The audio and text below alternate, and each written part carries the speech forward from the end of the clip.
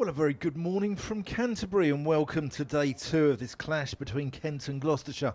My name's Dan Whiting and I'm delighted to be joined this morning from BBC Radio Bristol and BBC Radio Gloucestershire, Ed Seaborn. Good morning, Ed. Morning, Dan. It's lovely to be back and hopefully another exciting day in prospect like yesterday. Yeah, I thought yesterday was fantastic cricket, wasn't it?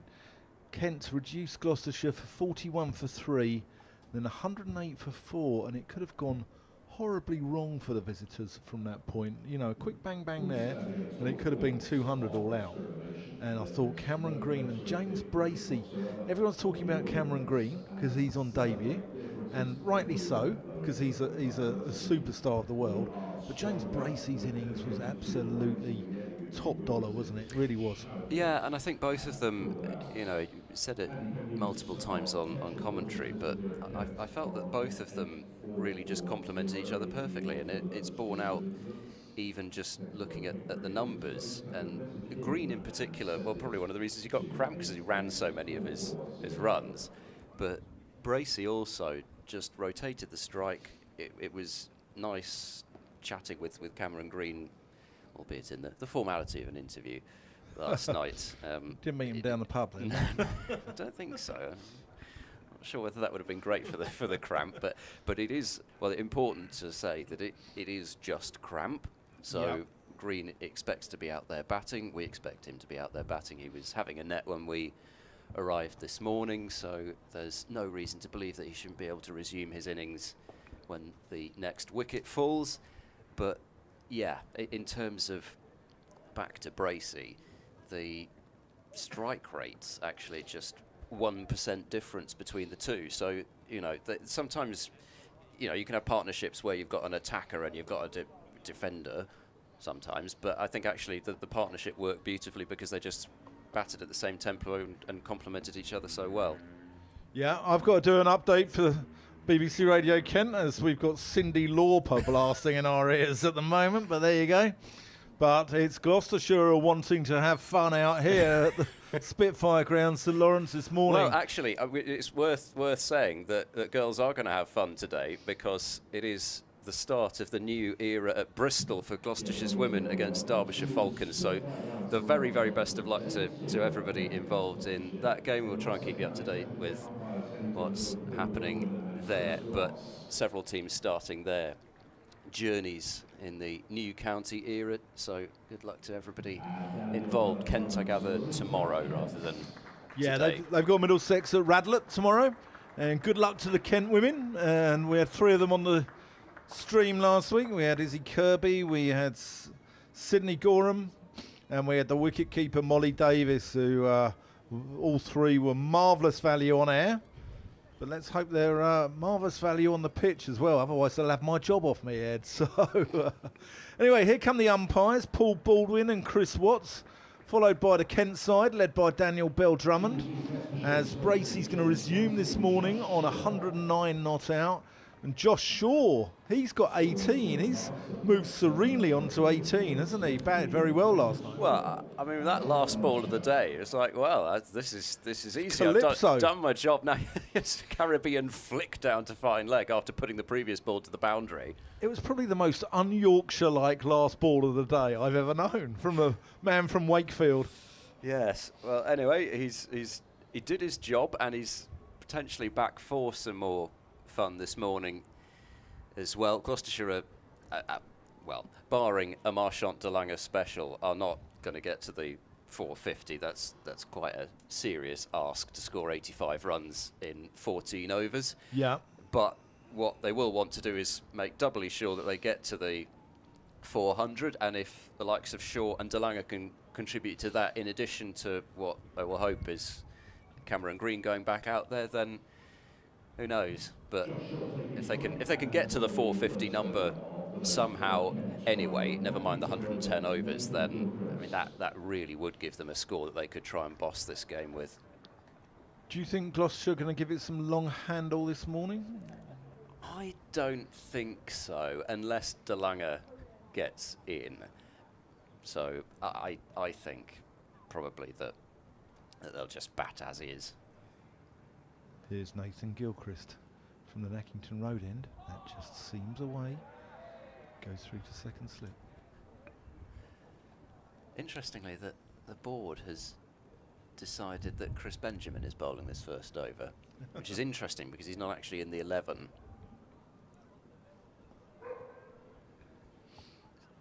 So the big story also yesterday from Kent's point of view was Grant Stewart only bowling 6.5 overs.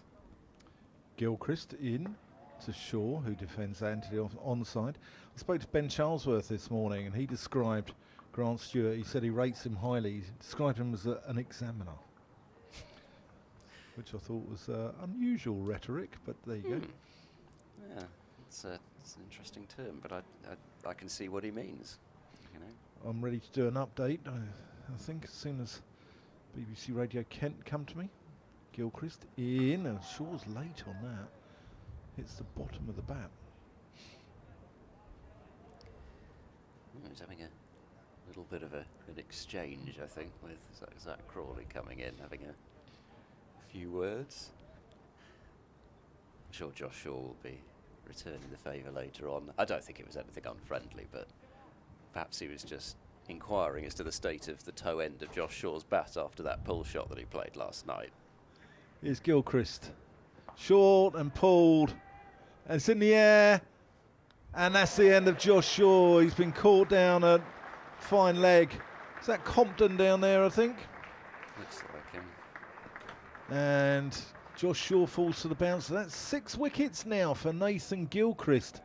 Interviewed him last night, and what a lovely bloke he is as well. And he's spoke to him about his DJing career. And he said that it helps with his cricket. It sort of gives him an outlet away from the game. Yeah, well, it's important to have that because not everybody does, especially with the hours that you put in. I suppose for most people it's golf, isn't it? But the problem with golf is that you still need the light to play it, whereas I suppose DJing is something that you can do after the hours of play. So, yeah, indeed, Compton the catcher, but certainly not Benjamin the bowler. Anyway, I think the board will get there. But it's another wicket with a shorter ball from Nathan Gilchrist. He is troubling the lower order of Gloucestershire with that shorter ball. He dug one in, really nasty ball to Matt Taylor, which he fended off and was caught off the glove behind the stumps. And then Josh Shaw on the pull and top edging one. But as expected, it is not Marchant de Lange walking out to the middle. It's another fairly sizable figure. It's Cameron Green who will resume his innings on 100 not out. So we've got this bizarre scoreboard of 365 for 8, but you've got 2 men there on unbeaten hundreds. Yeah, Green will resume. What's he on? Exactly 100, isn't he? Yes, well, he got to his 100 with a sprinted single, and that was the final nail in the coffin as far as the cramp was concerned. Here we go. I'm about to do an update.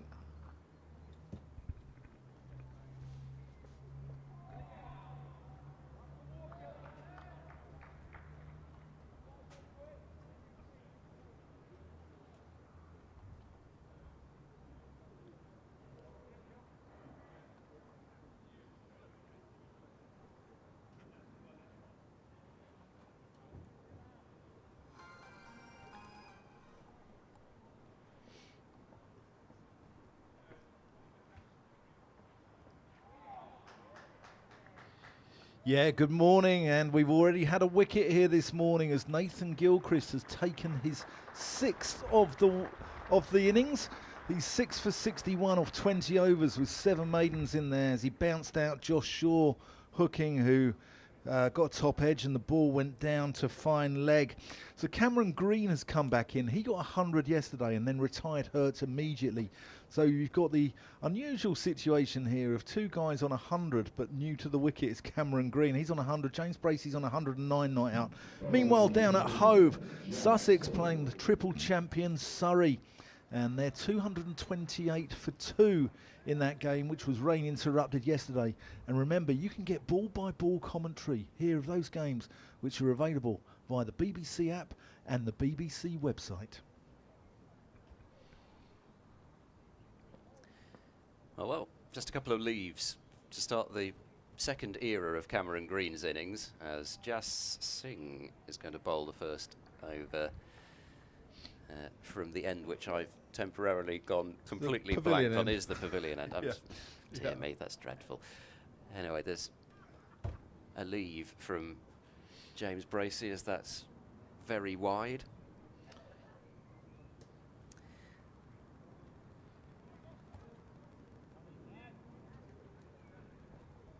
Anyway,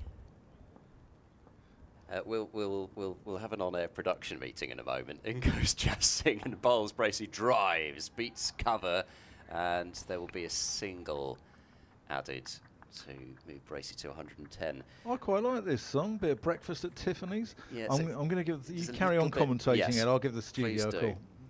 It's a little bit hard to concentrate when you've got that going on. So the board is as messed up as we are at the moment because it thinks that Marchant de Lange's out there now, and I can understand the confusion because both sizable individuals and both incredibly nice people. It's Green to face Singh for the first time. Singh in and bowls. Oh, inside part of the bat from Green. He's squeezed it out through mid-wicket, and can you believe it? It's going to go for 4. That's just the way that things are for Cameron Green. He just operates with slightly different rules to the rest of humanity, almost, when it comes to batting. He doesn't need to middle it. It'll still go for 4. But if he does middle it, that cover drive that he played yesterday, like if like Thor did a cover drive, then that's the power that it would have been hit with. It was extraordinary. 370 for 8. Singh into Green, who's in behind it and playing defensively into the covers. I thought Singh bowled quite well this morning. Speaking to him though, yesterday. I was speaking to him this morning though. He said he didn't feel that he bowled that well. He didn't feel he's bowled as well as he has done at other points this season, which I was surprised at. I thought he bowled pretty well yesterday. I thought he stuck to his task. I mean, it was tough going. I mean, he's bowling against a world-class player in Cameron Green. Here he comes now and bowls and beats Green on the outside edge. Green again a long way down the pitch and just not really going at it full-bloodedly with the defensive shot, and just able to do enough to beat the outside edge with what is still a relatively new ball. And Green making a gesture to the umpire at square leg, just to ask how many deliveries there were in the over, putting one finger up, because there is one left. In comes Singh and bowls, and this is turned into the onside. And will be fielded at mid-wicket. So let's hope that's all he was asking. Otherwise, he might find himself with a demerit point. 370 for 8. Umpires get pretty busy yesterday. 5 LBWs in total.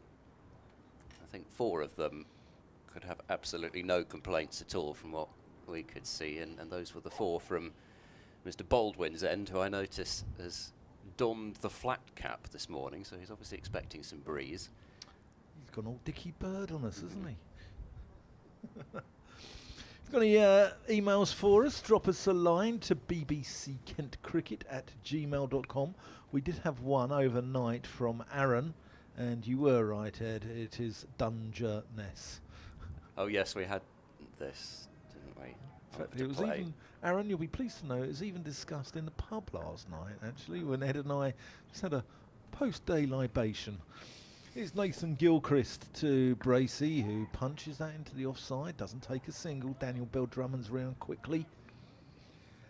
And if you've got any nice, easy, gentle emails on a Saturday morning, Ed and I will take them. If you've got any really difficult ones, then our third voice, Nikki Chowdhury, she'll deal with all the difficult questions that we've got. So, does she have the password to the email account though? Because only you've got it, I think. Well, it's just sort of open on my laptop. So here's Gilchrist, and that's flashed away by Bracey down to third.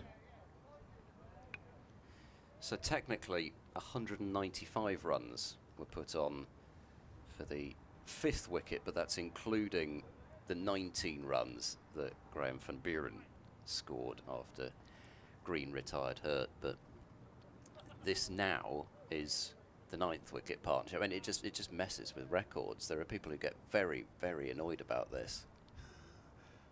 Yes, we've been speaking to one of them this morning.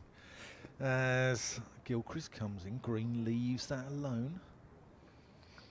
Scoreboard's got Marshall DeLunger up. Yes.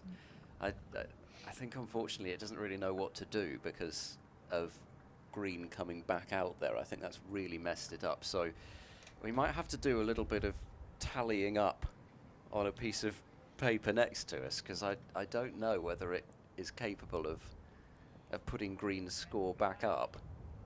Yeah, Lorne and Mike Turner, good scorers. They'll sort it out.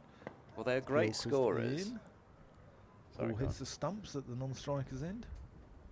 Now, they're great scorers, but unfortunately technology is sometimes a little fussy.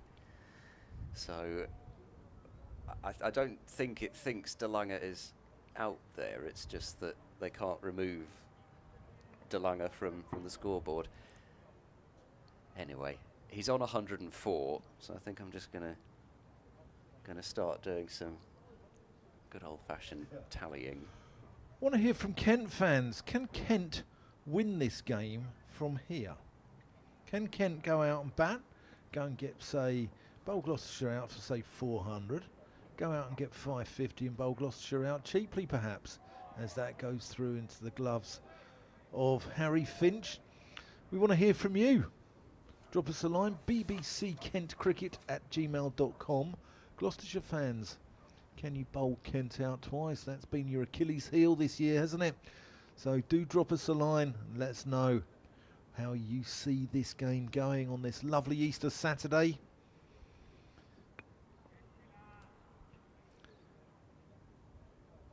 Gilchrist. Oh, that's a special shot there from Cameron Green. Cover drive. Gentle away swinger. You've still got to put them away though. And he does. With bells on it as well, doesn't he? Just lent into it, that one. It was a bit different from that particular cover drive that I noticed that Gloucestershire in particular posted on their social media channel, but I suspect others might have used it as well, because that was just utter viciousness. That one was just pure lean into it and time it. The noise off the bat is still echoing through our outside effects mic, even today. So that's what I said yesterday evening. So it's Bracey to face. There's 2 slips. There's a deep third and a fine leg back on the boundary. Cover and mid-wicket in the ring. As Bracey drives, well, says to Cameron Green, anything you can do. That's gone speeding away between cover and backward point. And James Bracey onto 115. Yay, they've got Green up there on the scoreboard. 379 for 8. That's got to be the 200 partnership as well, hasn't it? Well, unfortunately, it doesn't work that way, really, does it? Does it not? Well, we're now on the 9th wicket partnership because yes. had, I think, technically. So the runs that they score from 365 will be the 9th wicket partnership, and the 5th wicket is Bracey, Green plus Van Buren. It all gets very messy in this situation. It does. So it does. Let's not get too bogged down. In comes Singh and bowls, and Bracey on the drive again. They've got protection out at deep cover, but he might have split the gap between mid-off and deep cover, and he has. So they can sprint back for 2. The throw's gunned in on the bounce to the keeper. But Bracey's well home, 381 for 8. You're listening to Dan Whiting and Ed Seaborn, BBC Radio Kent, BBC Radio Bristol, BBC Radio Gloucestershire, on the BBC Sport app and on YouTube, with Nikki Chowdhury as third voice here today as well, who's just been doing some warming up exercises, ready for a commentary stint, doing some stretches. Oh, I thought you meant sort of vocal warm-ups. Sing bowls. So you can hear that in the background now. This is driven by Bracey straight to mid-off. Yeah, I'm not sure that that's it's a great way of warming up the voice. I think that might be a good way of killing it by lunchtime. That's Nikki Chowdhury, available for weddings, funerals, bar mitzvahs. Yes, wedding singer. Oh dear. Sun is coming out. Lovely, isn't it? Regularly Glorious. now. It's looking far more like yesterday morning. It was pretty cloudy when we got in. Actually had even a few drops of rain as Singh bowls. Bracey tries to work leg side, but ends up, well, he's just signalling maybe a bit of bounce. He tried to just get on top of it a little bit, rolling the wrists. Ends up going straight back. That cloud's disappeared, hasn't it, over towards the north of us, over towards sort of Whitstable, Herne Bay. So it came from Dungeness, but it's going... or maybe Hythe. Dinginess, no.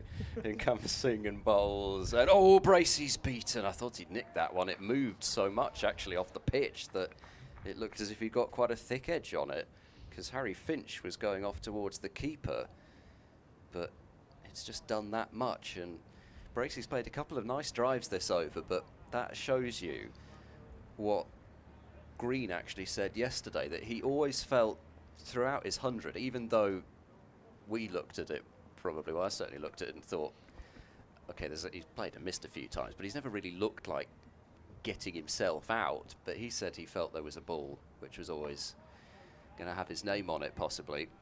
Over is completed as Bracey knocks it back again to the bowler, and it is 381 for 8. Messy scoreboard all round, of course, because not only is Green resuming his innings, but Jas Singh is effectively halfway through his over, even though he's at the end of it, because he's bowled 19 and a half overs, 2 for 89. And Kent really hamstrung yesterday with that injury to Grant Stewart. He did walk off the ground seemingly pretty okay. Well, but I'll come on to him in a minute. If there's any news. Yeah, I'll come on to him in a minute. Broadstairs Paddy, he's been in touch.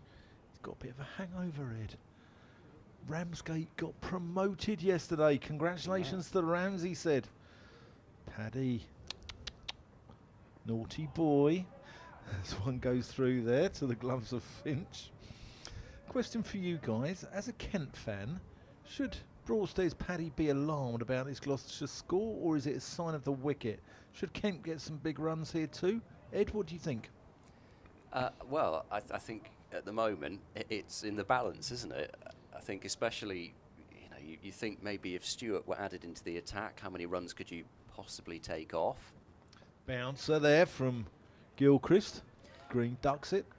But yeah, I think it's probably easier for you to answer because you've seen more cricket here than I have, because I've just seen this one pitch, and to me, this pitch has looked more similar to, at least of the first 2 games we've had this season, far more similar to the pitch that was at Derby, where Derbyshire got a score in their first innings of around about this much, but had bowled Gloucestershire out for 220. That's just gone down to third, and that's going to run away for 4 runs.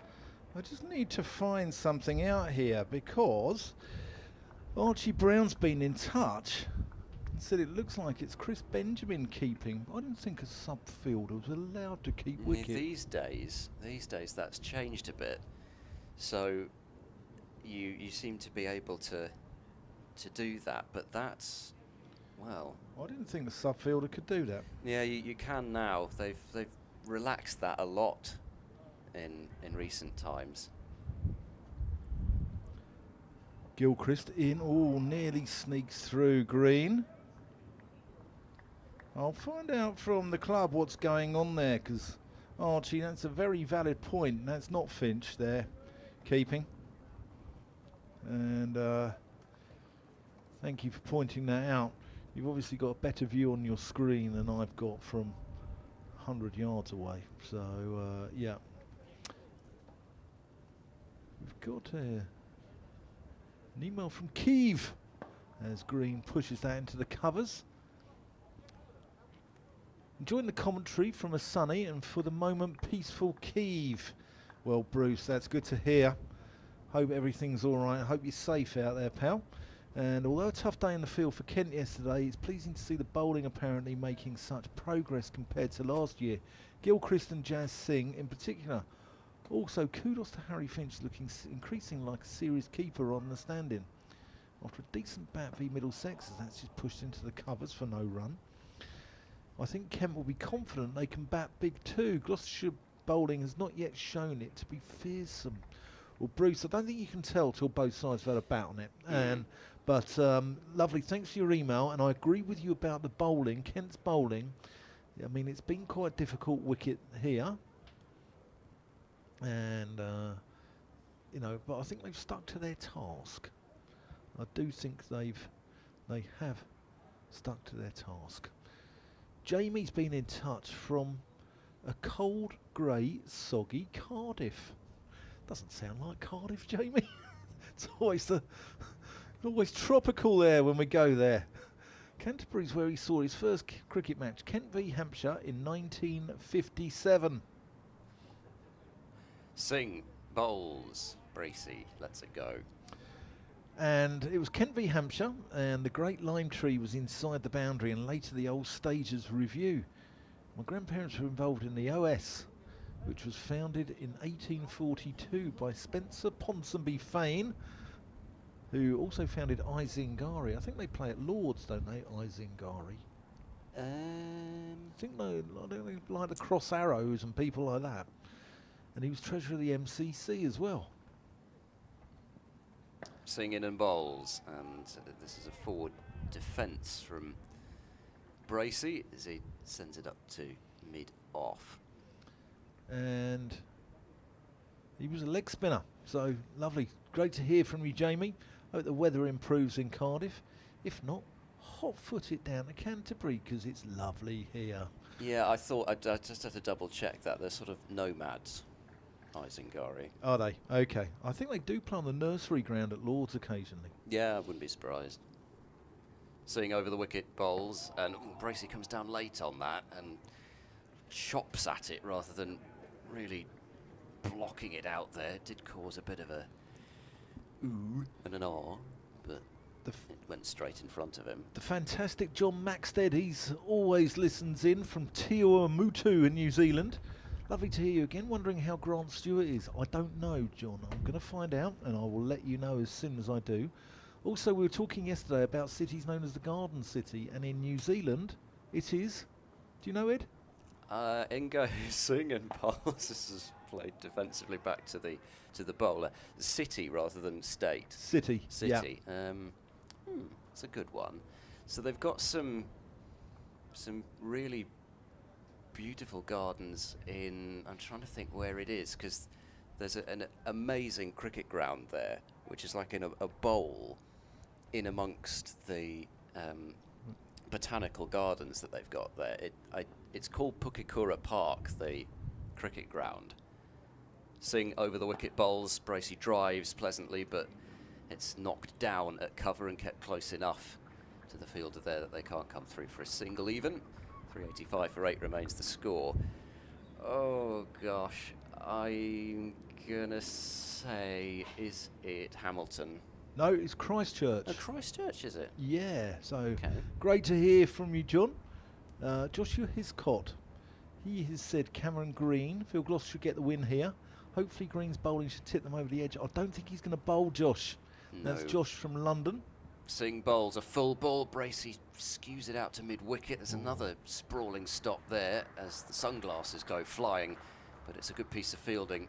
Compton there again, who's been in the action this morning. I think it's New Plymouth that Pukekura Park's in that I was trying to get to, but they certainly do botanical gardens well in New Zealand. I'd imagine Christchurch's got a good one as well. I'd absolutely love to visit New Zealand at some point for the cricket or otherwise.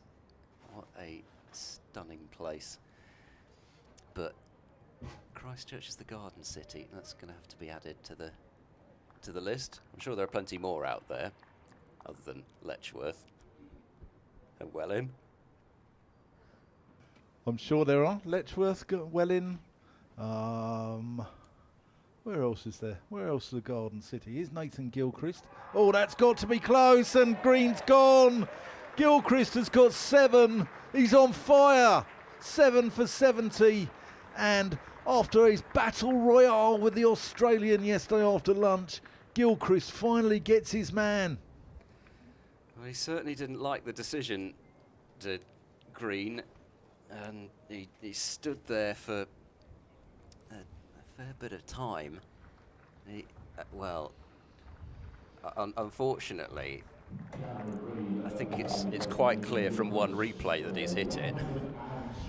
But anyway, that ends a fantastic debut for Cameron Green, the 10th Gloucestershire player to score 100 on first-class debut, the 8th in Championship cricket. And what a display it's been.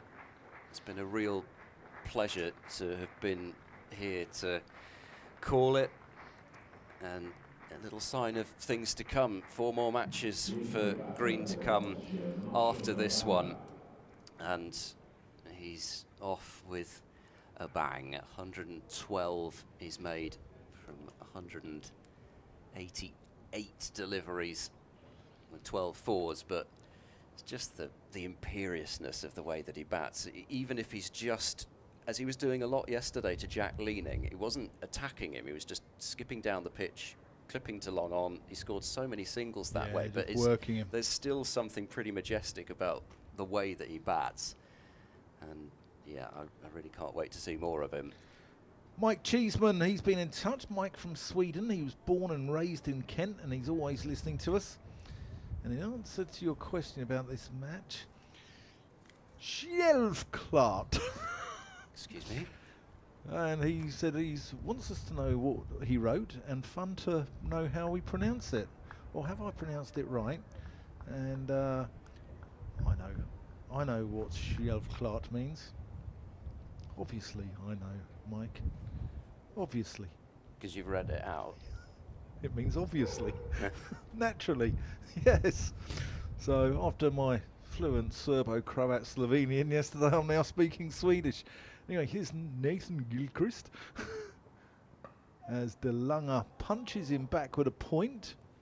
First ball gets off the mark. Going to get Nicky in the second. All of a sudden, this now becomes a fight for Gloucestershire to get to 400. They still need 14 more runs. Will James Bracey's approach change now that he knows that Danganger's at the other end? Because whilst Danganger's not a genuine number 11, Bracey also might feel that he can't trust Danganger to be out there for any real length of time. So does Bracey go on the attack? Gilchrist, can he get 8? That's Bracey pulling him. That's 4 runs. Bracey pulling vigorously, venomously, and takes it up to 390. I think Bracey might go on the charge here. But Gilchrist, I think, has been absolutely fantastic. He's plugged away on this wicket, and he's shown what a wholehearted competitor he is. Credit to him. Here he is, DJ Giller. As Bracey drives.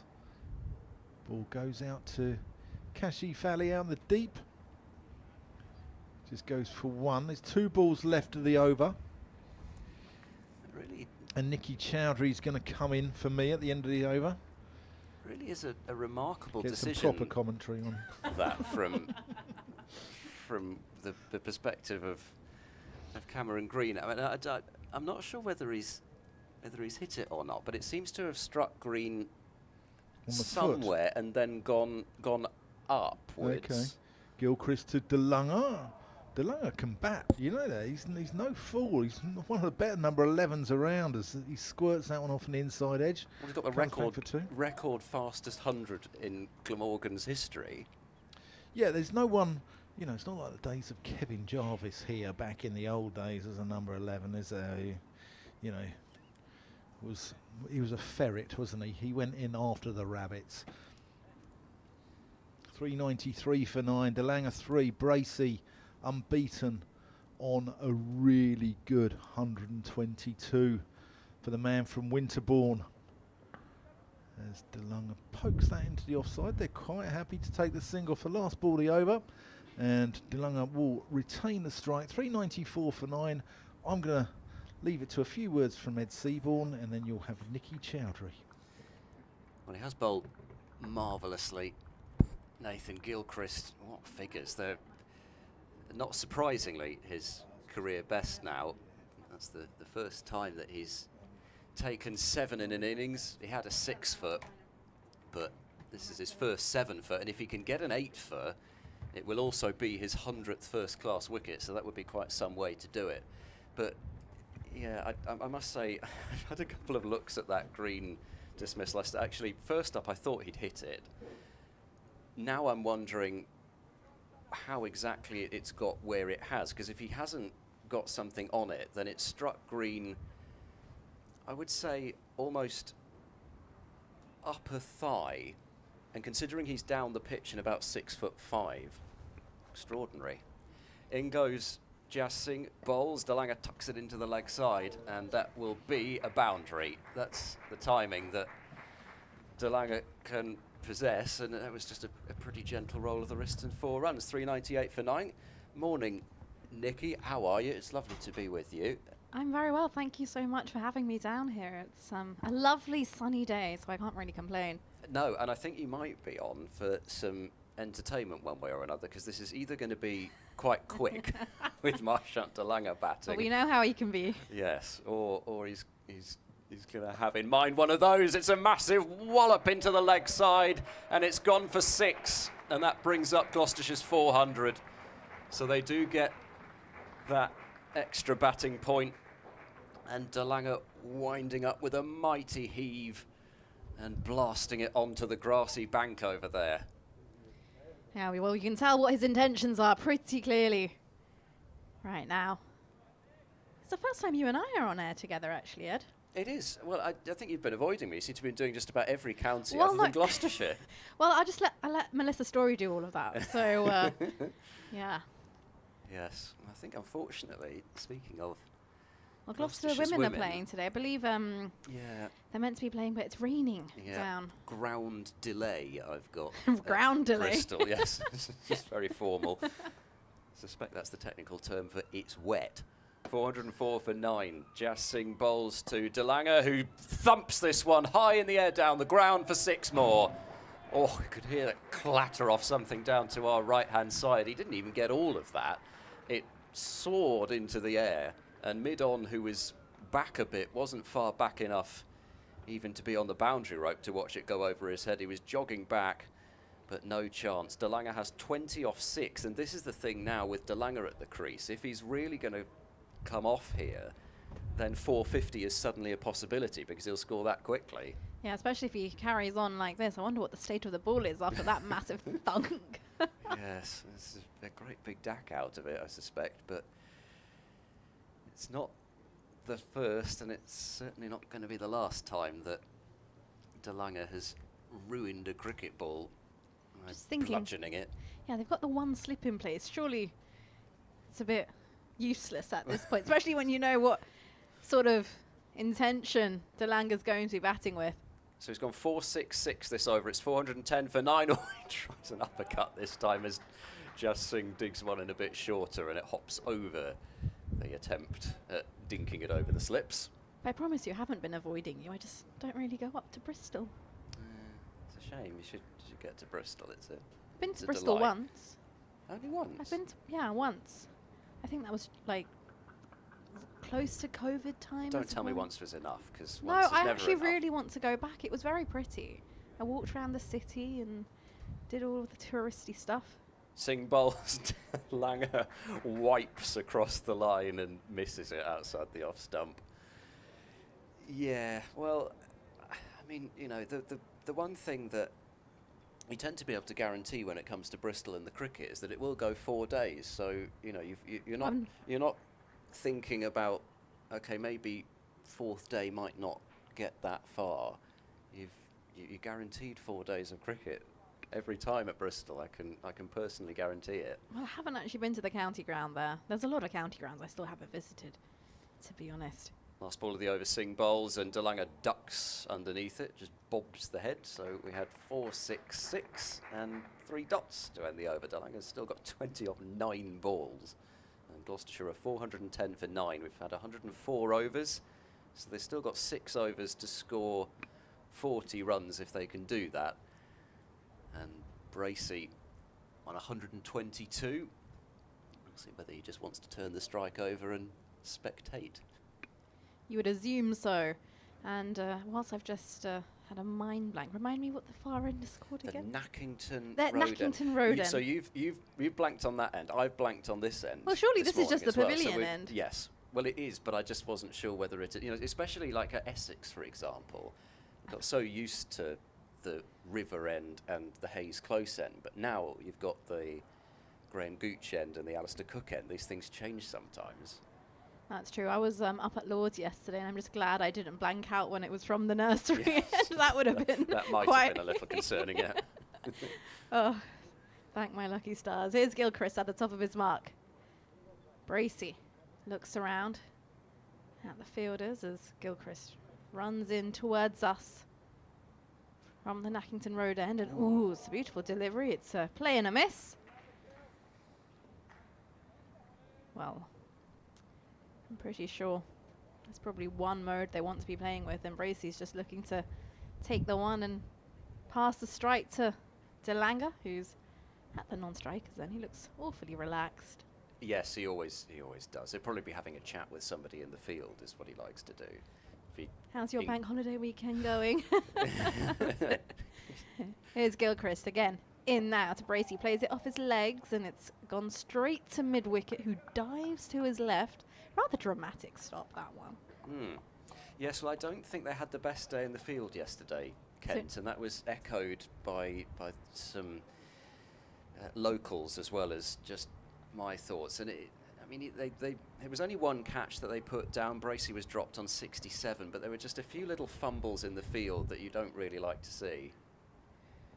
Here's Gilchrist in. Short ball pulled away. They should pick up this. Yep, just the single. The fielder's blocked out by the stand to my right. There is a long leg. Brings Danganger onto strike.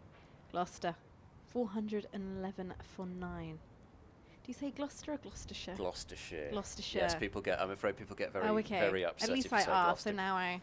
Yes, it's always best to ask. Gloucestershire, 411 for 9. You can say the Gloucesters. The Gloucesters. Oh, but that doesn't seem like it matches Red Bull. No, but that Tone. it's the historical. Yeah, but I sort would of then say Gloucestershire. Gloucestershire Regiment, the Gloucesters. So Yeah. you can call them the Gloucesters, but not Gloucester. It's very Gloucestershire. confusing. It's all right. We'll stick with Gloucestershire. We'll be safe. Yeah. I don't want any angry emails coming into you. Oh, that's all right. I'm used to them. That's not a good first impression. As here's Gilchrist in to Danganger. Open stance, crouches down, and there's a short ball. He ducks under. It goes through to Finch with the gloves. That might be it. Oh, it's wide, It's been signalled a wide. Interesting. They've been pretty harsh on those, the umpires. So I was going to say Danganger might be thinking about returning the favour later on, but perhaps not quite like that if he's going to be widered for it. You always have to be wary of that, especially if you're going to try and put the bowlers under the pump. Trying to attack the opposition's bowlers when they're out there in the middle. Is Gilchrist in again. Danganger takes his foot away from the ball, and this one's driven through the offside. He makes space, carves that through, and it's a boundary for Gloucestershire. Very good. Well, that was an extraordinary shot as well. It was a real high elbow drive, but He was nowhere near it. His front foot just moves Yes, out the exactly. way of the ball. He did it whilst pointing at mid-wicket. You just need hand-eye contact. And to be honest, there is a massive gap. There's a mid-off, and then there's no one literally till point. Now, well, they're changing that as soon as I mention. This always happens. I always state what's happening in the field, and then they decide that they're going to change the field. I Here think we they're have out to get us. Oh. I always think so. Bell Drummond's gone in to cover. Mid-off's been pushed back a little bit, but not right on the rope. And here we go. Gilchrist downhill Again to Danganger, who this time cautiously off the back foot drops it into the offside and will get a single because Bell Drummond was quite deep and he slipped, I think, didn't he? He slipped. There's on the side pitch, there's a little bit of sawdust. I think he's just slipped on that. So he couldn't actually throw the ball in real time. Gloucestershire move on to 417 for 9. Well, thankfully he's okay, because goodness knows, I mean, Kent have lost Stewart. There's Benjamin keeping instead of Finch, which we haven't heard anything about. Gilchrist into Bracey now off the back foot, cuts this away down towards deep point. It will just be the single. And Gloucestershire 418 for 9 at the end of the over. So yeah, we don't have any news on Grant Stewart, who had to go off in his first spell on the first morning. They pushed him for a 7th over. He bowled 3 balls of it and then just marched off. So he's not likely to play a part until Kent bat, and we'll see whether he comes out to bat us to maybe getting an indication, excuse me if I can get my words out, not an inclination. It's the bank holiday weekend, I'll forgive you. Yes, was at the pub last night, but that's just my uselessness. Everyone was at the pub last night. So anyway, we might get an indication of the seriousness or not of Stewart's injury. Everyone goes to the pub at the weekend, at the bank holiday weekends, and they just eat chocolate. You know, well, I've never had an Easter egg in my life. Or I've never had one. Okay. Just to find out more on this in the moment, and comes Singh and bowls, and Bracey defends into the offside. They don't fancy the quick single this time. Are you that disciplined that you've never had one? No one's ever got me one. Oh no. You know, you can pay for one yourself, but I know, but it's a bit sad if I go to the supermarket and just buy myself some Easter egg. Well, you could combine the two, because last night we mistakenly had some shots delivered to our table. Didn't accept them, obviously. Why not? Well, it was not ours. Singh bowls, and Bracey drives, strokes it out towards backward point, and there is no run. Maybe it was a gift. I don't think so. Oh, okay. So there were these white chocolate shots. I've never heard of anything like that before. They look like milk. I feel like chocolate and alcohol could just doesn't sound. I think that could be like horrible. It doesn't sound like a good combination. Yeah. But yeah, I realised that. I really want to try it now, but I don't think I should during the game. No, not during the game. You can tell us how it goes after, though. Singh bowls. Bracey winds up for the big one. He's hit it high up into the air, but there's nobody anywhere near it. It's going to plug and then just creep over the boundary for 4. It was a shot of some anger from James Bracey, as though he were looking to match Marchant Danganger, but he sort of clubbed it down the ground and actually targeted a really good area, because there's a deep mid-wicket and then mid-on was up, so all he had to do was clear the mid-on fielder. And because the outfield's so hard, it still went for 4. But if that had been on a soft outfield, that would just have stopped dead, because he hit it so high.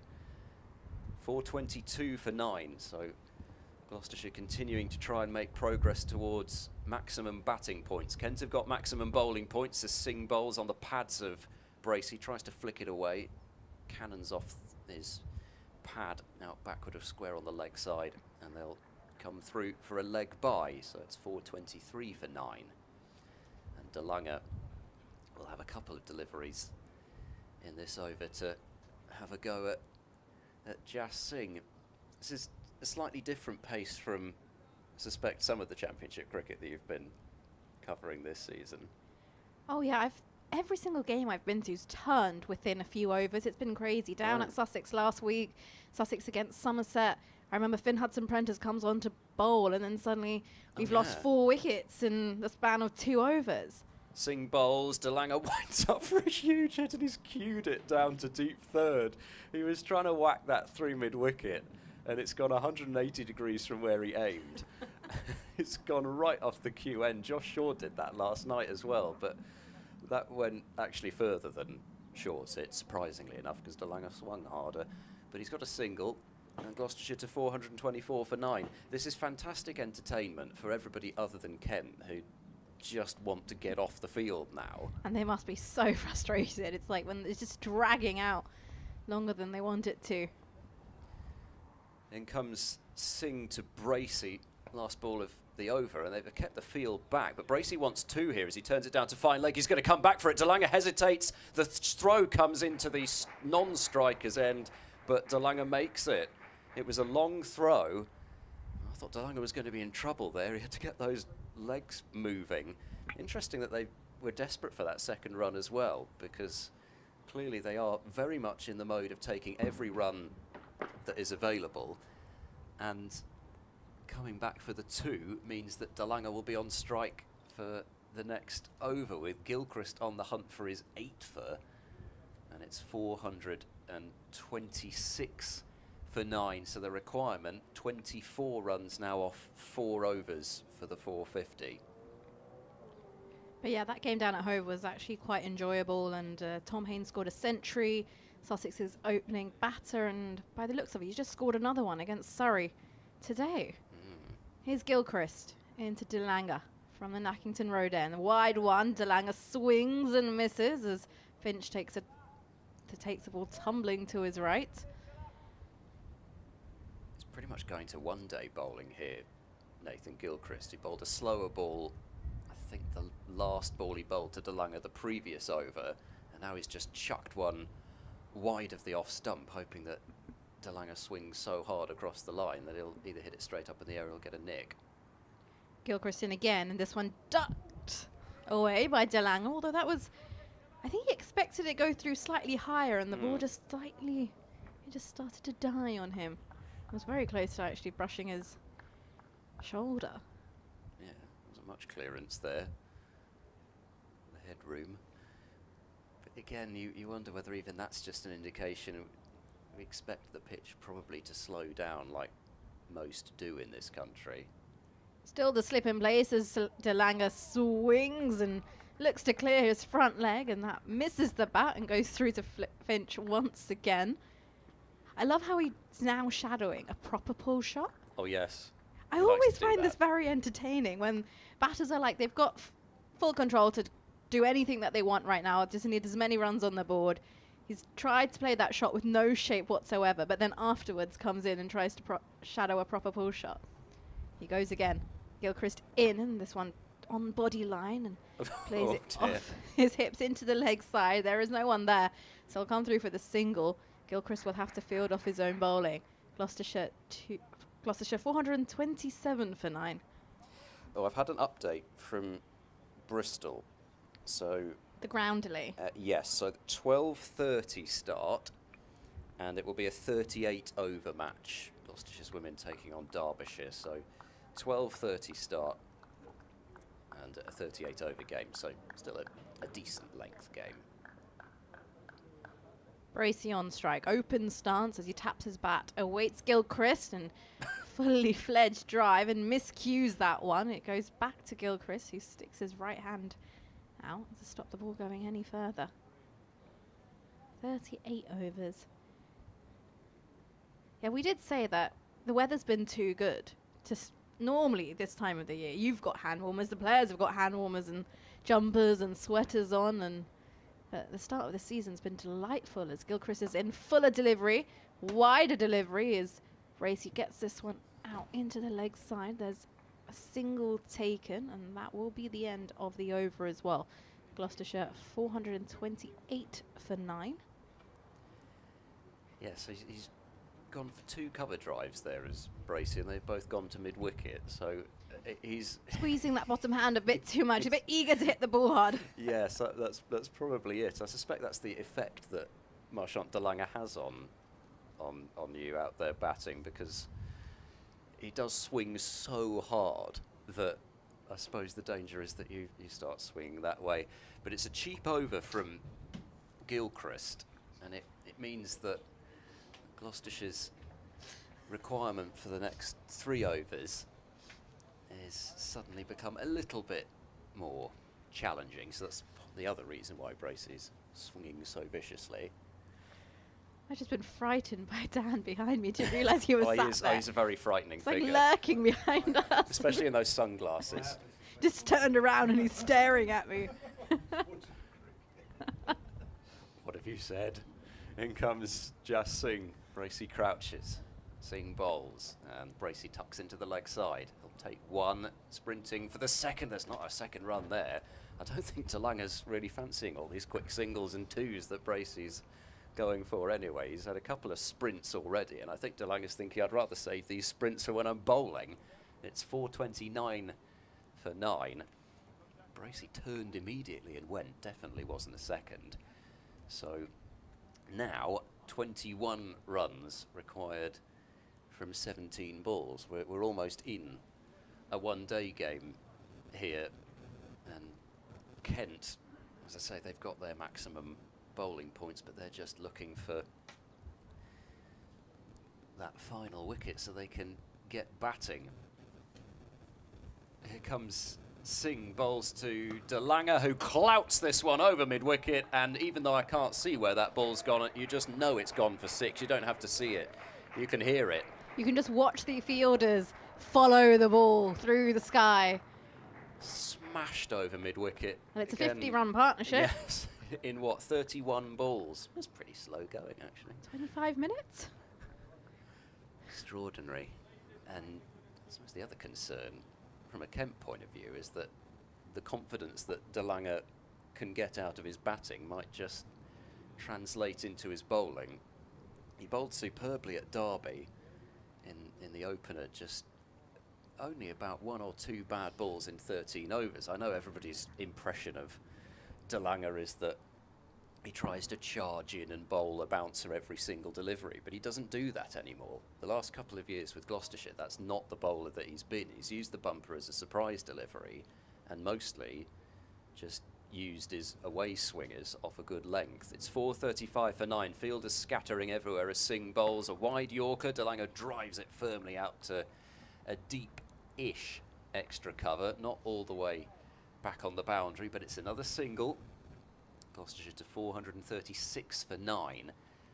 And the problem Kent have got is that Gloucestershire can get to where they need to now pretty much by hitting singles, but they're expecting Dalanger to go for the big shots. So they've got basically everybody back on the boundary, and even for Bracey as well, there's only an extra cover saving the single.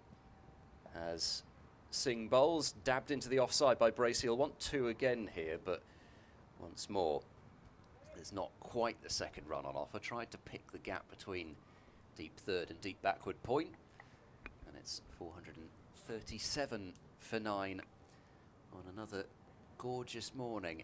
We had an email from Ramsgate this morning as well, didn't we? We keep getting these emails from these lovely Kent seaside places, and as much as I wouldn't rather be anywhere else at this point, I'd somehow transport the game over towards the beach. That would be quite nice.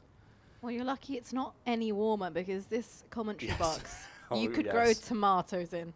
Here comes Singh bowls, good Yorker, but Dalanger digs it out into the offside, and because there's a single available everywhere for him other than mid-wicket, it's a pretty straightforward run. It's 4:38 for 9. Last time I was here was for a championship match in 2022. Really hot midsummer. Must have been about 35 degrees outside. Yep, I've been in here when it's been those sorts of temperatures as well, and I can tell you one thing, I did not leave in one piece. It was sweltering. Ben Watts did a mercy mission to the ice cream van for us. I think we were sweating more than the players. Like, we just sat here commentating, and everyone's just like dripping Well, of as sweat. everybody always says, it's far harder work in the commentary box than out in the middle. 4:38 for 9.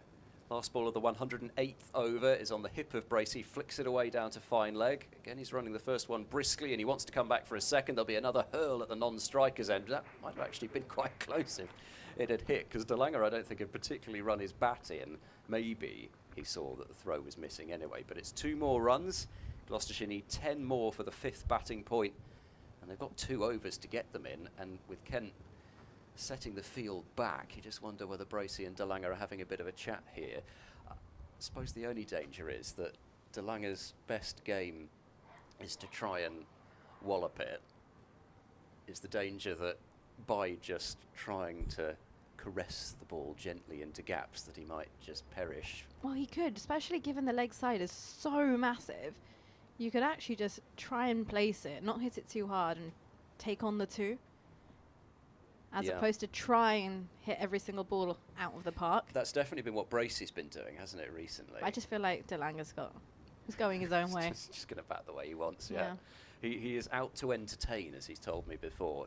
He fully sees his job with the bat as wanting to entertain. He makes no bones Shane about Warne it. used to say that. Yeah, not surprised. I can't remember what the sentence was, but it was pretty much along the same lines of that, as Gilchrist makes his way in from the Nackington Road end to Danganger, clears his front leg, and this one's big. This is big. I just said that the leg side boundary was massive down here in Canterbury. Well, for Danganger, that is nothing. I think that's got lost in the shrubbery over there. Oh, somebody's fished it out. Magnificent. I just said it was a massive leg side. Clearly not. Well, yeah, not for him. I had a T20 game here back in the COVID era, so nobody could fish the ball out of those bushes. There must have been 4 or 5 cricket balls stuck in the shrubs in front of the flats by the end of that game. Thankfully, nowadays it can just be tossed back in. But Danganger clearly has thoughts of bringing up this 450 in style. It's interesting how we refer to things now as pre-COVID or post-COVID. I know. It's amazing, isn't it? And they said this would happen when it was going on, like a sort of, such a global event that's affected everybody. I know. Here's Gilchrist. Danganger is forward and actually cautiously defends this into the offside, but Bell Drummond is deep enough for them to come through for the single. Gloucestershire 447 for 9. Sorry, Nikki. I think that single from a certain couple of, I'm assuming, Gloucestershire supporters got a louder clap than the mighty 6. Yes, I did hear he's playing it sensibly.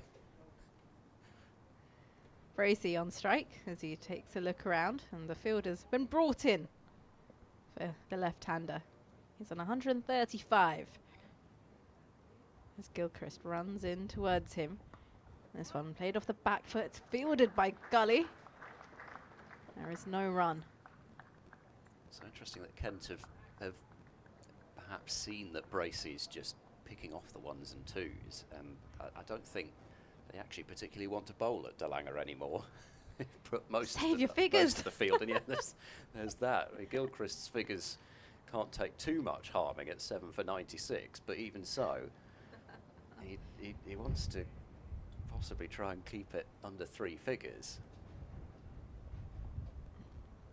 Coming right arm round the wicket now to the left-hander as Gilchrist.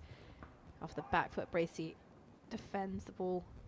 Goes to backward point.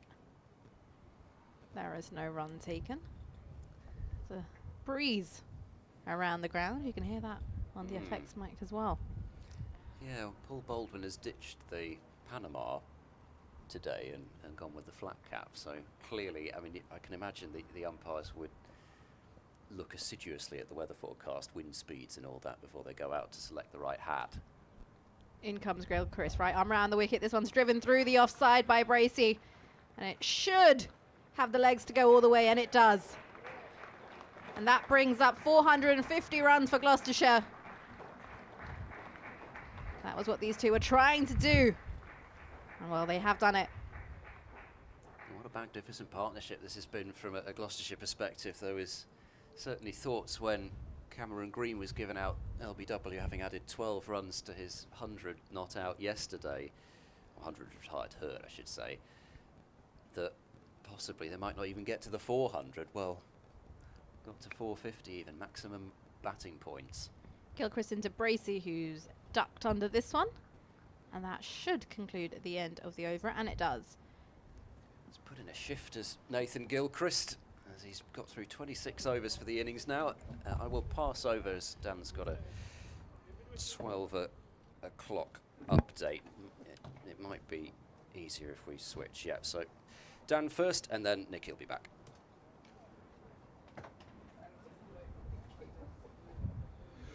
Yep, it's very frustrating for the hosts, this.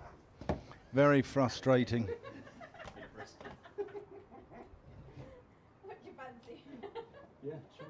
Good afternoon, Nikki. Good afternoon, Dan. How are we? I'm very well. How are you? Oh, I'm wonderful. I'm wonderful. The sun's shining. It's nice to be back in the commentary box with you. Yeah. Last time we were here as well, weren't we? It was very different. It was about 3 degrees here, if you remember. It was freezing. In fact, it was so cold, I think I saw a polar bear in the car park at one point. It was munching on some icicles, wasn't it? He was, yeah. Yeah, so... Kashif Ali from the pavilion end as he runs away from us into Danganger, who again clears his front leg. And this has gone all the way down the ground, wide of long off. And it's a boundary for Gloucestershire. Did I nick your over? No, not at all. Okay. No. You go away. You fire away. Go away, okay. Yeah, I've got to do an update in a second. As soon as the music starts playing, I'll Yeah. be quiet. Yeah. We had a bit of Cyndi Lauper earlier. Girls just want to have fun. Oh, Yeah. Wham last week.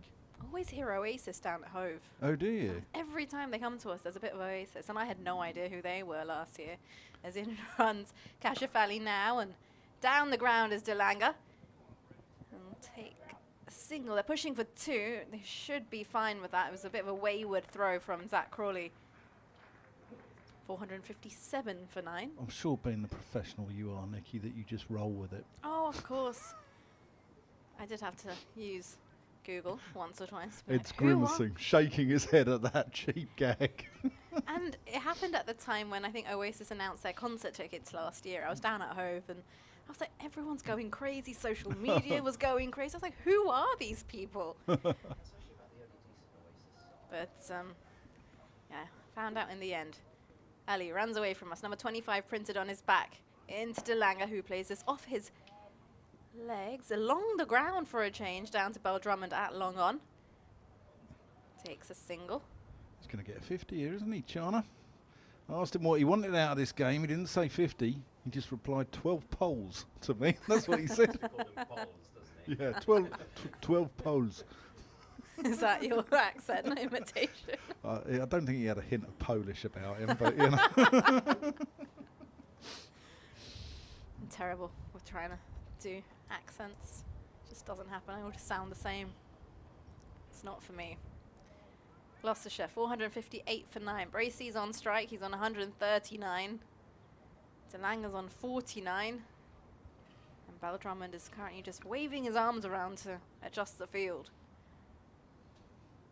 In runs Kashif Ali. To the left-hander. Right arm over the wicket.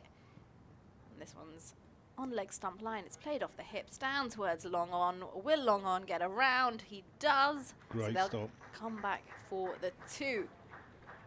That takes him to 460 for 9.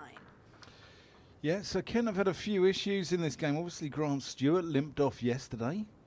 And Freddie Clarson's the 12th is on for him. And then Harry Finch went off, as I will be doing an update for BBC Radio Kent. Kashif Ali in once again to the left-handed Bracey, who pulls this away this time, and there is no one at deep square leg, and the ball is going to race away and hit the advertising. 6. Lost the ball. 6. Gone for a 6. Yeah. Just a lovely pickup. Just it wasn't even that short. Just picked up. Bracey closing on a 150. He was on to 147.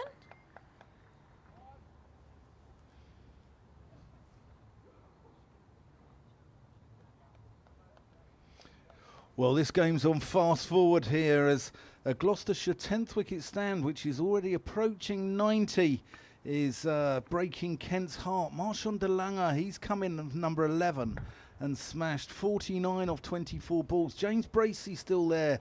He's got 147 off 221 balls. Nathan Gilchrist got a couple of wickets this morning. He removed the Australian Cameron Green LBW for 112. and also got rid of Josh Shaw. Meanwhile, in the A23 derby, Sussex are going along swimmingly against their neighbours Surrey. Tom Haynes just got 100. They're 265 for 2.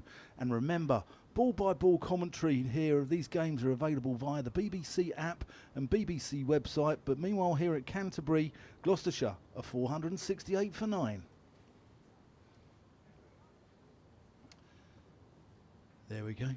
No feed, no Cyndi Lauper in my ear this time. I was looking forward to it. Yeah. I quite like Time After Time as well. That's quite, quite like that one. But meanwhile, this one here, what are they, 83 these two are put on? It's not bad for a 10th wicket. I don't know what the Gloucestershire 10th wicket record is. Ed Seaborn will be my executive researcher. He knows this sort of stuff. Well, he says he's going to have to find out. Jack Leaney's going to come and have a bowl, I think. How have you wintered, though, Dan? Have you been Have I busy? wintered? How have you Yeah, wintered? I've been working in a school. I've been a little bit bored, if I'm honest with you. What were you doing in a school? Admissions, yeah. Oh. You know, you have to just sort of do these All the things. admin stuff. Yeah. So you're Just organised. No, not at all. I'm probably the worst person for it. He's leaning around the wicket to Danganger, who pushes it into the covers, and that's a lovely 50 for the South African. Just 25 balls, and he has put Gloucestershire into the ascendancy here. And Kent are floundering somewhat, aren't they, Nikki? Yeah, they are. They would be pretty annoyed with themselves to have this 10th wicket stand go on this long. Meanwhile, you've been doing the IPL, you've been doing all sorts, haven't you? Well, I'm lucky to say I've barely been in the country over the winter, so I've been in much warmer climates, from India to the UAE to, yeah. Lovely. Here's Leaning. Bracey drills out the ground. There's his 150. 223 balls, and what an innings this has been. Bristol boy from Winterbourne, Bristol Rovers fan, and James Bracey's been absolutely outstanding. This has been a really good innings from the lad from just north of Bristol. So the 10th wicket partnership is 111 versus Kent. It's 137 overall. As Danganger hoiks that one with no real power, just out to deep square where Kashif Ali is lurking. Yeah, so you've been out to India? Yeah, I've been out to India twice this year so far. I was out there for a couple of these franchise tournaments. I was out doing some commentary and some presenting on television.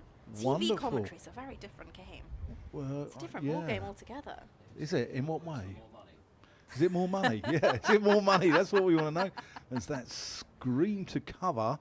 Slight misfield there, but allows Bracey to scamper through for one. Well, I can't complain, that's all I can say. But it's a completely different ball game in terms of how much you have to talk. Okay, less You on talk television. a lot less. Yeah. Especially in radio commentary, you're describing everything. Yeah. Well, someone said to me once that as Leaning comes in, Danganger's put that one up in the air. That's going to be out. Tawenda Mayeye out on the boundary, takes the catch, and that is the end of the Gloucestershire innings. Danganger perishes for 51 vital runs. Bracey's going to finish on 151 not out. What a fantastic innings. And Gloucestershire finish up on 472 all out. And they shouldn't lose the game from here, Nikki. No, they really shouldn't. They put themselves in a fabulous position. These two walking off the pitch right now as well. 10th wicket stand. It's been absolutely brilliant. You just got to make sure they can be up to the mark with their bowling as well. Yeah, well, can we see Danganger get his 12 poles that he told me about? Well, we'll have to wait and see. Yeah, it's going to be an interesting one, isn't it? It's going to be see how Kent go about this chase. And Cameron Green's 100 was and James Bracey, their partnership provided the platform for DeLunger and Josh Shaw as well. His runs were vital in the cause, and I thought they were crucial last night, Josh Shaw's runs. But this has been really good from Gloucestershire. Mark Lane will be really pleased with his troops, and they've been A1. Kent have toiled, but they've stuck to their task, I think. Yeah, no, I agree with you.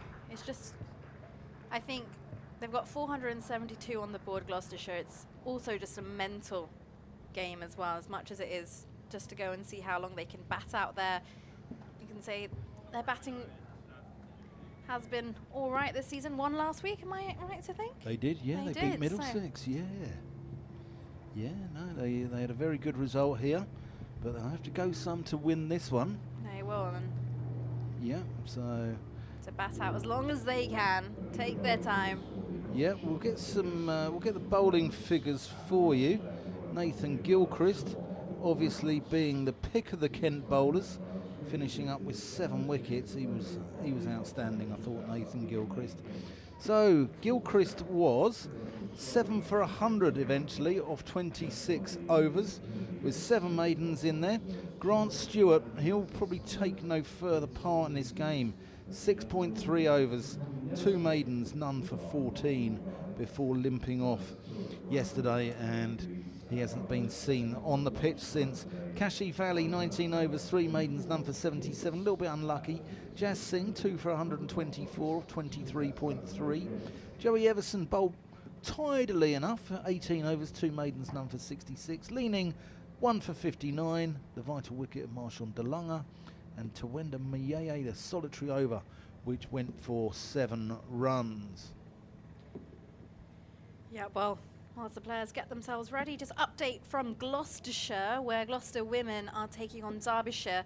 The toss has been done, the rain has stopped, and Derbyshire have won the toss and have chosen to field. So we'll bring you all the updates from that game as well. But as for now, I think we'll have a little bit of a break.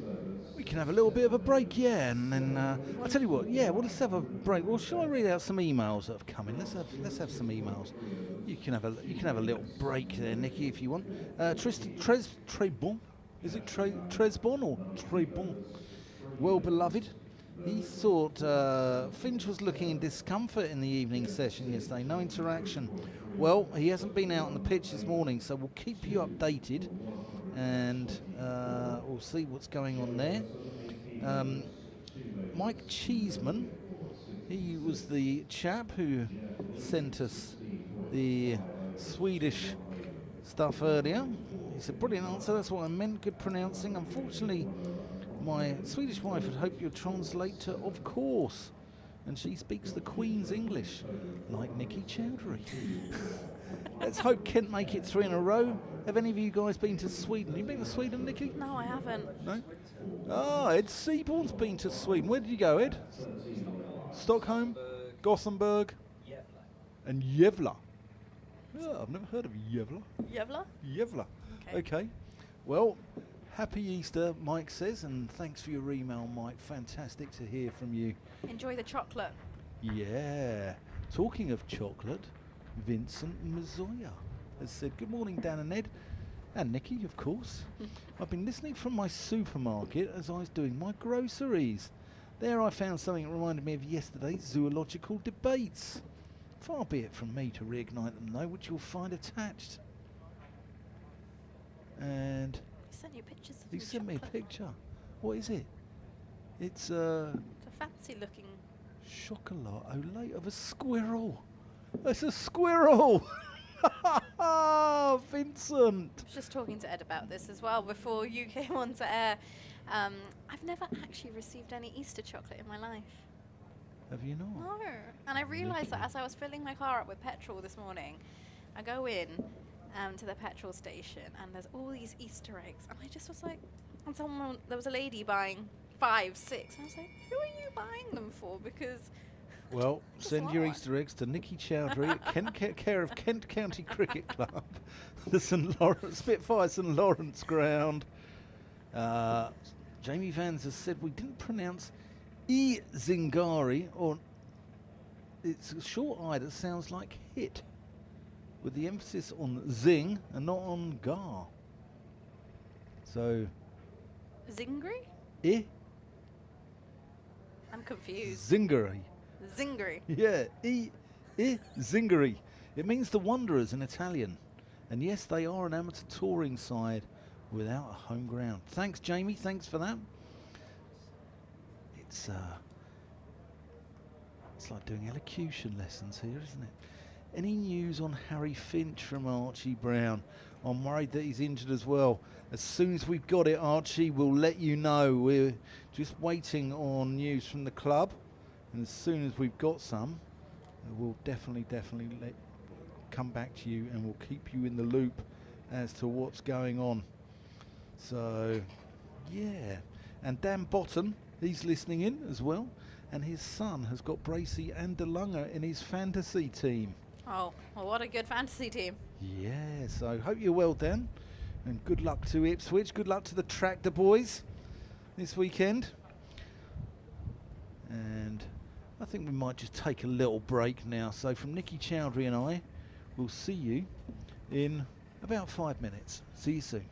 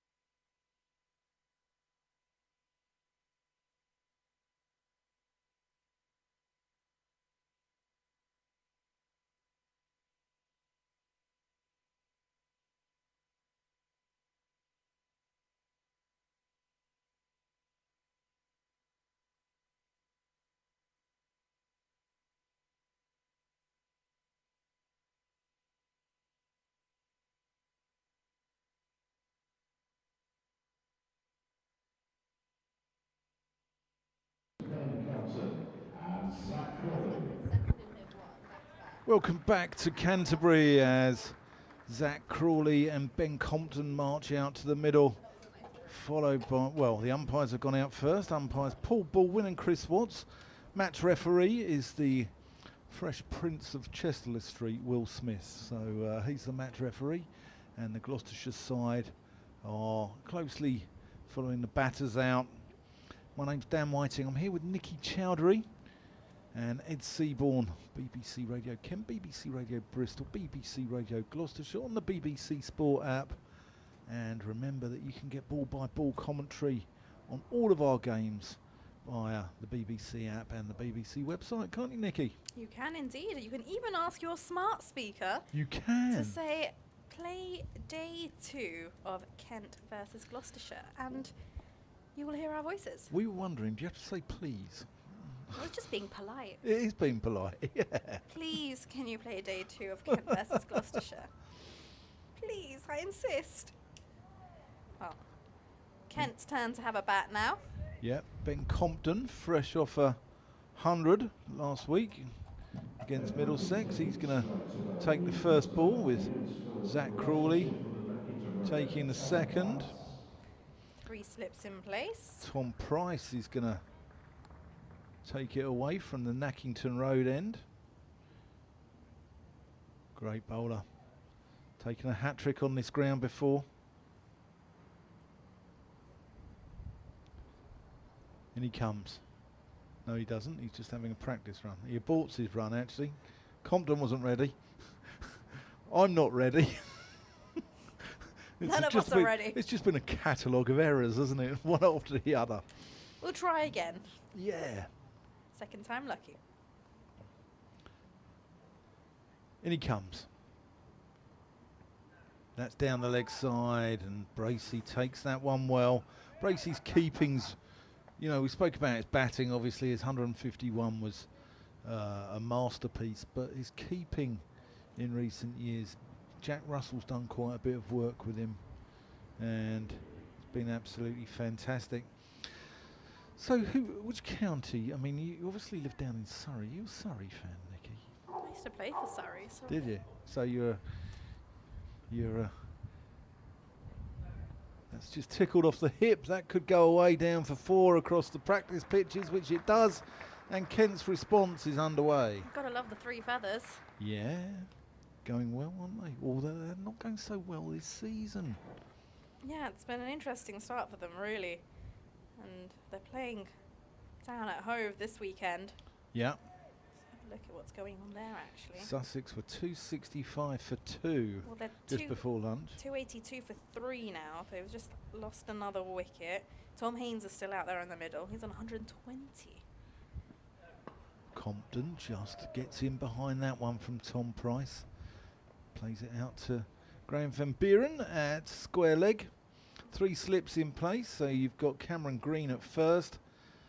Cameron Bancroft, so you've got a pair of Camerons there. And Ollie Price at third. Well, there's nothing like down at Sussex where everyone seems to be called Tom and they're all left-handers. Yeah, and Somerset, they've got a fair few Toms, haven't they? Lammonby, Abel. It was quite an easy shift last week and we didn't have to guess the name too hard. That's just tickled into the onslaught. Yeah, Nikki did Sussex, Somerset, so it was just Tom. Tom's hit that. Tom. Yeah, Tom's into bowl, Tom to Tom. Sounds like the alleyway behind my house, all the Toms.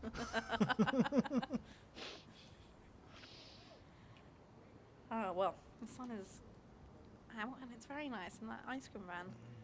Yeah. He hasn't got much business going on right now. I'm sure that's going to pick up. I had one yesterday, actually. It's very nice. Oh. Yeah. Price coming in around the wicket to Compton. Just probing away, changing the angle. We've got Miles Hammond there, backward point. Cover. Mid-off is Matt Taylor.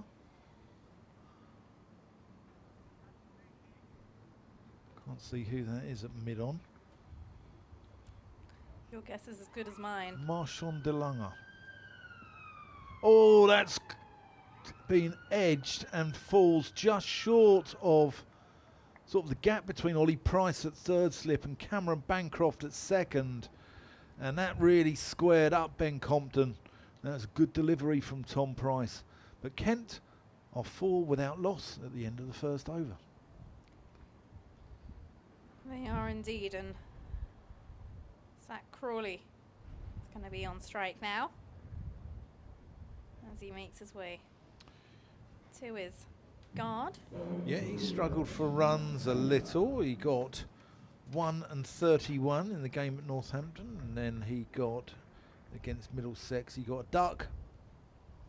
But he got 58 in the second innings, but was dropped on naught by Ben Geddes.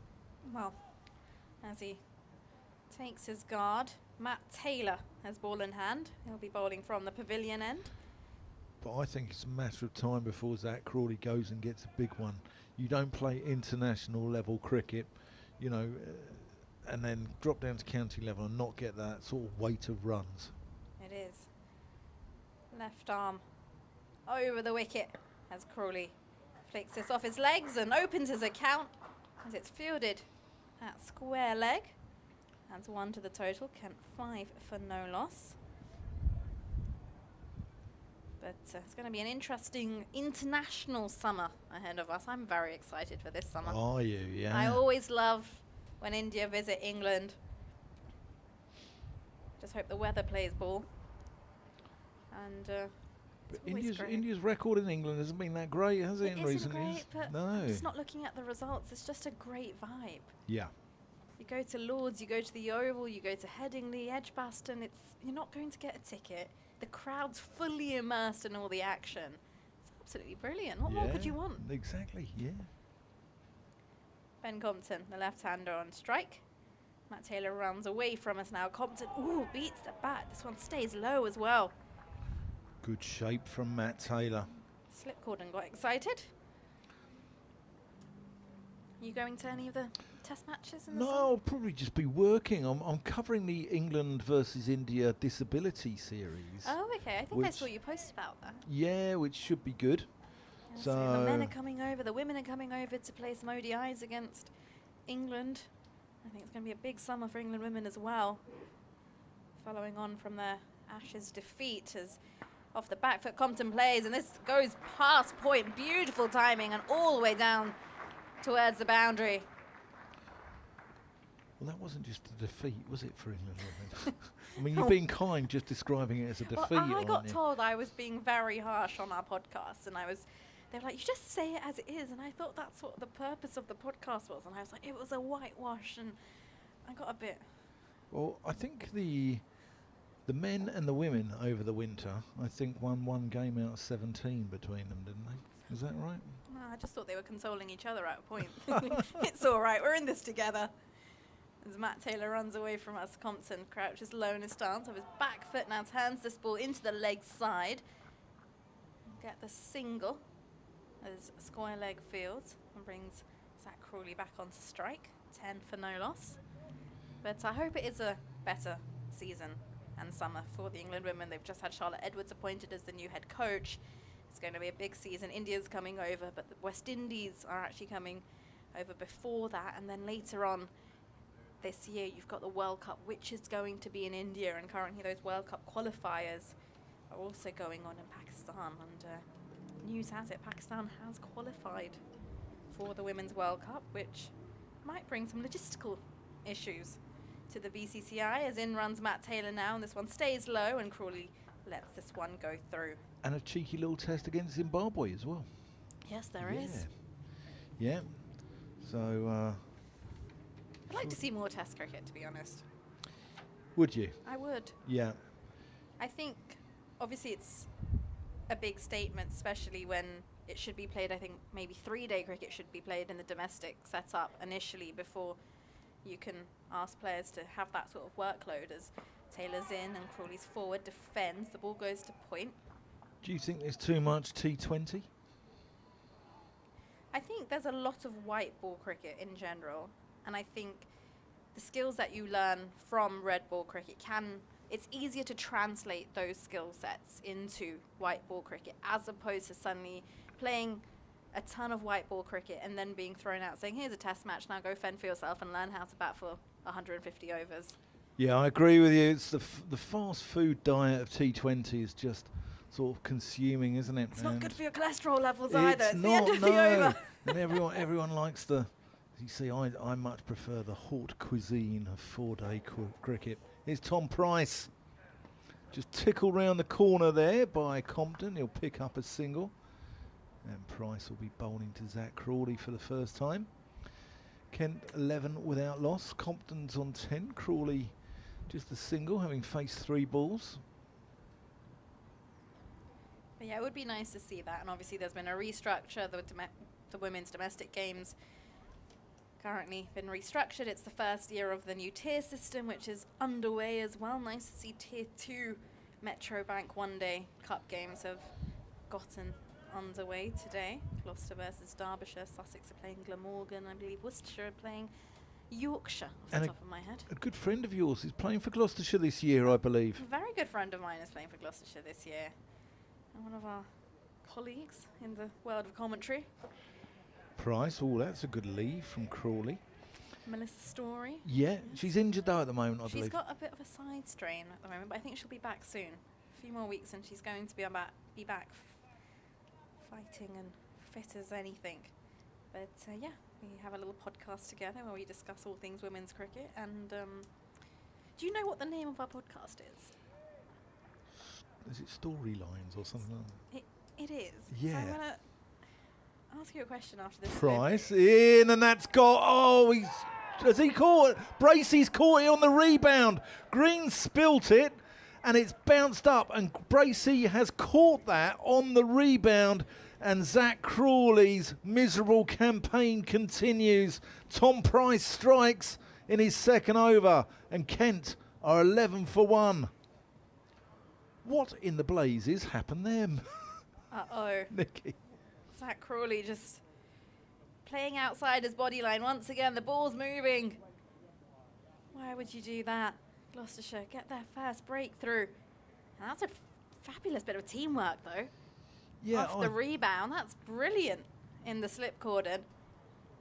I thought it was out of Cameron Green's hand. Bracey instantly. And then I thought he dropped it, which he did. He spilt it. And then, obviously, it was picked up by Bracey on the rebound. It was brilliant. He's having a good day, isn't he, James Bracey? He is. Well, a good couple of days. Well, Daniel Bell-Drummond makes his way out into the middle. I'm looking forward to Matt Taylor bowling to Daniel Bell-Drummond, because Matt Taylor's a big Spurs fan. Daniel Bell-Drummond's a big Arsenal fan.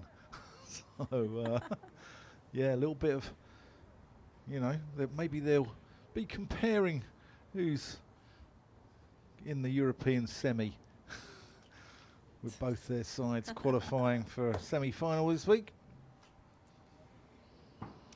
But Gloucestershire. Good start. Good start, just what they wanted.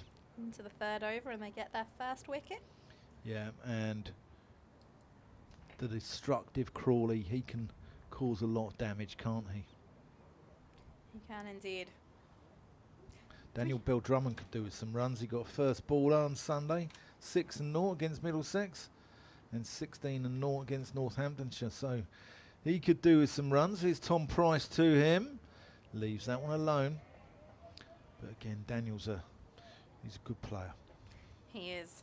Is there somewhere the listeners can contact us? Do we have an email address? Do we have Twitter accounts? We do have an email address. They're listening to us from exotic places. Last week down at Sussex, had people from Thailand and places I didn't know where they were on the map, I'll be honest. We've got from tropical places. Yeah. Tropical islands here. We've got them from the Isle of Sheppey, and we've got them from the Isle of Thanet up the road, and it's Price in, and Bell-Drummond crunches that one through the offside. That's going to go away up to the grassy knoll for 4 runs, and Daniel Bell-Drummond is off the mark.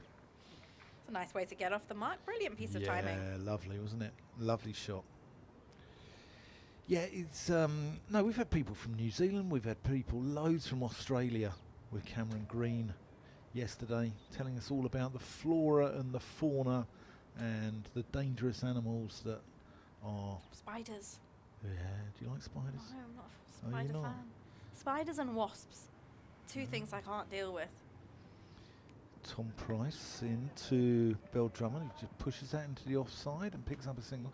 Yeah, we actually had a pair of daddy longlegs getting rather amorous on the window in front of you during the Middlesex game. Daddy longlegs are fine. They're just like lanky, skinny little... Yeah, but a proper spider. I'm Like not- the ones that you see when people go to Australia and they're like they've popped to the bathroom and then boom, there's a massive like tarantula. Oh, I think I'd scream the house down. I'm not sure the mummy longlegs was overly enamoured about the daddy longlegs, but who said romance was dead, Nikki? Matt Taylor There from we the go. pavilion end. He's got number 36 printed on his back. Tottenham v Arsenal coming up. But yeah, you can reach us on X or Twitter, whatever you like to call it. I believe Tan's handle is @the middle stump. I love that. Absolutely love that. As in runs Matt Taylor now to Bell-Drummond, who's got his bat high and is forward and defends, and the slip cordon's got a little animated. And what's yours, Nikki? It's Nikki with an I, isn't it? It's Nikki with an I, Nikkii, DHURI. Nikki Chowdhury on Twitter. Or drop us an email at bbckentcricket@gmail.com. Get in touch with us. Let us know your thoughts, where you're listening from as well.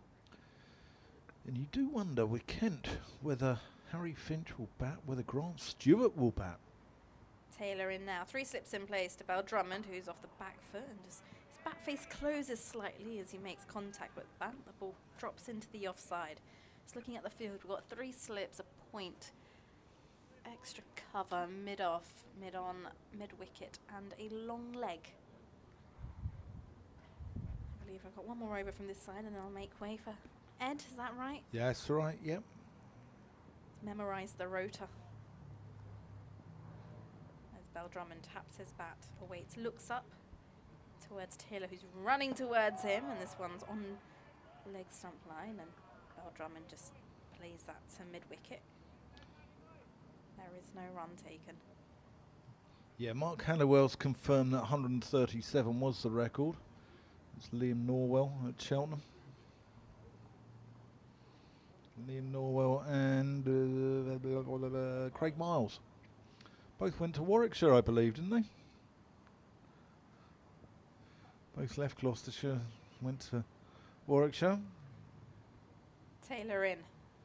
It's Bell Drummond again. Bit of width, and this is driven through the offside.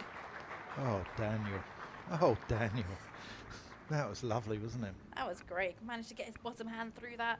That was enough width. Just the angle from Taylor going across from him. That's beautiful. Can't move on to 20 for 1.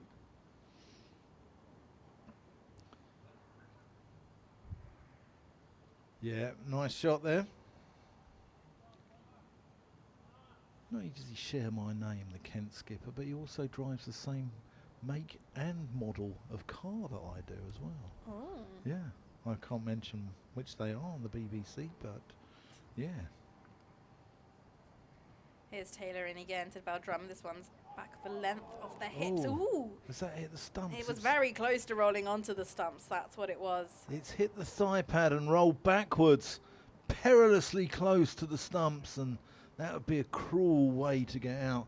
Cricket can be a cruel, fickle mistress at times, can't it, Nikki? It's a very humbling game. One day you're in the rounds, and the next day you could get a fast baller, and you look like you've never held a bat in your life. Some days you are the statue, and other days you are the pigeon. Here's Taylor once again to Bell Drummond. A little bit of movement there, and plays with his hands as that's gone straight to cover. That will conclude the over from Taylor. Kent are 20 for 1 at the end of the 4th over, and I shall make way for Ed. A few more words from you, Dan. Yeah, lovely.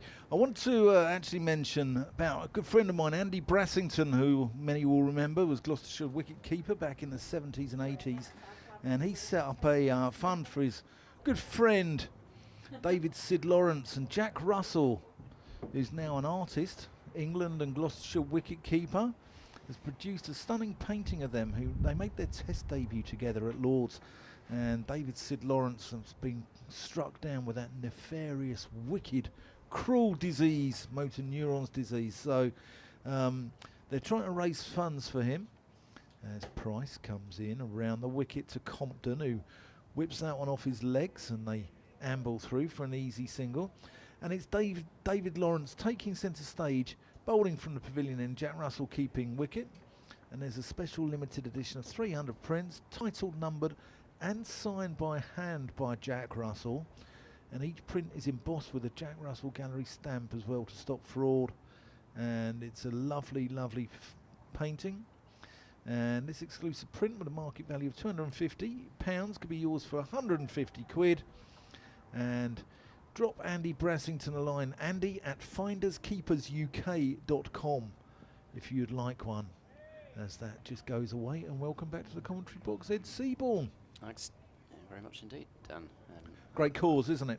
Oh yeah, yes, absolutely, and a cause that I think every Gloucestershire supporter will be absolutely behind. I think cricket fans in general. I don't think you have to be a Gloucestershire fan. No, I think, not at all. That's not what I meant by it, as you know. But yeah, no. I know. But I think, I'm sure from broad stairs to Beckenham from Deal to Dartford. It would look nice on your front room. That is a lovely shot. Daniel Bell Drummond. That is pure timing. As it runs away up to the Les Ames Pavilion up there, and they scamper back for 3 runs. Les Ames, another wicket keeper to go along with Andy Brassington and Jack Russell. He's also about the only keeper that James Bracey hasn't really aimed for yet, because Les Ames, I think, had 2 seasons where he scored 2,000 first-class runs and claimed 100 dismissals. It's not bad going, is it? Well, the chap who those flats are named after over there, Titch Freeman. Oh, yes. Picked up 300 wickets in the season, didn't they, in 1929? I think many people are aiming no for one's his going to beat that. wicket-taking records. No one's going to either. beat that, ever. Kent, 24 for 1. Zach Crawley, the man out. Compton scissors across that one a little bit, but it's a remarkable catch, wasn't it? Yeah, well, clearly Cameron Green and James Bracey have got a serious partnership going. They seem to have gelled extremely well, not only with the bat, but seemingly in the field. The shock was that Green didn't take it cleanly, because those bucket hands, I don't think I've ever seen him drop one. And he's also fielding at first slip. He's normally in the gully. And yeah, I mean, he's one of the best gully fielders I've ever seen, but it's interesting that he's at first. Maybe when they go to a different setup later on, we'll see a change. Just tickled off the hip there by Compton. He's going to get at least 2 here, as DeLunger is in pursuit and spears it back in. The ex-javelin thrower, back in South African schoolboy champion, wasn't he? Yeah, and there's, I mean, we've discussed it quite a bit, but there's quite a lot of ex-javelin throwers about, particularly in the women's game. I think Deandra Dottin was a fantastic all-round athlete, but I think at discus and javelin, Tasmin Brits was going to go to the Olympics in 2012. Left alone there by Compton. That completes the over. We've got just under 20 minutes till lunch. Kent on 26 for 1, and I think they're in game saving mode now, don't you think, Ed? Well, they got off to a start scoring at over 5 runs and over, but I don't know. I think if the likes of Bell Drummond get in and Muyeye, then there's no doubt that they could be level with Gloucestershire early on tomorrow, and that would still give them plenty of time to bowl Gloucestershire out again and chase something. So I don't know. I just think they're batting at this point, but it's certainly a lot of runs to be staring at, so they're probably just not going to be thinking too much about the 4-7-2. Matt Taylor left arm over the wicket, bowling to Bell Drummond on 12. This is stabbed into the offside. Defensively, there is no run. Some news from around the country. Sussex 291 for 3, making Surrey chase leather all over Hove in that A23 derby in the Battle of the North. Our friends in the North. Yorkshire 307, Durham 57 for 1 at Chelmsford. Worcestershire, having been in a, well, they were Mark Knopfler, weren't they? They were in dire straits, but they've actually taken a lead over Essex. Taylor in and bowls, and this is defended back up the surface. Essex 179, Worcestershire are 186 for 7, so they've got a lead of 7 runs at the moment. Somerset, don't laugh, Gloucestershire fans, don't laugh. 147 for 9 at the bowl in Southampton. And Warwickshire is 77 for 4 against Nottinghamshire in a game that was decimated by rain yesterday. 3 ducks down the lower middle of that Somerset card, I see. In comes Taylor to, Bell Drummond, that lifts off a length and goes past his edge. Well, you're not playing that. Nobody's playing that. I mean, James Bracey and Cameron Green weren't playing that. I'd have been pleased to get a nick on that. Exactly. It's just, you're not even getting a nick on that. It's done way too much. Nipped away and bounced off a full length. Into Division 2, Lancashire against Leicestershire, in a game that could affect who's top of the table at the end of this game. Lancashire 133 for 4, just 48 overs gone in that game. Taylor in, edged wide of third slip, may have just fallen short as well, but it was not within the grasp of Ollie Price as he launched himself away to his right, and there is no fielder down on the boundary, so it's 4 more runs to Bell Drummond, who's up to 16, Kent 30 for 1. Derbyshire against Northamptonshire, 276 for 8 for the hosts up at Derby. And finally, at Lord's, Glamorgan 199, Middlesex 114 for 1. There was a bit of a hoo-ha in that game yesterday, wasn't there? Was there? I missed that. Yeah, what happened was the Middlesex 12thers, I don't know who it was walking around the boundary, and the ball came to him and hit another practice ball, and he threw on the practice ball. Taylor into Bell Drummond, turned into the leg side. Tom Price is at mid-wicket, but the ball is more towards square leg, so they can trot through for 1. He threw on the practice ball, and then it started doing all sorts, and then the umpires changed the ball, but Glamorgan weren't happy about it, as you can imagine. No. Wow. That's an old trick, isn't it? Have a ball that's going to do all sorts, hiding on the boundary, hoping that the ball goes near it. Yeah. I'm sure it wasn't deliberate, but that's an old trick, isn't it? I'm sure some club cricketers out there have experience of such things. Last ball of the over. Taylor into the left-handed Compton, who drives firmly, and there's a tumbling effort at backward point, which is a good piece of fielding from Miles Hammond, and there is no run. So 31 for 1 at the end of over number 6. Gloucestershire, their women have just started against Derbyshire. They're 21 for 1. There was a first ball duck for Pratana Reddy, so that's an early loss for them. Worcestershire taking on Yorkshire as well, with Yorkshire, who are pretty much fully professional, but still in the second tier for 1 year. Second league, I think it's league, isn't it? Well, it's tier system, but it's Metro Bank One Day Cup League 2. Yeah, it's Tom Price. That's driven handsomely by the Kent skipper. Only to pick out DeLunger at mid-off. But I think Worcestershire are one of the sides, I mean, essentially, you look at it and you think, it's everybody versus Yorkshire. Everybody's going to want to beat Yorkshire because they are the side that will be in Tier 1 next year, or the League Ones of the Blast and the One Day Cup. But I think Worcestershire are one of the sides that have a chance of beating them. 176 for 5. Looking handy in the 37th. Price to Bell Drummond, leaves it alone. Goes through. Good carry to Bracey, takes that, fingers pointing upwards. Yeah, we're speaking about the wicket keepers, and James Bracey's had a really good game. 151 not out, and then takes a catch on the rebound from Cameron Green. And it's a ground which has seen some wonderful wicket keepers over the years. Pavilion over there in the name of Leslie Ames. There's one over to our left in the name of Alan Knott, along with his partner in crime, Deadly Derek Underwood. As Price comes in, and that's just pushed into the offside. Godfrey Evans. No ball. Oh, it's a no ball. 2 more to the total, 33 for 1 now. Godfrey Evans, Paul Downton, Geraint Jones. Of course, of Gloucestershire as well. Yes. The captain of the 2015 One Day Cup winning side, but not keeping wicket. There's been a few who played for both counties. We mentioned John Shepherd yesterday, didn't we? He's played for both. As that's just past the outstretched hand of Ollie Price. There's nearly a Price double act there, but the ball whistles away down to the 3rd boundary, and it's 4 more as Daniel Bell Drummond moves into the 20s at more than a run a ball.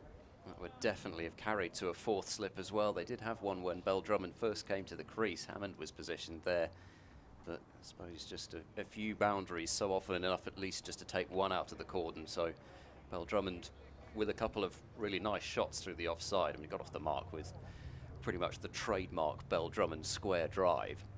But just those shots enough to get rid of that 4th slip. That's well played. Soft hands there from Daniel Bell Drummond. And Tom Price, unsurprisingly, you mentioned the hat-trick, but unsurprisingly he's electing to bowl from the same end as he took that. I would imagine that even if Matt Taylor is the senior partner, and perhaps Matt Taylor wanted the pavilion end anyway, but I can't imagine that any Gloucestershire player would have wanted Tom Price to be bowling from anything other than the Mackington Road end. In he comes. Mike Cheeseman's been in touch, by the way. That's well left there by the man known as Deebs. Mike Cheeseman says about his Swedish wife, who was very scared of cricket when she met Mike, but relaxed when she talked to his mum, who went to see Kent play often with his dad. She said, "You can just sleep when the play's going on." That was good information. Not with Marchant Danganger batting, No, you can't. no, I'll keep you. Go and sleep with one eye open. There. John T. Rhodes, former Gloucestershire player, was coach of Sweden's national cricket team for a while. Oh, that's lovely from Daniel Bell Drummond.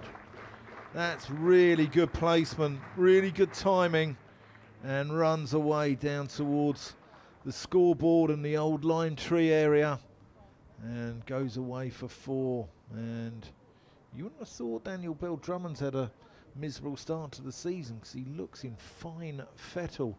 Right, we've had an email from James Hanson. Hi Ed, Dan and Nikki. Long-time listener of the Gloucestershire radio coverage, first-time emailer. Just emailing to say thanks very much for the coverage. Moved into a new house over the winter, and this is the first time I've ever had a garden. So yesterday and this morning he's been doing his first ever stint of gardening, as Ben Compton is also doing a similar spot of gardening out there on the wicket. I've not exactly taken to it, not a fan, many hours of hard work, but having the game on the radio in my earphones got me through it. Very much appreciated. Love seeing Bracey in the runs again, brilliant stuff from him. Green and DeLunger, really encouraging couple of performances with the bat from Gloucestershire after the disappointment of the first game in Derby.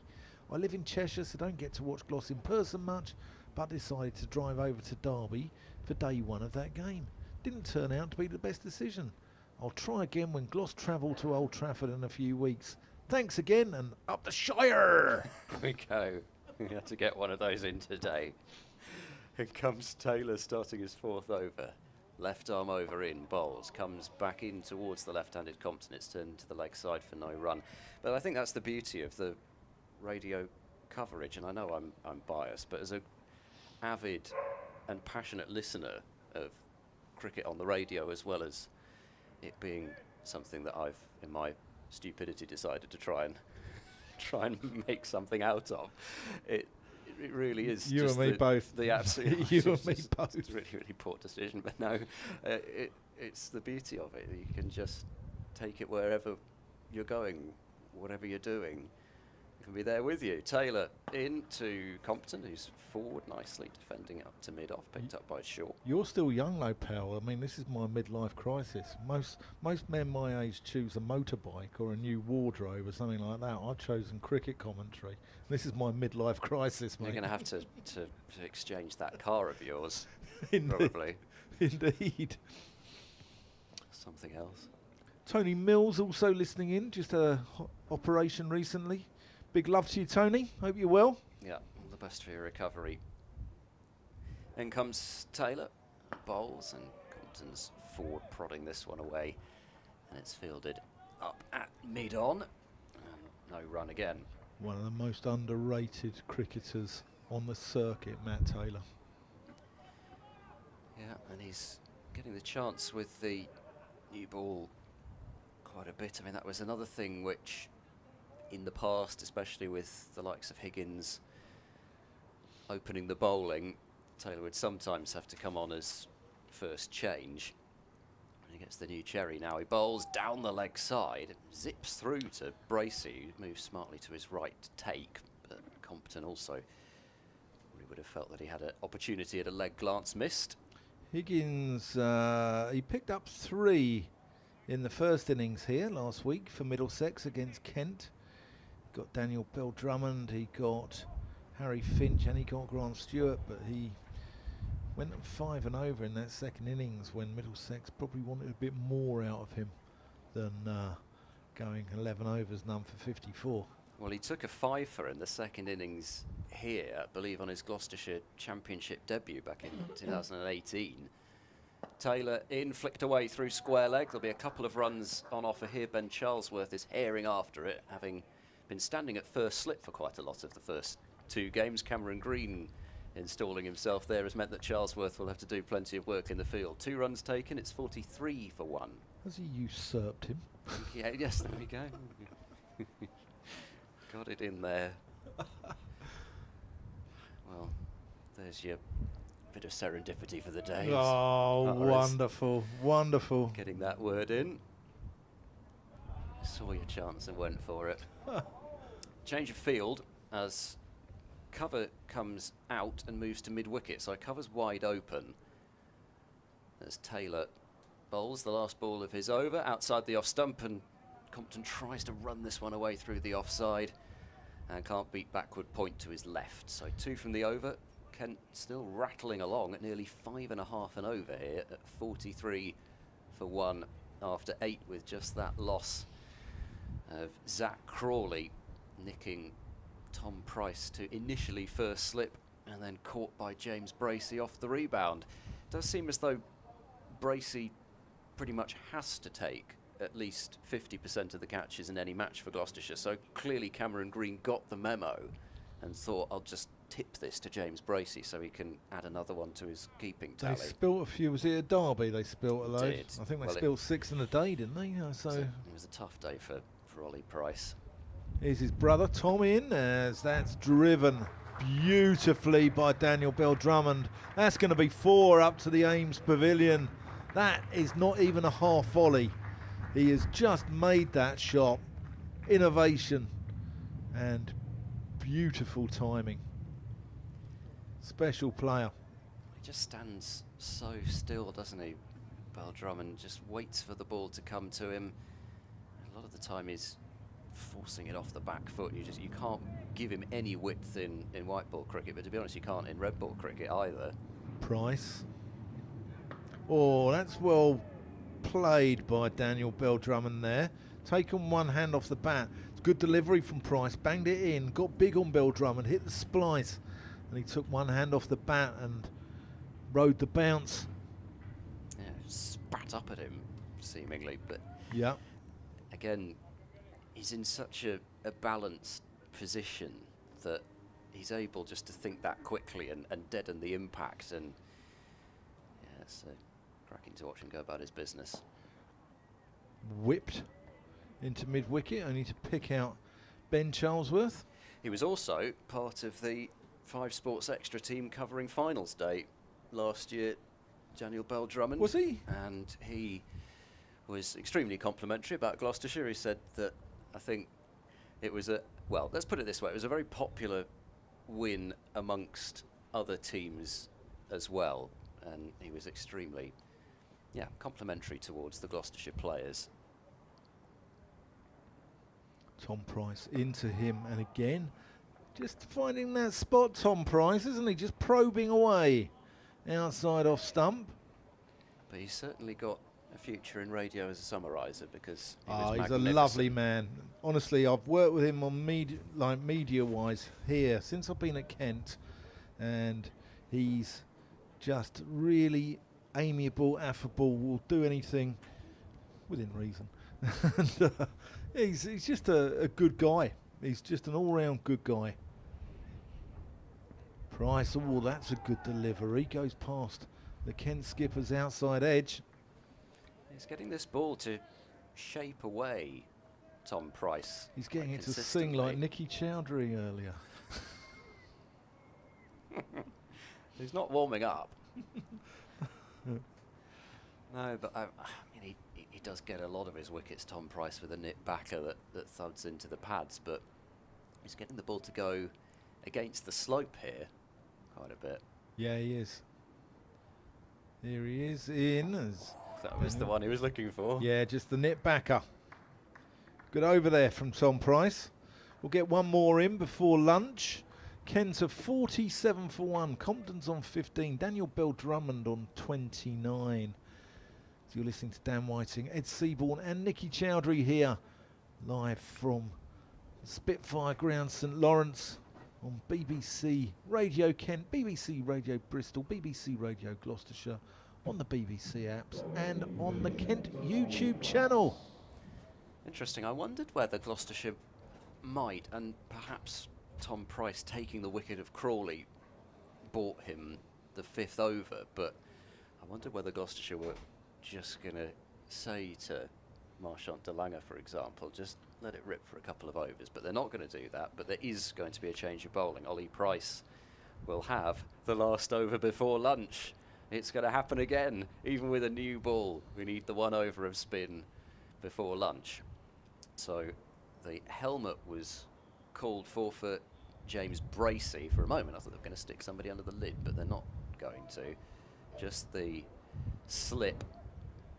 And Ollie Price with his off spin coming round the wicket.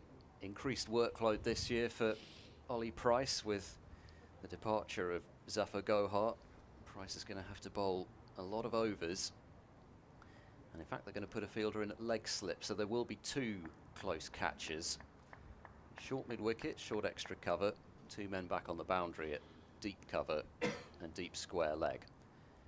Ollie Price round the wicket into Compton, who's well forward and defending back to the bowler. Just a little bit of drift for Price. There's a gentle breeze out there which he might be able to use.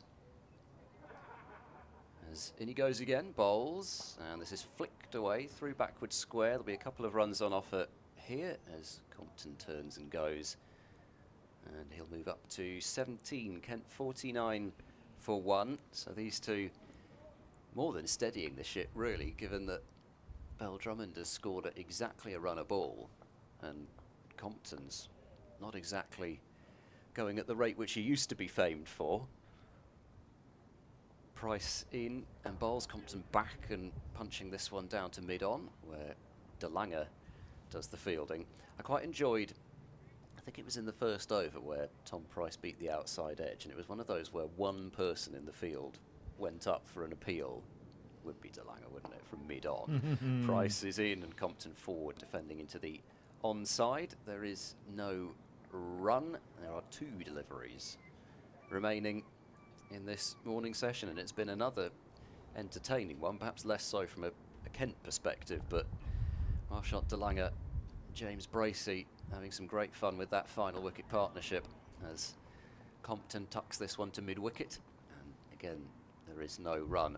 Gloucestershire turning, I think, a really strong score into an imposing one with that last wicket partnership. Came together on 385, and in the blink of an eye Gloucestershire up to 472. Last ball of the session, forward goes Compton and defends, and just 2 runs from the over, 10 overs gone, and Kent have knocked off 49 of those 472 runs, so an awful lot of work still to do, but they've gone a certain way to seeing off the new ball, and the new ball certainly did plenty of the damage in the first innings. So if they can still only be 1 or 2 down as that ball gets older and as the afternoon wears on, then Kent can start to make real inroads. But Compton and Bell Drummond have looked solid. Crawley the 1 man to go for 1. Caught Bracey assist Green, bowled Tom Price for 1. Yeah, a lot of work still for Kent to do, but come back and join Ed Seaborn, Nicky Chowdhury and I in about 40 minutes, and we'll see how the afternoon session goes. Will it be Gloucestershire's game, or can Kent fight back? Join us and you'll find out.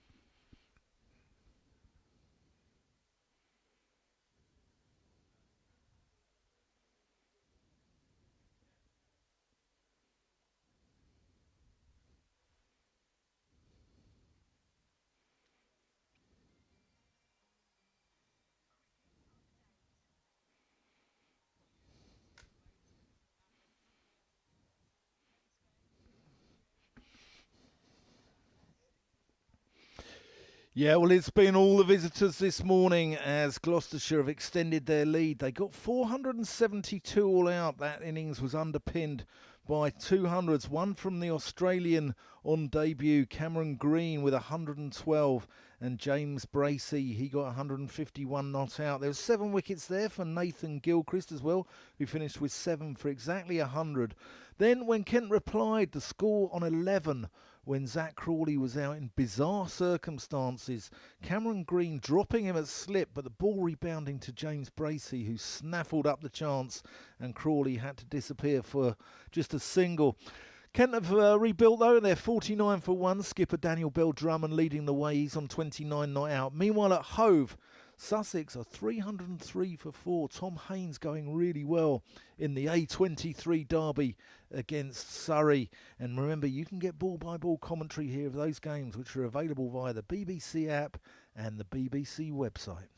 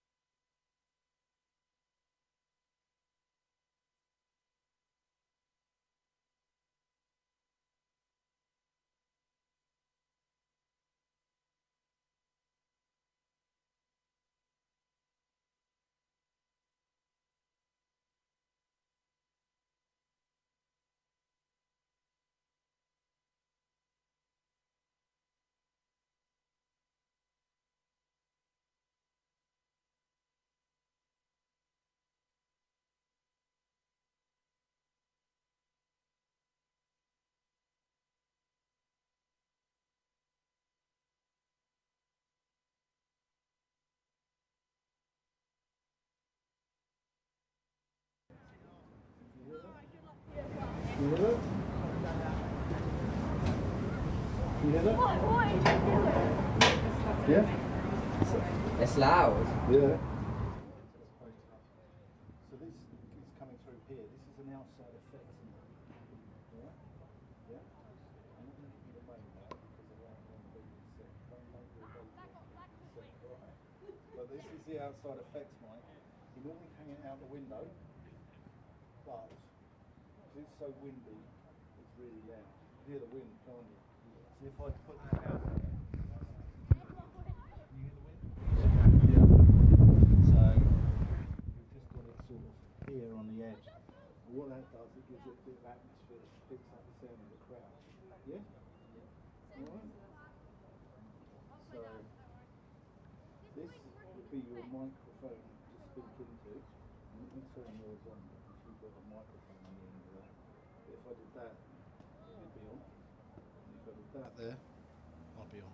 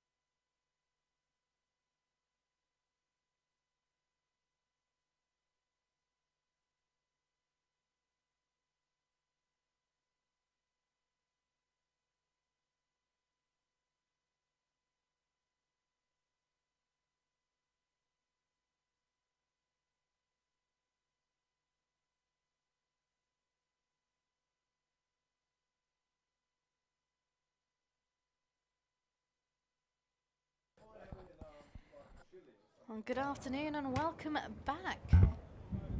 As the players are just getting themselves together by the boundary rope in front of the dressing rooms, and we've had our lunch, and a lovely lunch it was indeed, wasn't it, Ed? Oh yes, we got the carvery today with several different options. I mean, I don't know if, I don't think it really counts shepherd's pie as a carvery, but anyway, it was delicious. And the mash with spring onion and various... Oh, yes. I went for the roast chicken.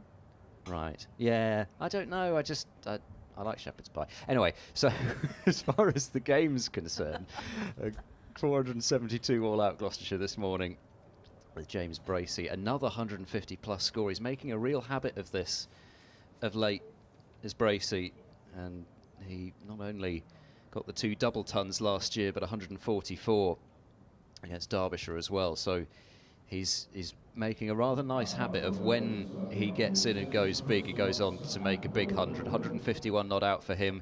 Cameron Green adding 12 runs after coming back out for a second time after retiring hurt with cramp yesterday. He ended up making 112, and Marchant Danganger 51 off 27 balls with 3 4s and 4 6s, a ground record last wicket partnership. If you're particularly interested in those, I must say, I think when you start qualifying it beyond just the county, it starts to lose some of its gravitas. But anyway, just so I've mentioned it for those that like that sort of thing, ground record for Gloucestershire versus Kent at Canterbury. And we've still got some hazy sunshine for the afternoon session as well. It's quite a gentle breeze, and the spectators have been out on the outfield as well, which is always great to see. I can remember when I was a kid going to county championship matches, and just the opportunity to go out and be on county outfield is just magnificent. So I think it's great that Kent are one of the counties that do that. I mean, obviously I understand why other counties don't, but it is great to see. Looks as though Marchant Danganger is going to bowl the first over of the afternoon session from the Nackington Road end. Tom Price, 5 overs, 1 for 30. He was the bowler that picked up the 1 Kent wicket to fall so far. 49 for 1. As Crawley was the man out, with Cameron Green putting him down at first slip, but James Bracey reacting quickly enough behind the stumps to complete the catch. And Messrs Compton and Bell Drummond resuming, and Marchant Danganger running in. There now, and bowls way down the leg side, and a magnificent one-handed stop from James Bracey. That's the sort of improvement in the keeping that we've really seen from Bracey the last couple of seasons. But Bell Drummond, pretty serene progress to his 29 off as many balls at the lunch break, and Compton 17 looks in good touch as well. 2 slips now as Danganger bowls to Bell Drummond, who works the ball away towards mid-on, and there's no run. Have you seen much of Danganger bowling at all? No, not really. I think he played for KKR Yeah, for a bit. as in this season, Yeah. I haven't seen him that much, but yeah, I can vividly remember him in a purple jersey. Yes. I would have given that is all, as he does with everything. Danganger in to Bell Drummond, who's forward defending out into the offside. Sprinting up from cover is Ollie Price, with the 2 Camerons stuck in at slip. I suppose it's overseas players' prerogative, isn't it, to It's normally a stand at senior. slip? It's a senior player and overseas player. Say that word. Prerogative. Prerogative. There's a lot of R's in there. Prerogative. Yeah. Anyway, Green at first, Bancroft at second. As Danganger runs in, bowls back of a length and punched back, and actually missed by Danganger in his follow through, and it takes a sprawling effort from mid-off, who's gone down like a rag doll at mid-off, and there is no run. Unfortunately, Nikki, I can't read that with my sunglasses on, so you'll have to read it. No, it was just something that I saw on social media the other day on the BBC Sport Instagram, where they touch on the topic of Cameron Green's signing for Gloucestershire and a members anonymous donation. Danganger bowls, Bell Drummond forward to defend. And I was wondering if you could shed some more light on that. You want me to name exactly who the person was?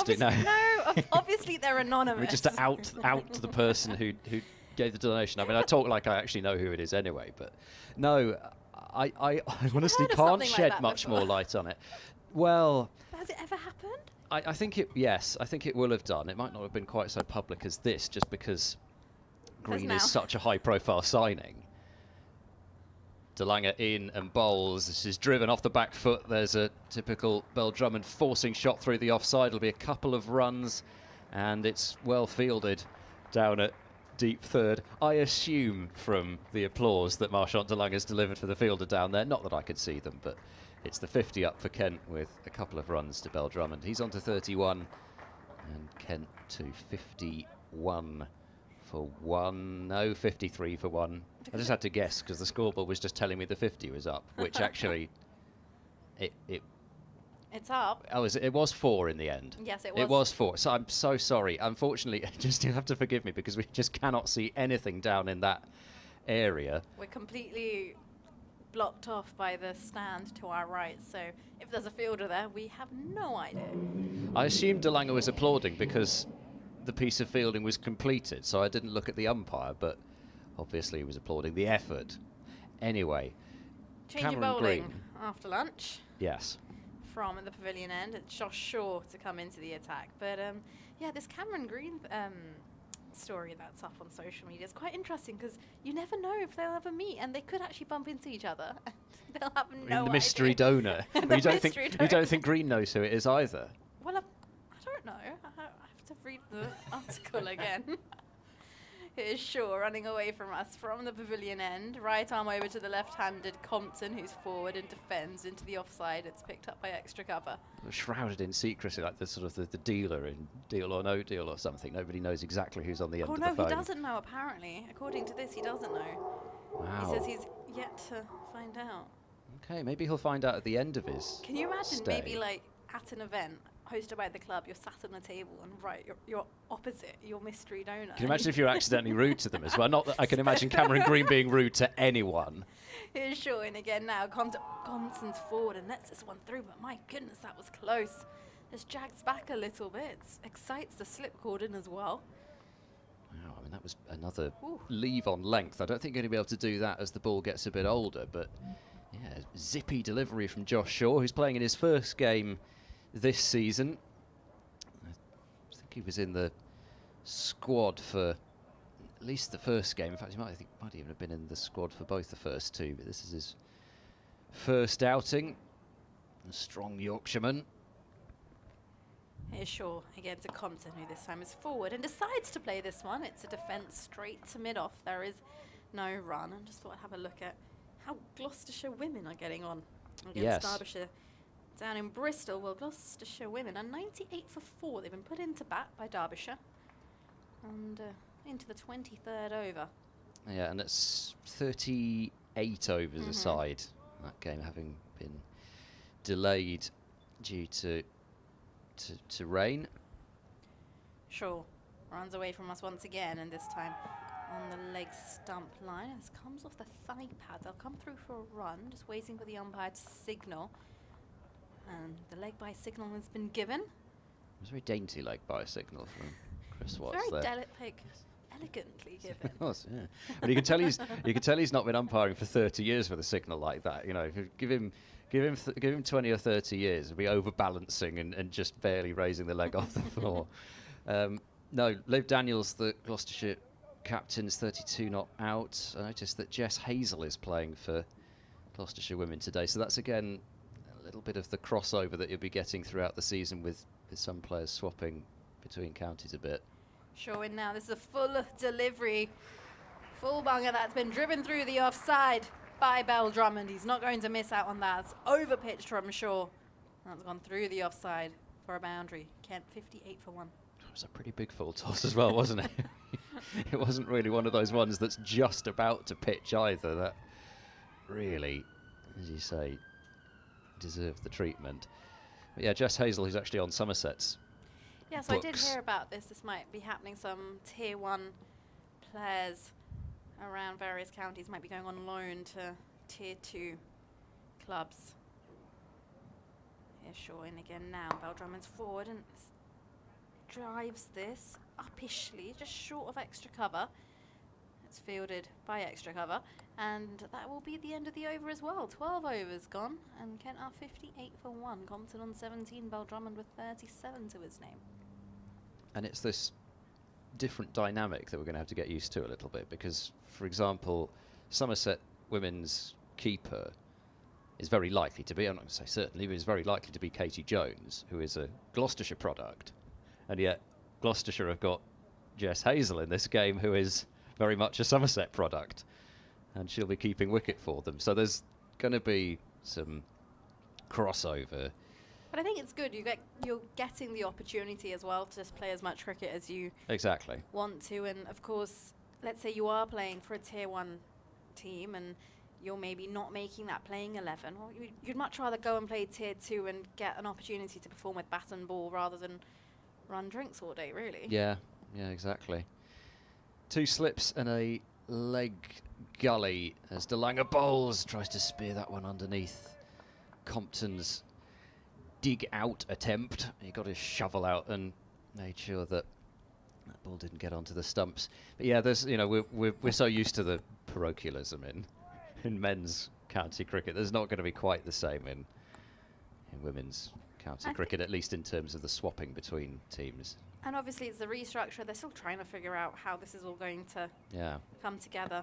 Danganger around the wicket bowls. Compton with an immaculate forward defence. Up to Van Buren at mid-off. Like if you've had like 3 restructures in 8 years, then you're pretty much telling us that you're still trying to figure out what the best way is.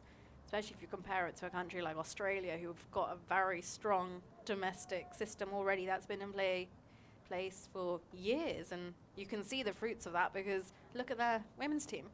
Yes, and back to the discussion earlier on, then, aren't we?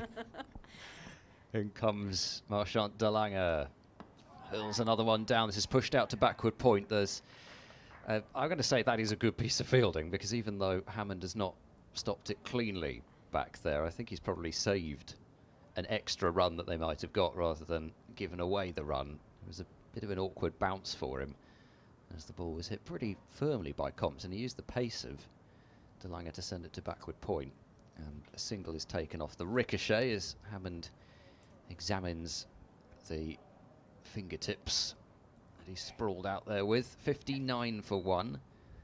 Compton on to 18. And Gloucestershire hunting an early wicket after lunch as Danganger bowls to Drummond, who steers this one out to backward point, and there is no run. The other thing that came out with Cameron Green, which I'm sure I did know but have forgotten, and there was an article done on the BBC Sport website with Green where he talks about the chronic kidney condition that he's got, and that actually doctors told his parents that he was unlikely to live beyond age 12 when he was born. As forward goes Drummond, plays this back to the bowler, and it shows you, you know, we've seen quite a few of these stories. I think, for example, somebody like Jack Leach with his Crohn's disease, and Jordan Thompson with his diabetes. There's been a far more publicity about certain cricketers and some of the things that they've got to manage on a daily basis. There's a danger as Danganger is in bowls. Good leave from Drummond despite the groans from Gloucestershire fielders. 59 for 1, end of the over. You know, there's a danger that especially if you're interacting with these players, either listening on radio or watching on stream or even just staring from a distance in the ground, there's a danger that they become almost like, you know, just figures and sports people rather than just people. Forget that everyone they're hearing about and talking about are actually human at the end of the day. And yeah, and you know, he was not offering this as an excuse, and this is a pass down indirectly. We were talking about Ollie Price's tough day in the field at Derby where he dropped 4 catches, but he was feeling really quite ill that particular day. He probably wouldn't want me to mention it, but there we go, I've done it.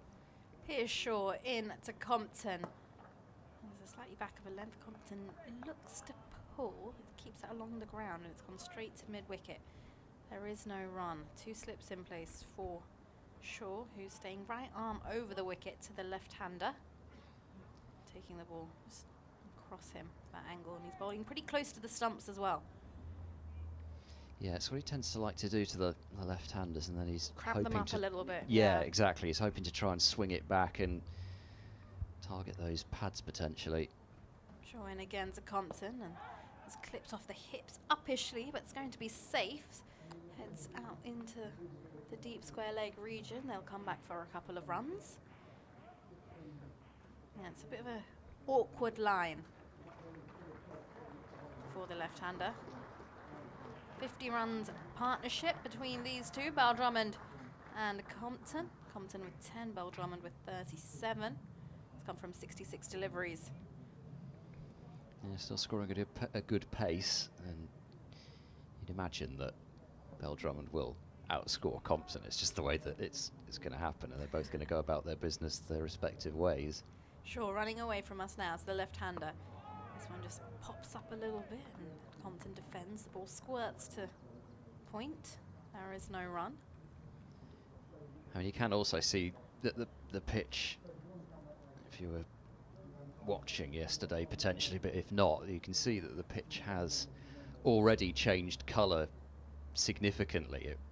It certainly wasn't anywhere near the same colour as the outfield, but it was far more green than it looks now. There's green blotches, but there's much more of a sandy appearance to it now. The contrast between those strange green strips down each side of the cut strip looking much more, well, standing out much more now.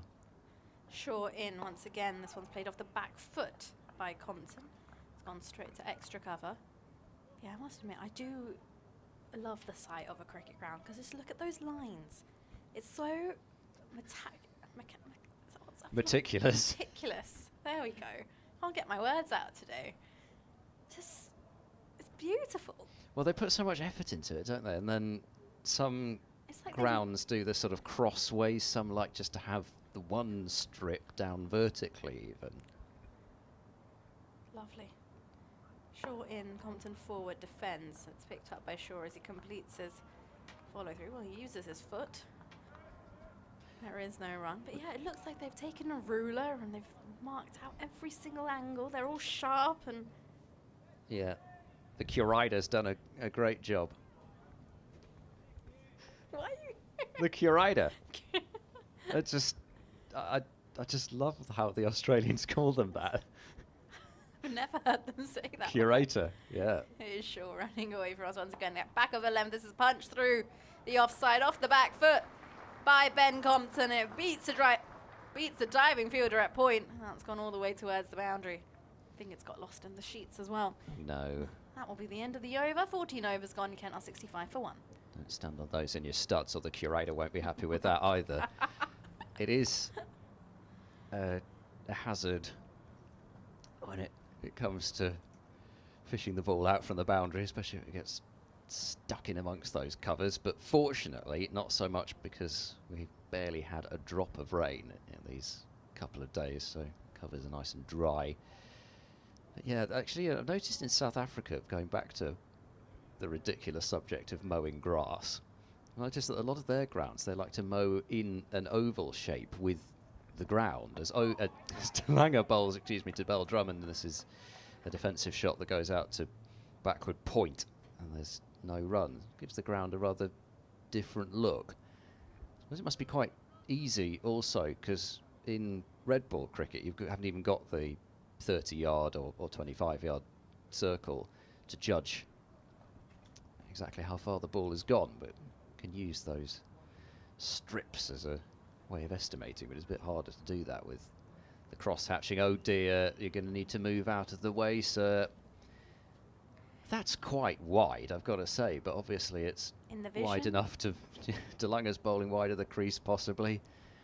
bothering Drummond. Anyway, 2 people have been told to move out of the way as Danganger bowls close shot follow before wicket. It's not given out by umpire Baldwin. And Gloucestershire might just feel, not just from this game, but for the first 2 games, to be honest, that even if it weren't out, they might be due 1 or 2 from the umpires. But Paul Baldwin is not going just to give them a decision on the basis of what Gloucestershire want. It was a pretty strong appeal from Danganger as well. Pretty much ended up right in front of Drummond. Yes, he's never going to be sold short in an appeal, is No, Danganger, and that then is true. half sinking down to his knees as But if you it don't wasn't ask, given. you don't get. Danganger in bowls. That one stays down a bit. Drummond is forward to play it up in the direction of the mid-on fielder, and there's no run. And Danganger, you figure, especially if this pitch is to slow down, Gloucestershire will need to take 20, not just the first 10. Danganger figures to be absolutely key to Gloucestershire's hopes of winning. I mean, it wasn't a bad shout. I think it was going down the leg side, looking at the replay as Danganger bowls a bouncer, and Drummond is still down on one knee, staring back at Danganger as that one sails over his head, but it's not a wide. What's Dan showing us? Now, He's got a jar of something. We've been brought, not only have we been brought some fruitcake, which is made by Adrian Charville, who is a Gloucestershire supporter, so you know on which side your fruitcake is jammed in this instance, as we've got a pot of that as well. Danganger wide of the crease bowls, forward Drummond knocking it into the offside. There's no run. We've got some of Ruth's spiced plum with apple jam. She's put it in brackets as well. Magnificent. Ingredients: fruit, plums, apples, sugar, Glühwein. Ah, Glühwein. Glühwein? Mulled Glühwein? wine. It's German. Cinnamon, cloves, and some orange zest. Wow. To have with your fruitcake. That is magnificent. I hope my German accent was good. You have to go and get some cheese if you're from the north to have with your fruitcake, as forward goes Drummond and blocks this one up to mid-off. It's a maiden for Danganger, 3 overs for 5 runs. I'm glad he's bearing out what I was saying earlier about his control, because I felt inevitably he was going to bowl about 3 overs for 25 in his first spell, but this is what Danganger's been doing over the last couple of years. Just needs to keep doing that as well. Glühwein. You like that word, don't you? I do like it. So I did German at GCSEs, and my German was pretty good. I'm not gonna beat around the bush. Okay. You didn't get to go to Germany. So I didn't get to go to Germany, unfortunately. I didn't even get to go on my French trip, as here's Shaw running in now, and off the back foot Compton punches it again, beats the diving fielder at point, but this time it doesn't have the legs to go all the way. They'll just get a couple of runs here as third man comes around to do the fielding. Just what Danganger needed. It's just maybe run again. Thumped in for an over, and then he's got quite a sizable sprint round to stop that one. No, I only mention it. I mean, if you get the German Christmas market so I do trip. No, we didn't get that. No. But luckily my childhood best friend is actually German, so her parents were my German teachers at school. So I would just go around their house and they would speak to me in German 24/7. As here's Shaw now, and this one's left alone by Compton. Goes straight into the gloves of Bracey. Well, we should get Dan onto it as well. He's the new linguistics expert in the box. See if he can add German to the list of languages that he goes for. Language to learn, and the pronunciations are quite they're from the throat, and it's quite difficult. But Is he thinking of Dutch? no. But luckily that I can speak Bengali, and Bengali sound is quite a deep rooted language as well. So Okay. it helped a little bit. As Shaw comes round the wicket now to the right hand, to the left-hander, and Compton's forward miscues. It goes to extra cover. Some of my family are from Switzerland, and the Swiss German is much more guttural than German. The CH and the K sounds. The Swiss people with those sounds speak like most English people think German people speak.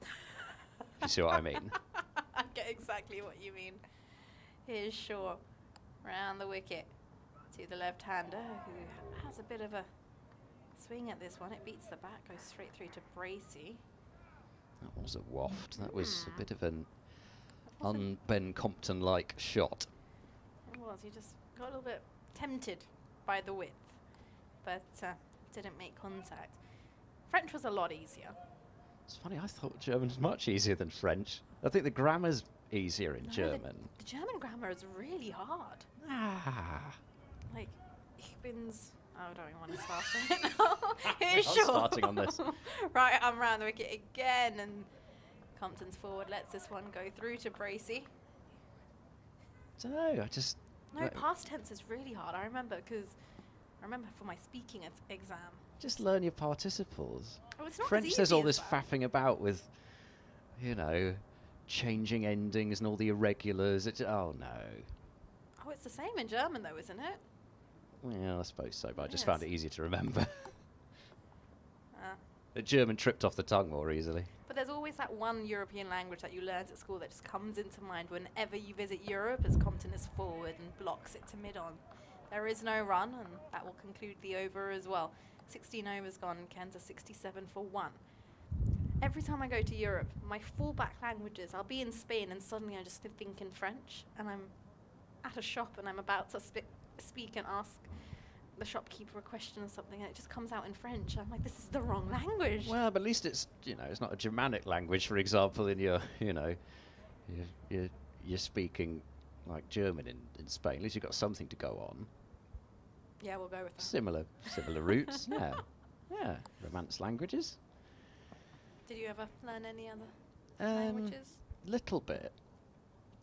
Danganger into his 4th over. Bowls now edged and caught at second slip.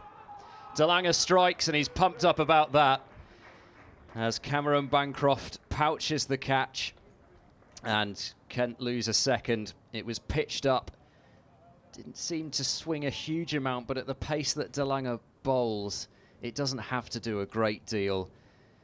Drummond looked as if he had to play at it and just fenced it through to Bancroft at second slip, right into the breadbasket. Tumbled over backwards as he took the catch, but just used that to soften the momentum of the ball as much as anything else. In close enough. Massive of time to react with Danganger bowling, but I think that was sort of coming with the spell that Danganger had going here. Drummond departs. He was looking good on 37, so that's a prize scalp for Gloucestershire, and Kent a 67 for 2. It was a nice thick edge as well and comfortably taken. Gloucestershire doing a great job so far since having the ball in hand. But I mean, you mentioned in the previous over that it's all Danganger needs to do is just keep doing what he's doing. He just needs to stay patient, and it's exactly what he's done, and he's found the outside edge.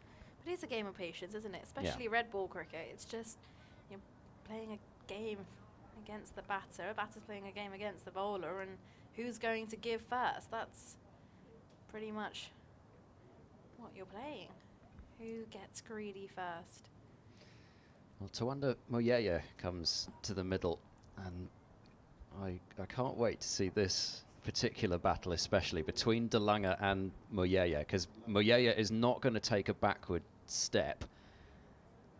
He's got basically every shot in the book and plenty that aren't, and I don't think he's particularly afraid of playing them even in red ball cricket. So we've seen some really exciting exchanges between bat and ball in this game so far. This could be another one. Third slip goes in. Ollie Price joins the cordon as Danganger bowls, and Moyeye, of course, plays the most beautiful forward defence first ball.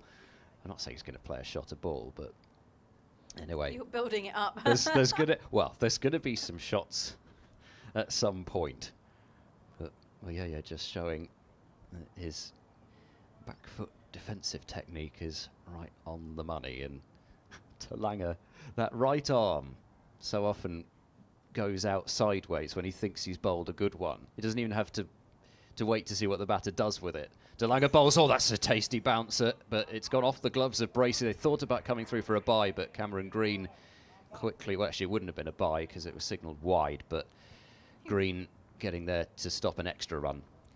Really put in the effort for that one, didn't he? Yeah, he's got still the ability to just really ramp it up, even if, as I say, you get the feeling that he doesn't operate at 100% the whole time anymore because he knows he doesn't have to. But when he goes for the effort ball, I mean, in the end, that one actually doing too much. As Moyeye's played that one into the onside. Danganger goes tumbling forwards in his follow through, but this has been clipped away through forward square leg. Van Buren's herring after it and gets to the ball just before it reaches the boundary. And they sprint back for 3 runs. Moyeye underway, but that looked like it jagged back at him. It did. Took him by surprise. He watched it well, though. Yeah, he's rolled with the movement of it. And actually, yeah, he's taken that off stump. It didn't come back quite as much as I thought because of the way that Moyeye played it. He went over across the offside. It's also deceiving because the way Danganger fell to the ground, the angle at which he fell, and where we're actually sat, it was a little bit deceiving. But there was a lot of drama going on there. It was all happening. Same time, yeah. Danganger, again, javelin style, like a javelin throw, launches themselves forward to stop their momentum as Danganger bowls to Compton, squeezed away off a thick inner part of the bat down to fine leg for 1 more. 72 for 2, Compton to 27. But just to stop himself so suddenly, you see Danganger do this. And, talk about it a fair bit. It's something that, well, of course, you see Mark Wood do a lot, but I feel we're seeing fast bowlers do this more and more as like a crossover from javelin as another sport where you have to charge in at full pace and then stop yourself really quite quickly. Here comes Danganger into Moyeye, and this is clipped away in the air but perfectly safe and down to the boundary. Josh Shaw gave it his best, but he was never getting there. It was timed too well by Tawanda Moyeye, and it's 76 for 2. It's a beautiful shot, and it ends up in front of one of the stewards, and Stewart decides he's just going to kick the ball back. Oh, dear me. He just kicked the ball back into the ground. Just trying to treat that ball with utmost care and respect. That's a bit much, having a steward kick it. Dear me. It's not quite the controversy that Dan was describing earlier in that Glamorgan Middlesex game. At least he's chucked back the correct ball, hasn't chucked back like a ball that's 75 overs old or something for Gloucestershire to try and use. I saw that yesterday. I was like, ooh, what happened here? Last ball of the over. Danganger bowls, and Moyeye in behind and blocking the ball away to mid-off. End of the over, 76 for 2, 27 to Compton and 7 to Moyeye. A few more thoughts from Nicky Chowdhury, and then Dan Whiting will be back. Yeah, no, surely you would have thought that with that Middlesex game, that the bowler would have realised the ball was different, but clearly not. End of the over, 17 overs gone. Kent 76 for 2 as we have a swift change in the commentary box. And Shaw makes his way to the top of his mark. It's going to be Compton on strike. He's on 27. Moyeye with 7 to his name. And I can welcome back Dan. Hello, Nicky. What a lovely lunch. It was a lovely lunch. Gorgeous lunch. Thank you very much to Kent County Cricket Club, who look after us so well. I'm really looking forward to this battle between Danganger and Moyeye, formed in Southern Africa and now being played out here at Canterbury. Here's Shaw from the pavilion end. Right arm round the wicket to the left-hander who's forward and tucks us round the corner.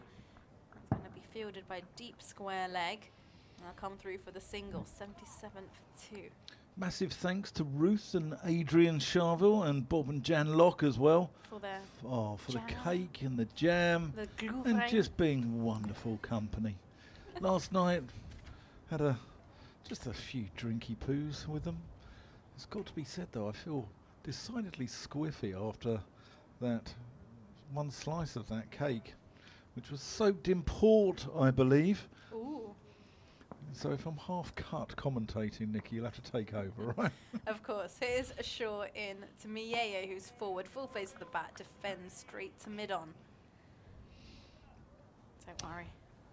News update from the Kent injury situation. Grant Stewart went off with a abdominal strain yesterday, and Harry Finch got about 5 on the fingers yesterday. He wasn't looking overly happy yesterday evening, and he's got bruised fingers, but both will be available to bat if required, which is good news for Kent fans.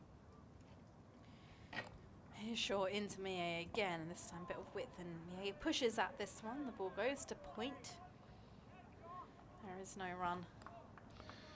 Some scores from around the country. We're going to go to a few here and there. Where are we? Right, Sussex. 314 for 4 in the A23 derby. Here's Shaw in again. Mieye is forward, and this time just covers the line with his back leg as he defends this one to mid-on. Full face of the bat once again. Good use of the crease from Josh Shaw there. Just going a little wider, angling it back in. Clever. He's been staying close to the stumps and then just varying it now. Especially when he's bowling to Compton, he's deciding to stay close to it.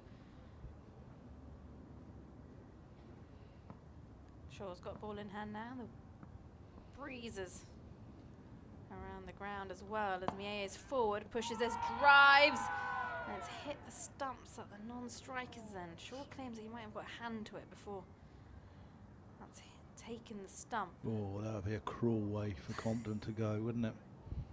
Be a cruel way. Can you imagine? That would just be... Oh. And then you walk off, let's say that was to happen to someone, and you'd walk off back towards the pavilion, and it's really not in your hands.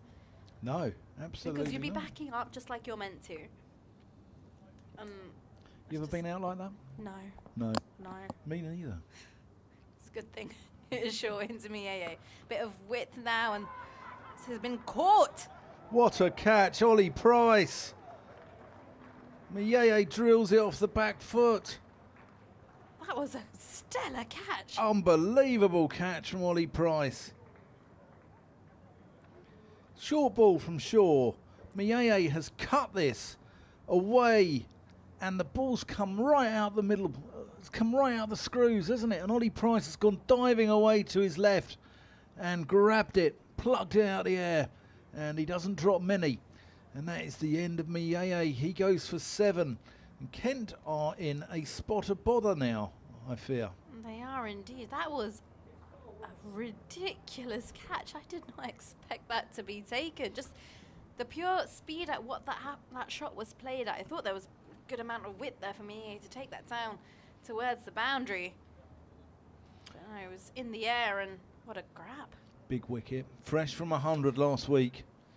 And Compton's the man. He's the solidity in this Kent lineup, and if Gloucestershire can get rid of him, then they're in.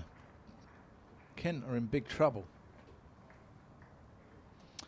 Let's go around the country on those scores quickly. Yorkshire 307, Durham 120 for 1.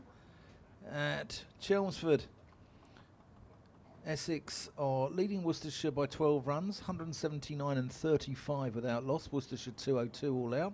Somerset 184 all out. Hampshire 14 without loss. Warwickshire 92 for 7 against Nottinghamshire at Edgbaston. That game has been held up by more rain. Lancashire 174 for 4 against Leicestershire. Glamorgan 199 and Middlesex are 148 for 2 in response. And Derbyshire are 307 with Northants 19 without loss. You're listening to Dan Whiting and the delightful Nikki Chowdhury here. Too kind to me, Dan. And Ed Siebel. Sorry, Ed. It's all right, Ed. We value you. A little bit. Here's DeLunger bowling to Compton, who's on 28, who pushes that out through mid-off. And he'll get probably just one. Tom Price herring after it. New man Jack Leaning at the crease. Mieye will be sick with that though. It was a short wide ball, and we've seen a couple of the Kent players out like that. Zach Crawley was out like that at Northampton, cutting in the air. Was caught by Saif Zaib off the bowling of Justin Broad that day. 3 slips in place for Jack Leaning. He's just marking his guard now. Mike Cheeseman has been taking his cricket out to Sweden. His wicket keeper is an ice hockey goalkeeper, as that's a great delivery from DeLunger. Not just Sweden, we've got a tweet here from David Bunt, who says he's been enjoying the commentary here in Moyacar in southeast Spain. I've probably butchered that name and pronunciation, but Mojacar. M-O-J? A-C-A-R. Moyaca. Moyaca. Moyasa. I don't know. How does it sound? Here's DeLunger. It's Leaning, clips that one through square leg with nice timing, and the ball runs away down towards the Freeman House flats for 4 runs. Leaning off the mark.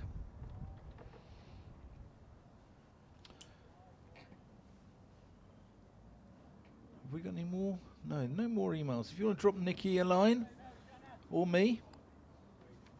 You're more than welcome to. Yeah, bbckentcricket@gmail.com, or her email address is NIKKICHAUDHURI. Well done. There you go. That's just offended. See, whether I'm going from Slovenian to Swedish to Hindi, I'm there. I'm there. Wow, multilingual Dan.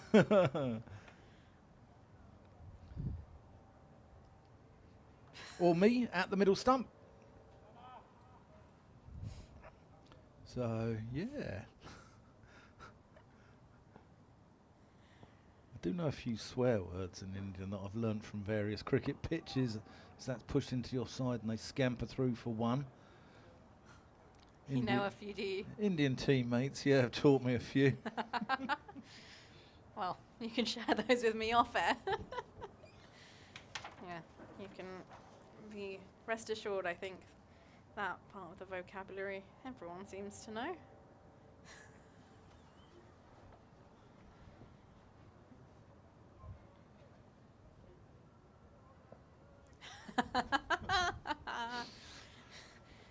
Well, I'll have to hear it from your mouth as well.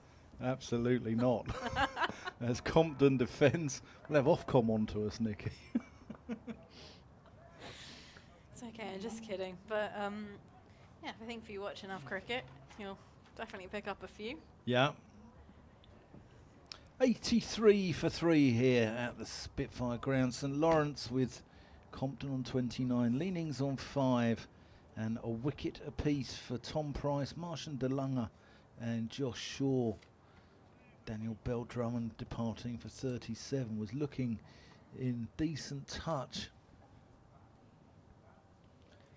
Yeah, he was, and unfortunately we weren't able to see that start through, which he got. Again, 83 for 3 as Josh Shaw's got ball in hand, ready to go. Against Leaning this time. He's at the top of his mark, right arm over the wicket, 2 slips, 3rd point, cover, mid-off, mid-on, mid-wicket, and a long leg. As Leaning takes a look around, scouts the field, and is ready to go. Shaw runs away from us, Leaning very tall in his stance, is forward and pushes this one through the offside. It goes wide of mid-off. They'll get a single. 84 for 3. Shaw and Leaning just having a little joke. I think they were teammates at Yorkshire originally. Josh Shaw and Jack Leaning. Oh, okay. So they know each other, a little bit of banter. Yeah. Leaning from York originally. Josh Shaw from Wakefield. Shaw's going to be round the wicket now to the left-hander. As Compton stays low in his stance, as forward defends. Shaw picks up the ball as he completes his follow-through. Same field for the left-hander. Getting inspired by Ed's accents. Ed's accents. Ed was showing me all the different accents he could do, and don't know where that one came out of. What's his best one? What's his worst one, Nikki? Oh, I'm not even going to try. As Shaw's round the wicket, and this is a short ball. He looks Glove to pull it on that. away. I think there's a glove, as that's gone fine. Misses the keeper down towards the boundary. That wasn't a million miles away from the fingertips of James Bracey there, though. Compton living dangerously. Yeah, what's his best accent then, Nikki? Well, he said something in an Aussie accent, and it's... There you go. Struth. I'm not even going to try. I'm terrible. I'll just humiliate myself in public with people listening to me from Mujoka as well, and all around the world. Here is Shaw, number 5 printed on his back. He's in with 2 slips to Compton, who is forward and has his head over the ball as he defends this one straight back down the line of the wicket. Shaw fields. I quite like that Spanish line, that Rioja.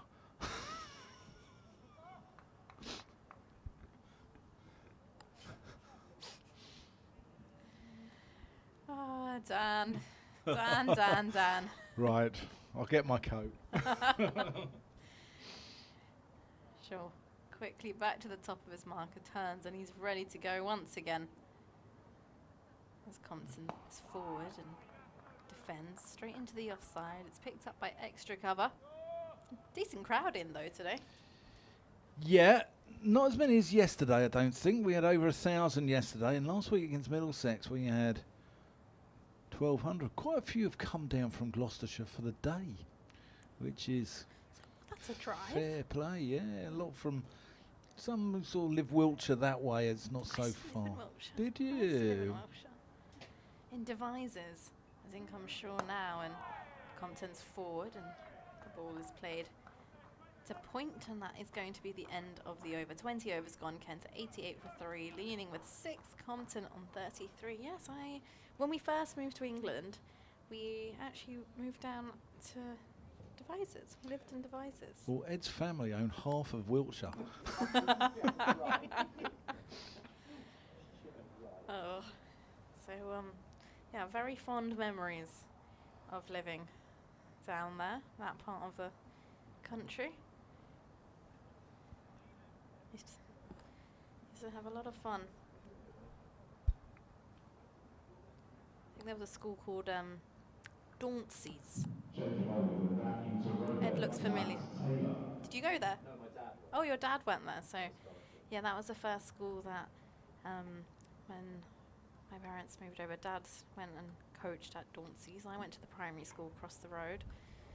That's where the journey started. Changing bowling, though. Yeah, Matt Taylor's going to have a go from the Nackington Road end, as that's just played out into the onside. Yeah, a really nice, pretty part of the country as well. And as a kid, I remember going to Marlborough quite a lot, quite often. The high street in front of the college was always a place we'd go and spend some time. Taylor left arm over the wicket, and that's whipped down to long leg by Leaning. There was a cafe on that high street I used to go to quite regularly. I remember it was called Polly's Cafe. Does that still exist nowadays? You're not from oh, okay. I thought you were from Marlborough Head. No, just shaking his head, thinking I'm going off on one. 2 slips, point, cover, mid-off, mid-on, mid-wicket. Marlborough's just a small little bit of his back garden. As Taylor comes in, cut, Little bit aerially there by Compton. Gets a single.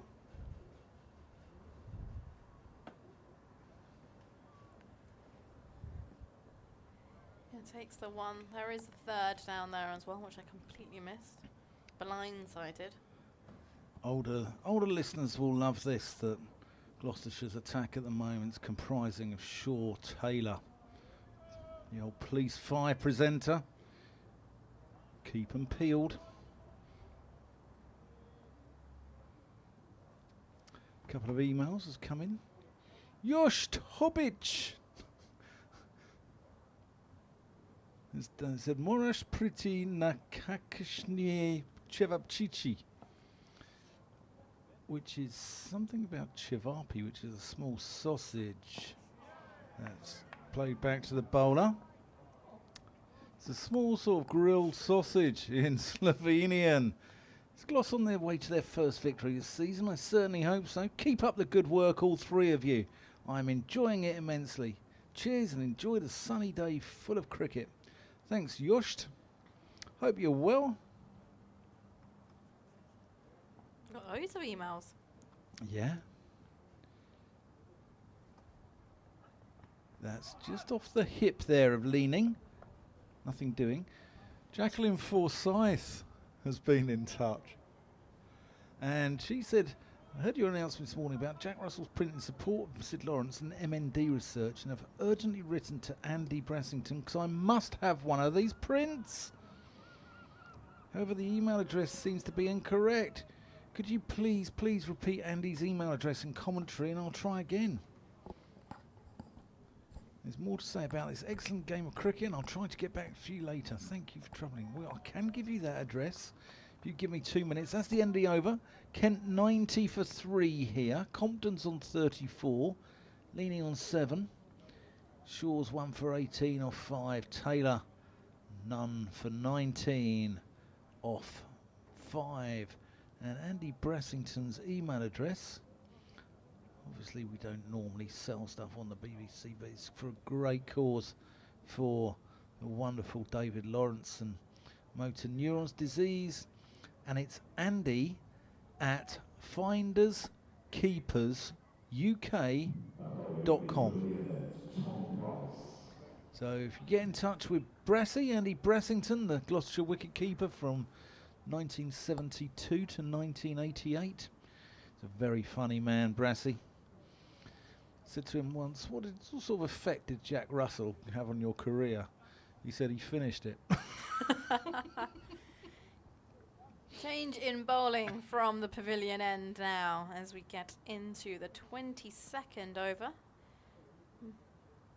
Tom Price runs away from us, and this is a delivery which is defended by Compton off the front foot.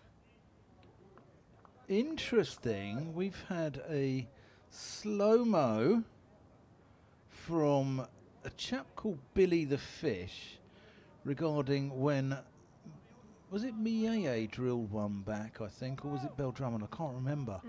And Compton's stumps were broken. They appealed. Looks like Compton was possibly out of his ground. Here's Price in now, and Compton again forward, defends. But it's so hard for umpires, isn't it, in that situation? Self-preservation comes into it because you don't want a ball being drilled back at your shins. Personally, I'm, not a massive fan of taking a cricket ball full-blooded on the fibula. Yeah, it's going to hurt as well, but also just how quickly it happens and to get into the right positioning as Price is in and Compton is forward. Pushes this one wide of mid-off. We'll get a single. Gently plays that one. Kent at 91 for 3. Yeah, keep the emails coming in to Nikki, Ed and I. bbckencricket@gmail.com. And Yost, if you could tell me what that was about Shivapi, I'd be ever so grateful. Leaning on strike now. 2 slips in place, and Price is coming over the wicket to the right-hander. How good's your servo croat, Nikki? Terrible. Yours is way better. There's Price into leaning forward and pushes this to mid-off. Looks to set off for a single and then decides against it. 91 for 3. Just a little bit of cloud coming over here. Sort of a hazy sunshine now, isn't it? Just cloud on its way over towards sort of Thanet, that area, I think. Price runs away from us. Number 53 printed on his back, and this is edge and dropped. It is dropped at second slip. Jack Leading doesn't really move his feet and just plays with his hands, and oh, that's a missed opportunity there. It was a tough one for Bancroft because I don't think it would have carried through to Cameron Green at first slip. So Bancroft had to go low and to his left, but I've seen him snaffle plenty of those over the years. Price in again now to Leaning, who this time is forward and makes more of a cautious effort to actually move his feet towards the ball. That will conclude the over as well. Kent a 91 for 3 after 22 overs. Yeah, lovely day here, 91 for 3. It's Josh Shaw just wandering down to fine leg, that distinctive walk of his.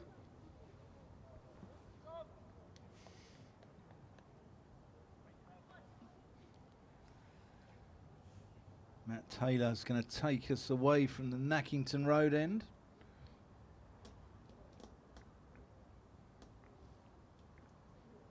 I truly wish I hadn't had that cake soaked in port. Well, as long as you enjoyed it. Taylor in, cut by Compton, goes down to Shaw. And just a single. Calories don't count at Easter, that's what I heard. Yeah, that's right. We won't be revisiting the Easter 11. We're done with that now. We're done with that. Done. Yeah. Leaning's on strike.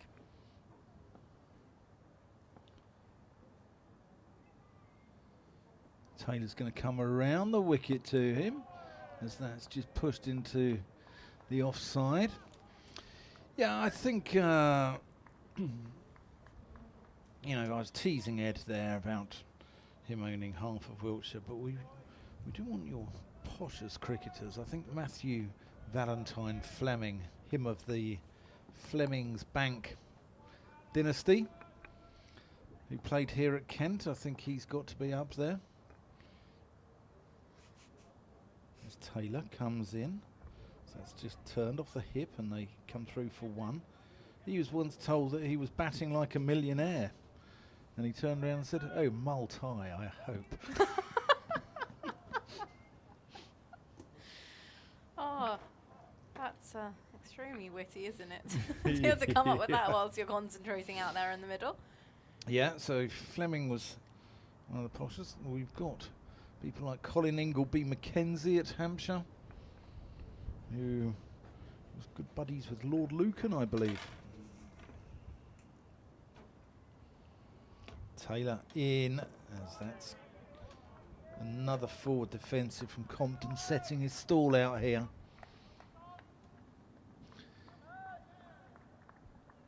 John Hepworth, sorry. John Leaning, that's Jack Leaning. John Hepworth wants to talk about Jack Leaning. Get your words out, Whiting. He's thoroughly enjoying the live stream and commentary. I wonder who's had the fruitcake now. I do apologise. Defended by Compton. He played cricket with Jack's dad, Andy, who's the ex-Chesterfield goalkeeper at Acom in York, and he missed a stumping off his left arm spin. Not that John is bitter about it. Keep up the great work, John. John, thank you so much for your email. It does sound to us like you probably not really got over it. I think Jack's Andy Leaning was York City Was a York City manager as well, possibly. As that's worked through mid-wicket there by Compton and picks up a couple. Takes the score on to 95. Compton moves into the 40s. No, he doesn't. He moves on to 38 on preempting the scoreboard. That's the ND over. That is, I believe it's one more over from me, and then we'll swap places with Ed. Yeah, no, John, thank you so much for your email. It's funny how a lot of goalkeepers do gravitate to become wicket keepers as well. Well, there's a number of goalkeepers back in the day who played a good standard of cricket. Andy Gorham being one. Jim Coombs another. Here's Price bowling to Leaning from the pavilion end.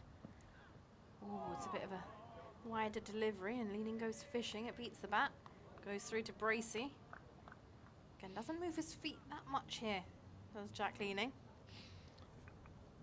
Yost has been in touch and it said you have to come to Slovenia for some Chivapi. There we go.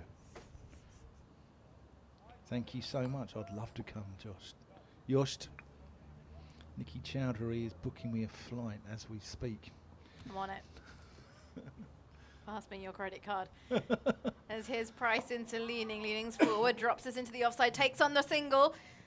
That was a tight run as mid-off comes in to do the fielding, flicks it at the stumps at the non-striker's end. And whew, that's a bit of a risky single. Anyone else knows of any goalkeepers who played football as well, drop us a line to bbckentcricket@gmail.com. Sorry, goalkeepers who played cricket. I'm never ever having cake from Ruth Charville ever again in the afternoon. You sure it was just port in that cake? I don't know. Here's Price into Compton now, right arm over the wicket to the left-hander, taking the angle across him, and Compton forward defends. Ball goes to extra cover. There is no run. Just taking a look at Gloucestershire women's score down in Bristol against Derbyshire. Well, they are 197 for 8 as it stands, with 1.5 overs remaining. It's a 38 over game due to the rain that they had this morning. It's been curtailed from 50 down to 38. As here is Price into Compton. Once again, Compton's forward and leans into this one as he drives through the offside. Square drives all the way down towards the boundary. You might as well save your legs. It's a beautiful shot, and that brings up 100 runs for Kent on the scoreboard as well. Lovely shot, wasn't it? Lovely, gorgeous shot. That 100 comes up in the 24th over in an hour and 43 minutes.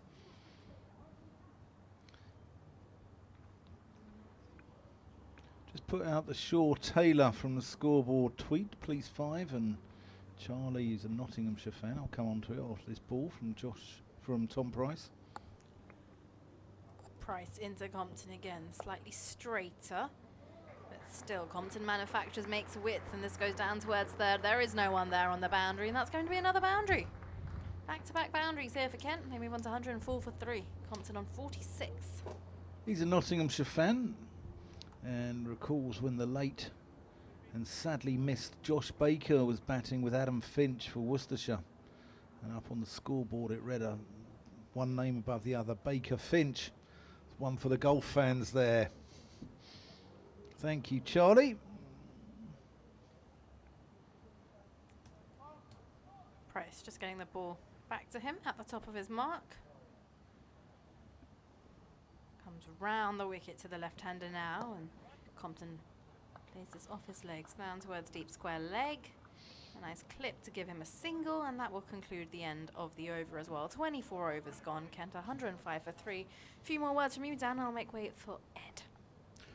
Well, Gloucestershire have got one of the quickest attacks in the country, but there's only one of the 3 real speed merchants playing in this game in Marchand de Lange. The other 2 are Ajit Singh Dale, who regularly cranks it up to 90 miles an hour, and Zaman Akhtar, who probably not quite 90, but can wing the odd ball down at that pace, and he's probably sort of regularly late 80s. Here's a man coming on air now who watches them far more than I do. Ed Seaborn. Ed, who Hello. do you think's the quickest out of DeLunger, Ajit Singh Dale and Zaman Akhtar as Matt Taylor comes in from the Nackington Road end, and Compton defends? Well, I think it's one of those where the gun tells you that it's Ajit Singh Dale, but I still wonder sometimes when I see people face probably DeLunger with his tail up. I reckon there's just something about that action and the height that it comes down from a bit more, where possibly to the batter it almost seems a little bit quicker. That's a good leave there from Compton. And Akhtar also, I think you look at what happened last week against Glam, and Akhtar was the man who took the 5 for Singhdale. He bowled superbly as well.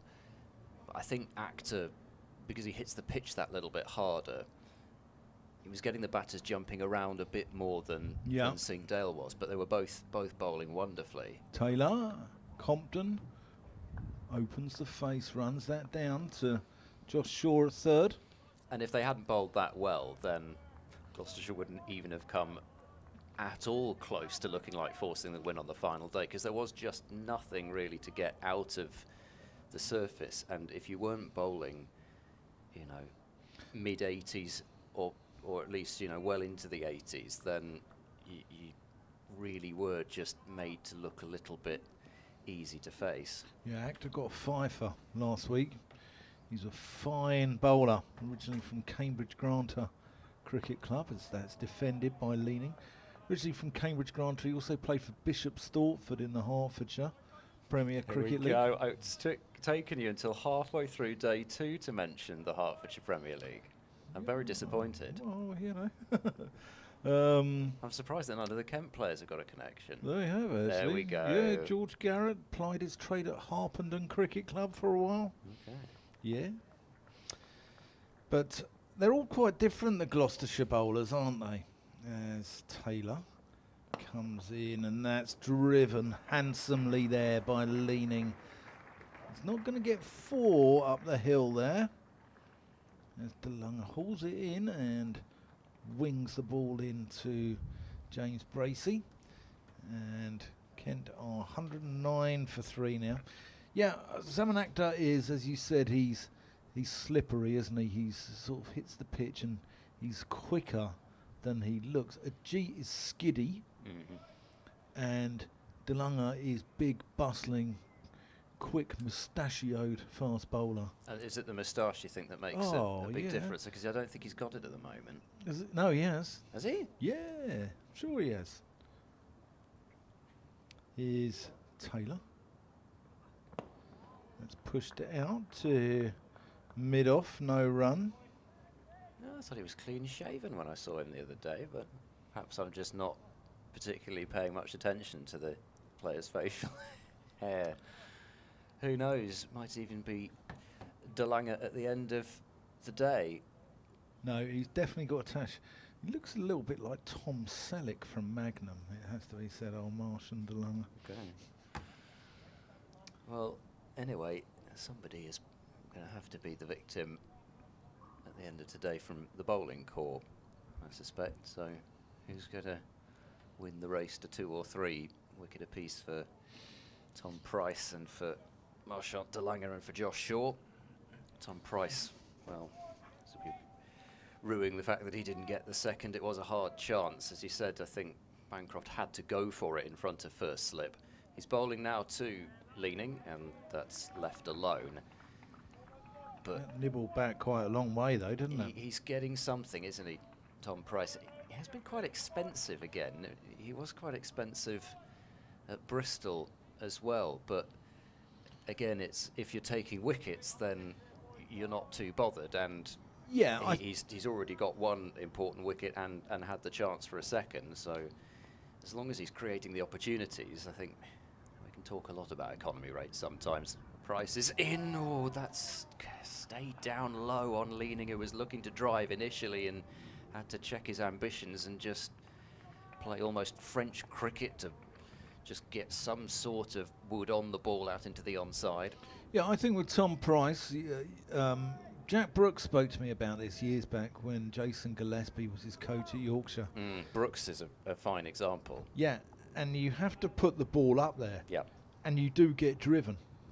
Yeah, that's very much what Brooks was like as a bowler, wasn't it? Price in force towards cover. They've come through for a single. It's going to be a shot at the stumps. He misses. And there's fantastic work on the boundary by Charlesworth. That is outstanding. Back up? No, it's not Charlesworth. It's Dom Goodman, who's on the field as a substitute. What a piece of fielding that is. And he's one of those fielders anyway that tends to get the extra encouragement when he does something good in the field. There's a sizable amount of fast bowler to launch himself about in the outfield, and he's just saved 4 runs, yeah, because they've just run the single. They didn't run any in the end off the overthrow as it was hurled in at the stumps. Must have been pretty close to a run out if that had hit. He didn't have much to aim at, but was another half opportunity. 110 for 3. Absolutely outstanding work by the man they call Lenny, after the Strictly Come Dancing coach. Judge. Definitely got a 10 for that move. Without a doubt, yeah. Compton too shy of a 50.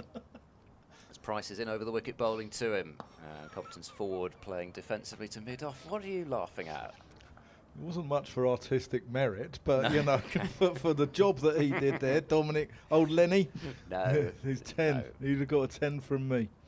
No, it was much better than a felled giraffe, but it's certainly a long way down for him. Well, it shows you how times have changed. He's a fast bowler and he's on as a substitute fielder.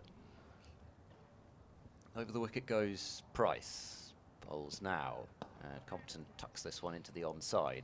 Other fast bowlers after it. Josh Shaw gets the legs moving from mid-on, and it's 111 for 3. So sort of a fairly quick double strike, really. Consecutive overs of Beldrummond and Muyaya. Beldrummond out for 37 and Muyaya for 7.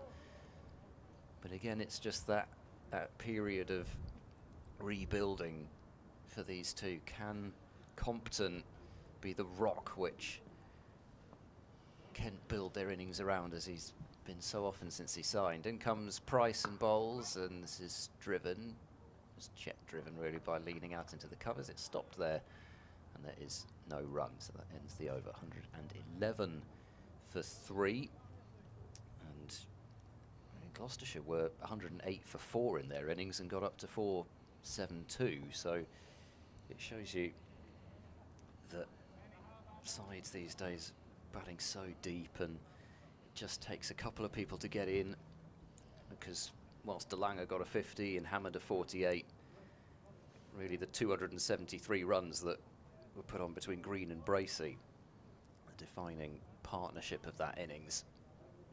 So Kent need to form something like that, and they've still got batting to come, albeit there'll be a few question marks over the likes of Finch and Stewart. No, they're going to come back. Well, I mean, in terms of, Compton defends that back to Taylor. I mean, it's one thing being out there to bat. It's another thing if you've got a hand injury duck, or something. If you've got with an intercostal, if you've got an intercostal problem, you've got Marsh and Danganger, dropping the bombs at you. It's it could be quite interesting. Goalkeepers who play cricket. Will from Frampton Cotterell. That's out to the north of Bristol, isn't it? Over sort of Chipping Sodbury that way. Yate, that sort of area. As Taylor comes in. That's driven pleasantly by Compton. Thanks for the coverage. I believe Arthur Conan Doyle of Sherlock Holmes fame not only played first-class cricket, definitely that, but also played in goal for Portsmouth. He's also heard that Joe Hart was a good cricketer. Will, what a great email. Thanks, buddy. Because I think Conan Doyle played for Oxford University, if I remember rightly. Probably don't. Check that. Steve Sklenar has also been in touch as Taylor comes in and Compton pushes that up to... That's his 50 for Ben Compton, 76 balls. He's batted just shy of 2 hours. And this is a really good innings on top of his 100 last week against Middlesex. 124 not out. He looks in fine fettle, doesn't he, Ed? He does, and you know that he's one of those players that can go on to make really big scores. Just, I'll use the term rock, and that's what he can be. Just he is. He's the glue in this Kent lineup. He's the glue in this Kent lineup. MCC, Conan Doyle played for, not. Okay. Taylor around the wicket, pushed into the covers, no run. Jim Standen of West Ham United and Worcestershire, Steve Sklenar says. He also says, come on Gloss and the Hammers. That's Steve in High Wycombe, out on the M40 there. And Broadstairs Paddy has been back in touch saying, awesome commentary folks. What score do you think Kent will be happy with at the final ball today? Go on, I'll throw that one over to you, Ed. All right, so it's just time for me to do some very quick mental arithmetic. I think they'll be happy at 260 for 3. Whether they get that is a different matter, as that's defended by Leaning. Last baldy over coming up. Yeah, so we've got 52 overs left. I mean, they're scoring at 4s, although they've slowed down a little bit. They were going at 5s in the early going. Yeah, I think 3.5 and over, something like that. I mean, add what, 170, 180. Yeah, late 200s. I don't think they'd want to be much more than 5 down. 6, you'd still be looking at a first innings deficit being the most likely outcome from there. Yeah, 323 is the follow-on figure, isn't it? As Taylor is around the wicket. That completes the over. Kent 112 for 3. Compton having just got to his 50. And Jack Leaning is on 12. Yeah, 323 is the follow-on figure, which they need to avoid. Whether Gloucestershire enforce that or not is a different matter. But I think they would probably be happy at 260 for 5 or 6 at the end of play today. I mean, so often with 4-day cricket as well, as long as you just, especially if it's a sort of game where you're expecting the pitch to flatten out, as I think we are expecting this to, as long as you just get close enough to that first innings score that you make it tricky for the opposition then to build a score that they would be happy to defend, especially when Kent are just coming off a game where they've chased over 300 to win and done it so easily. How much would Gloucestershire feel comfortable actually defending in a final innings here? You'd want over 400 really, wouldn't you? Especially looking at that. And that's going to take some time then to build up. Out of the game. Yeah, and also Gloucestershire are going to have possibly to take risks. You know, we're thinking miles ahead here, but seeing as we're thinking hypothetically towards the end of the day, we might as well think a bit further anyway. Tom Price over the wicket to Compton, who's in behind that one, and there is no run, no ball from Tom Price. 114 for 3 then the score. Paddy, I've got a favour to ask you. You know those big fat seagulls, or gulls, at Broadstairs? We were discussing them yesterday. Could you feed them some more? Because we don't want them here at Canterbury. We don't want them coming inland. Because as I was giving Ed a lift back into the city centre last night, one had defecated all over my car windscreen. So at least one, unless it At was least a one. particularly ravenous one. Here's Price in and bowls, and that's off. Had I thought out towards mid-wicket. It made a bit of a thump. Unfortunately, Tom Price's head was in the way of exactly where the ball struck Compton, but it ends up out at mid-wicket anyway, and there's no run. So, yes, if you could keep them, Paddy, that would be wonderful.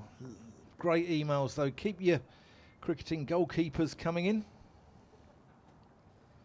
Green is pretty wide at first slip as Price is into him, and Compton is forward and keeping this one safely along the floor as it's fielded at cover. I've had another one as well. I've had a eureka moment.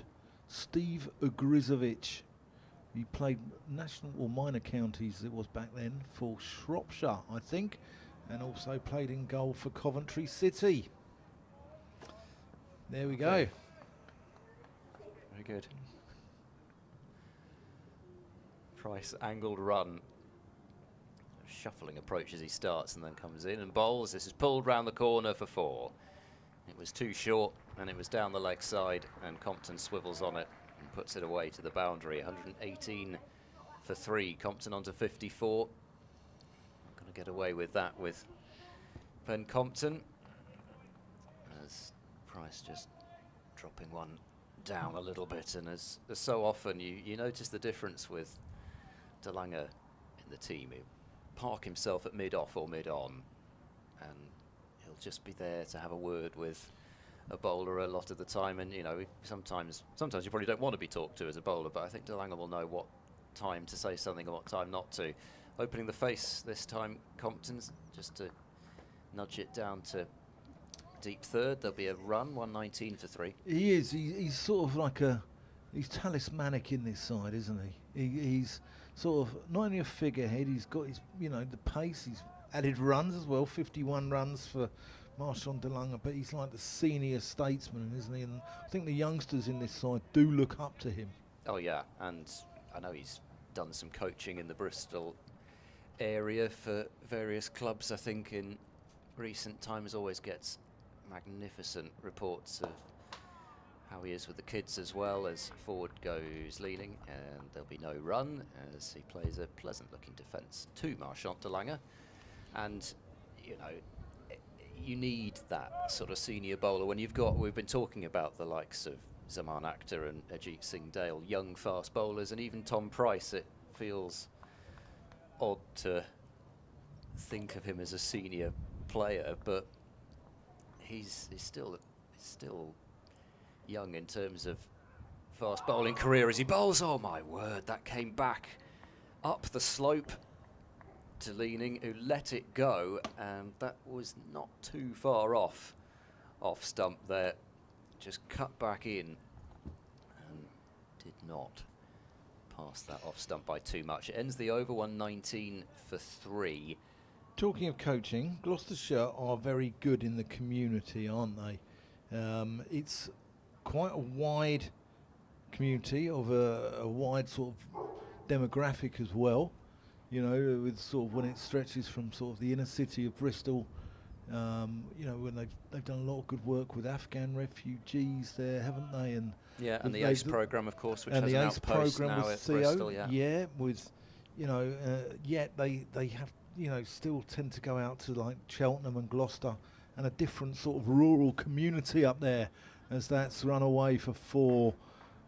Compton just helping it round the corner for 4 runs.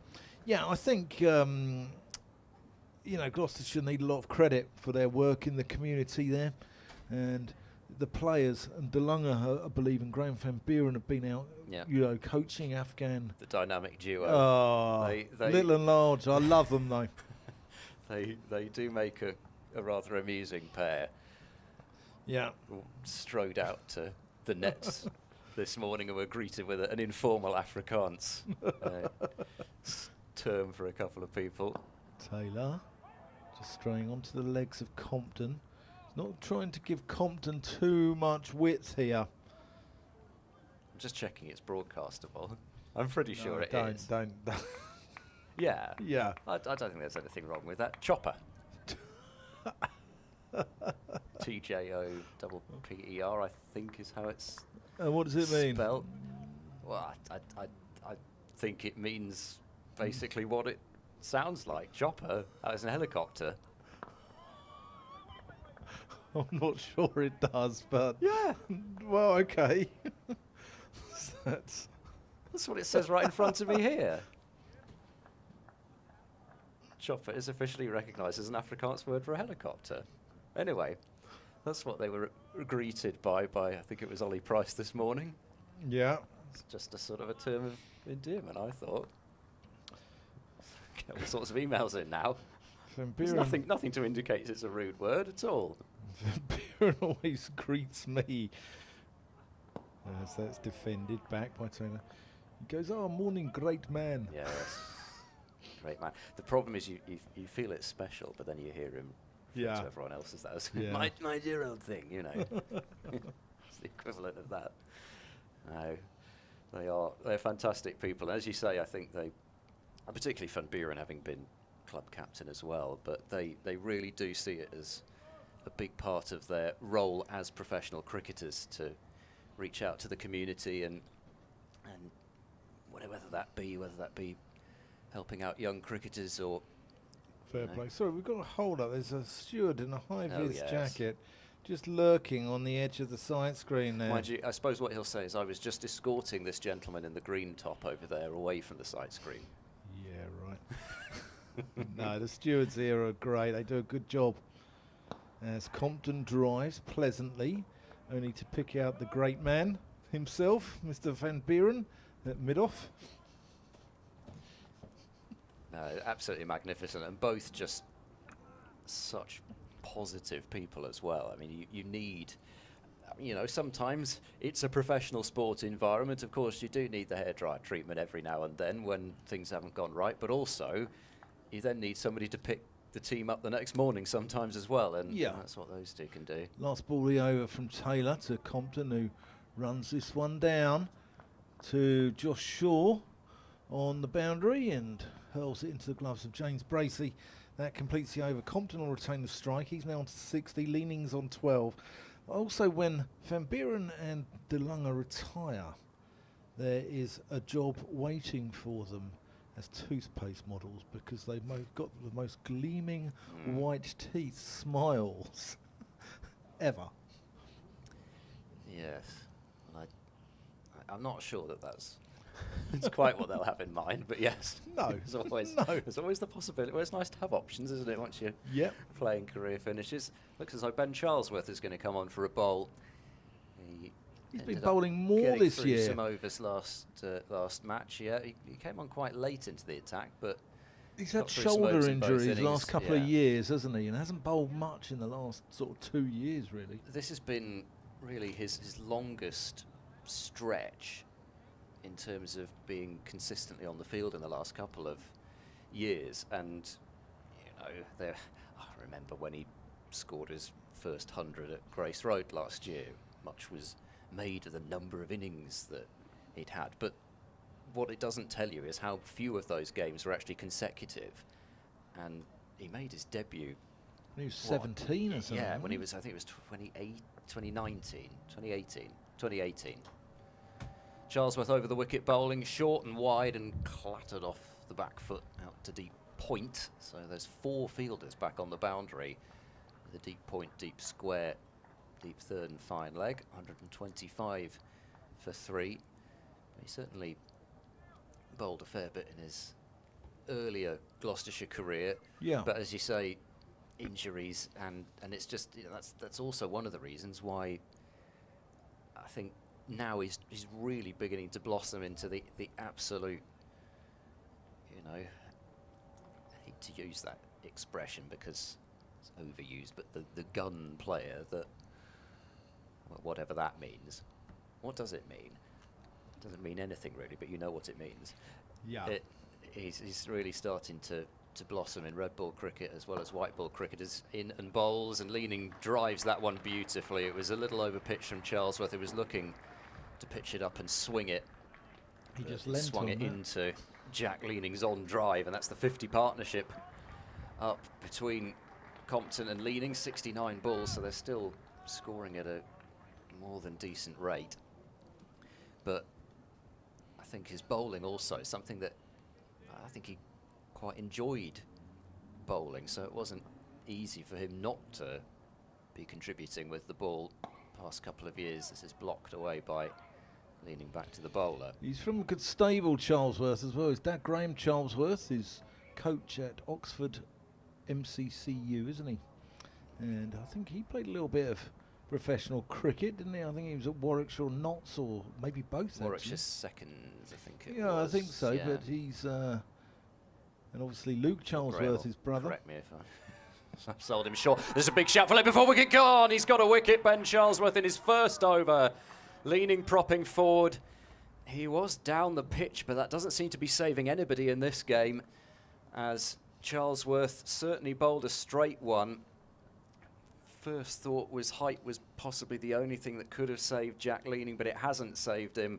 And again, just as Kent form a partnership, they've lost a wicket, and Golden Arm Charlesworth, as he was for a while, he's come on and he's struck again, 129 for 4.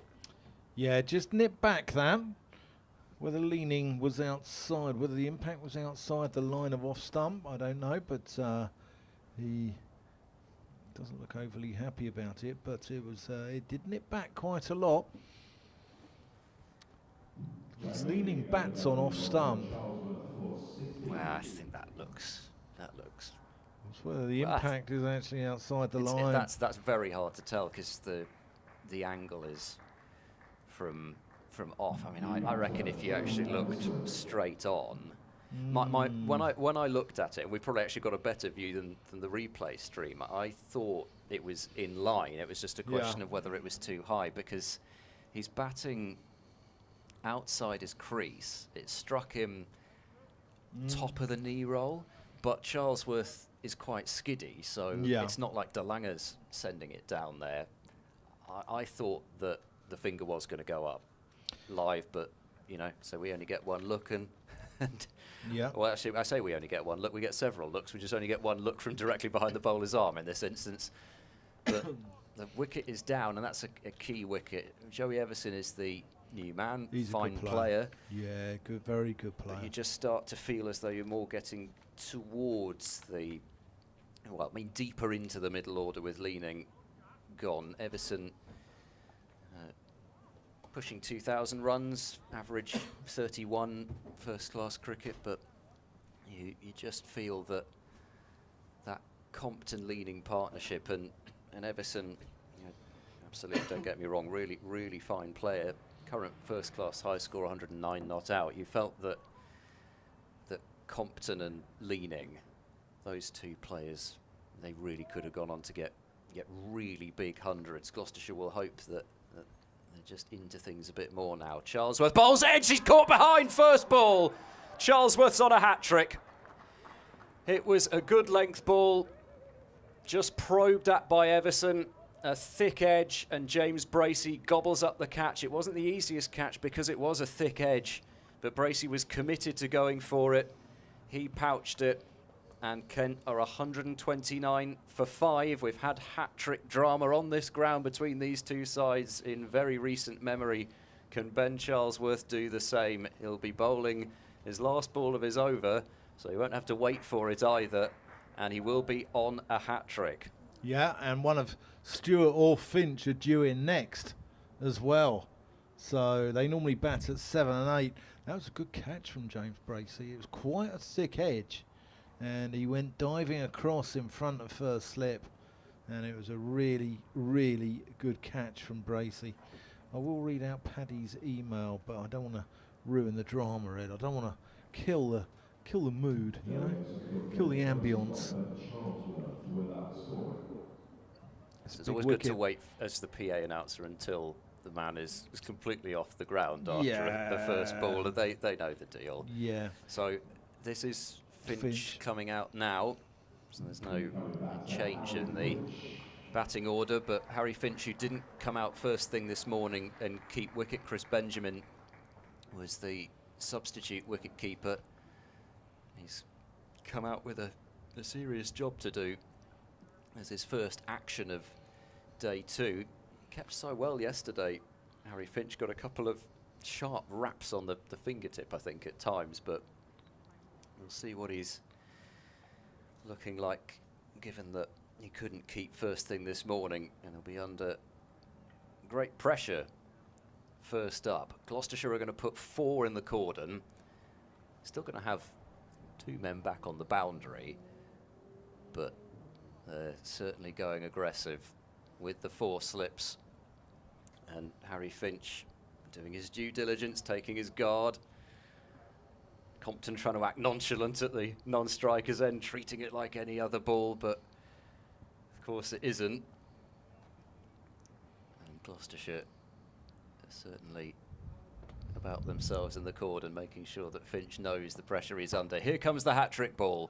Ben Charlesworth runs in and bowls. It's down the leg side, and there's no touch through to the keeper. Ben. He's going to get some stick about that, I reckon. It's 129 for 5, but that over from Charlesworth, well, what a move from Cameron Bancroft to give Charlesworth the ball, because I don't know, I don't think it had really, it hadn't started to drift at all, but it started to reach a point where Bancroft had to decide where he was going to go next, and he could have decided to throw the ball to Ollie Price and say it was time for some spin, but he's given Ben Charlesworth the ball, and what a move that's proven to be. Leaning and Everson in consecutive deliveries, and that has very much changed the tone of things.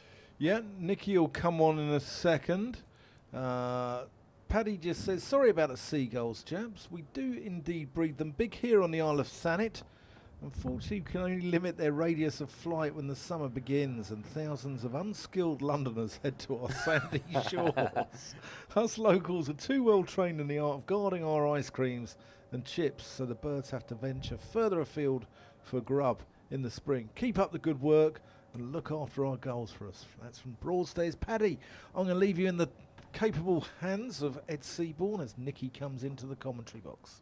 Thanks, Dan. And Marchant de Lange is back into the attack. So Gloucestershire are seemingly going in for what they hope might be the kill. But first ball, no shot from Compton. A tight leave, but a well-judged one. And if Gloucestershire could just remove Compton now, and he's got almost half the runs that have been scored in this innings. 61 out of the 129. In fact, he's got bang on half the runs that have been scored off the bat. That is the linchpin at the moment. Compton frustrating them. De Lange bowling and Compton playing back to the bowler. But still, there's just something there. And actually, that first ball from Charlesworth to Everson, I think the wicket delivery just seemed to go pretty much straight on. But he bowled a gorgeous away swinger first up to Everson, as De Lange runs in, bowls and beats Compton. That's an absolute jaffer from De Lange, and he's pointing helpfully at just exactly where the ball landed, possibly in case Compton wants to come down and prod that spot. Almost as though he just wants to get it in Compton's mind that if he lands it there again, oh, you better watch out. Hello again, Nicky. Hello. We've certainly had moments of high drama throughout the first couple of days. As De Lange bowls, Compton with a back foot drive, but no run, picked up at backward point. And some of the ones that you wouldn't have seen yesterday, including Cameron Green getting to 100, having been suffering with a bit of cramp, sprinting for the 100, and then far from the raise the bat, raise the helmet celebration, it was lying on the floor in agony, and he had to go off, but he's okay this morning. As in goes De Lange over the wicket bowling, and this is played in the air by Compton through the gully region. There's a tumble from the fielder at gully, but it's wide off Hammond, and they'll take a single, 130 for 5. And we had Nathan Gilchrist 5 for, and this morning James Bracey and Marchant de Lange in particular crashing the ball to all parts of Canterbury. 3 4s and 4 6s in his 27 ball 51. But James Bracey, he walloped one over mid-wicket, over the long boundary in his 151 not out.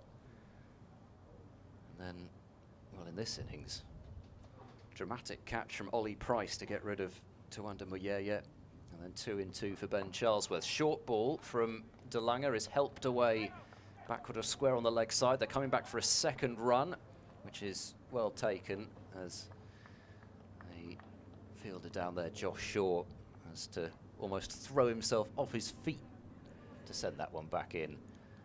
And Finch is underway with 2, 132 for 5. Kent still trailing by 340 runs. And Charlesworth in this configuration of the side, he is the 5th seamer, but it certainly shows in that over why it's really handy to have him bowling. He can just be that slightly different operator, not quite as quick as the others, but sometimes that just allows him to generate that bit of a way swing, and it was a cracking piece of bowling for the 2 wickets. Absolutely nothing cheap about either of them. Yeah, I just happened to miss it as I went to get myself a coffee, as Oh, this no. one's defended by Compton. It's gone to extra cover. There is no run.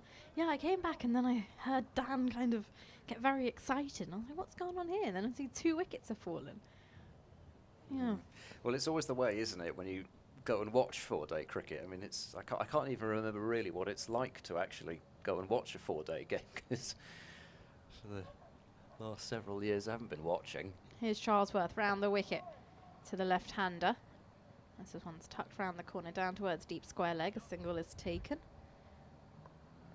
Been sitting here blabbering away, but whenever you go and watch a 4-day game, any moment you go off to get an ice cream or a cold beverage, Then something always happens. It's always that, yeah, something's just drifting along. You've had an entire session where people have just been grinding out runs, and you just miss that one thing that you wished you'd been there to see. Right arm over the wicket. Charlesworth into Finch now. Back of a length and pushed away on the back foot, and it should go all the way. It's timed that brilliantly. Lovely outfield here at Canterbury as well. Kent, we want 137 for 5. Not sure if that's melodrama or whether that was particularly close to backward point. I didn't think it was that close. I didn't think it was that. It was just, well, you got to prove something, right? When you've dived, you're like, oh, I was Yeah. not too far from it. True. But yeah, when you're always like standing in the queue for the ice cream truck, there's always like you'll turn around and it's like wickets falling in a scurry. Charlesworth, number 64 printed on his back.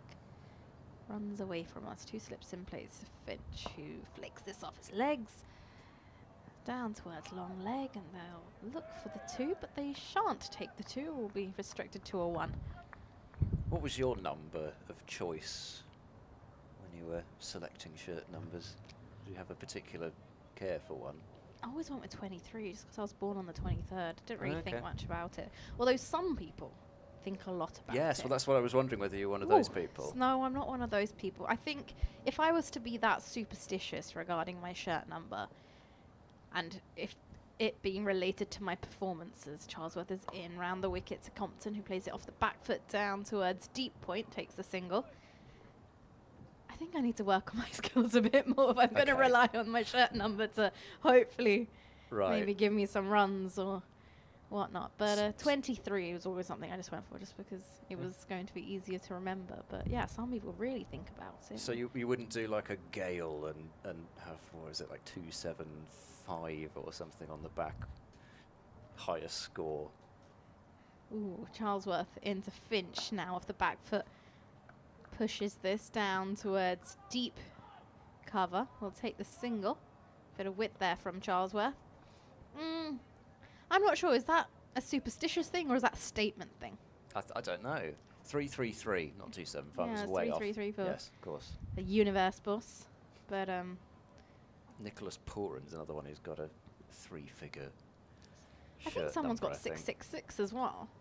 Well, that's a good one, unless you're a bowler.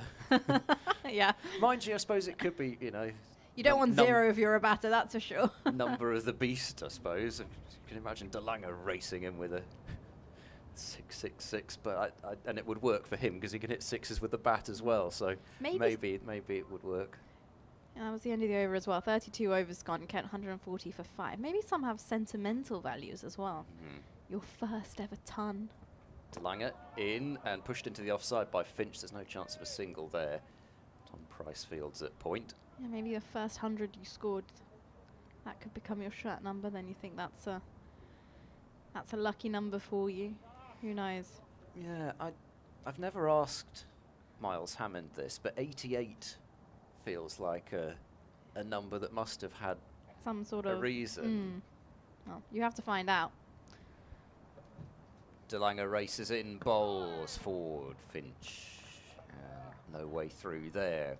You shall not pass. So Yeah, superstition-wise, nothing really. Although when I was younger, I'd always make sure I got like an iced coffee before my game, because I did it one day and I scored runs. And then, but it wasn't really superstition. I just liked That's an iced just coffee. an excuse, isn't and I it? just told my parents that, thinking I might get runs today. Yeah, I could see where that one was going. Marchand Danganger runs in now. He bowls a shorter ball. Finch tries to get on top of it. Doesn't really time it, but he'll pick up a single towards square leg. 141, excuse me, for 5. It's not quite Neil Mackenzie. I always mention this when it comes to superstitions, because I think he was one of the most superstitious cricketers, South African opening bat and T20 winner with Hampshire back in 2010. Okay, I'll come back to that, because there's clearly a score that needs announcing. It is, and it's in the women's Metro Bank One Day Cup as well. I'm quite surprised by this one. I'll tell you after this delivery. Danganger in over the wicket to the left-handed Compton, who chops that one away. It's well stopped at gully by Ollie Price, but it ends up conceding the single anyway. Just couldn't quite stop it cleanly. 142 for 5. Yorkshire against Worcestershire. Worcestershire were bowled out for 228. Yorkshire women currently 91 for 6. Wow. Bearing in mind they are due to be going into Tier 1 next year. Next year, 2026 they were the side that were told that they would already be making the leap into Tier 1. The only side there in Tier 2 who's been training like a fully professional side as well. Yeah, and privately funded professional contracts. Danganger into Finch, who steers safely in defence into the onside. There is no run. Yep.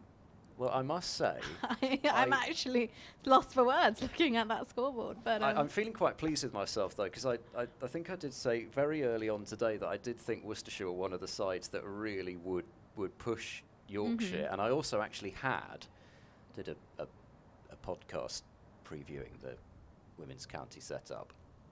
In goes Danganger and bowls. Oh, that's lifted off at full length. He's had to make sure, Finch, which he's done very well, to give him his credit, that he's really shouldered arms there and kept the glove out of the way, because that was lively through to James Bracey. 142 for 5 as Dom Goodman jogs back onto the field. Cameron Green is going off. But I had actually Yorkshire versus Worcestershire in the final, so we'll see. Well, it'll be an interesting one. 92 for 6, and it was always something that some of us had discussed, being like, when you are the side that's pretty much operating as a fully professional side in Tier 2, you're at an advantage against the other teams already, because you've got girls playing Tier 2 cricket, trying to balance a job, and then going to training, getting all your fitness work in, and I mean, you've got Lauren Winfield Hill opening the batting. It is Charlesworth through to Compton. Around the wicket, Compton's forward and just close to the face of the bat. He intended to push that into the offside to mid-off. That's ended up at mid-on. You've got international cricketers there. Winfield Hill, Beth Langston. I know she's had a lot of time out due to injury. But still, like, yeah. But I guess this is what's so intriguing about it. There's the opportunity for some serious giant killing to happen, and also in that knockout cup that's going to happen. Exactly. Charlesworth in, and Compton plays this into the leg side. It's fielded by mid-wicket. There is no run. Glamorgan women also are going to join the professional ranks, with them joining the year after Yorkshire. So what's that, 2027? He's just trying to add 2 on to 2025, making it sound difficult. But Glamorgan's women 81 for 3 against Sussex in another rain-shortened game at Cardiff. Round the wicket, Charlesworth into Compton, who plays just in defence, no run. What are you looking at me like that for? Is this your... Oh, sorry, I've just nicked a ball of yours, haven't I? I'm sorry. I'll tell you why it is. It's because I was doing Charlesworth's 2 in 2 from this end, and we've switched. That's too confusing for me. I'm so sorry, Nikki. It's all right. It's all right. At least nothing happened off it. Here's Charlesworth round the wicket to Compton. Forward, pushes this straight to extra cover. It's fielded with a long barrier. There is no run. Gotta watch me. Dear, dear. I thought I was losing the plot. Oh, well, I don't think anybody could be losing the plot quite like Whiting earlier. What was that? Can you name a footballer who's played in goal? Dear me. Oh, he blames the cake. Yes. Compton on 65. Just one slip in play now for Charlesworth. Runs away from us. Ooh. This one's played down towards deep square leg. Off the front foot just helps it round. A single is taken. 92 for 7 now, Yorkshire. Huh? Against Worcestershire. So 137 from 30 overs. This is going to be huge. It is. Stewart Callis is there on 34, but she's running out of partners. I must say, I thought Stewart Callis was supposed to be on loan to Warwickshire, so I suppose she's going to play in League 2 one week and League 1 the next. I don't know. Anyway. Keeping herself challenged. There's plenty of cricket out there. Here's Charlesworth through to Finch now. Finch is forward. This one drags back. There's a shout. It's not very convincing. And I think that dragging back a little bit too much. Yeah, it didn't look quite as good as the leaning LBW shout.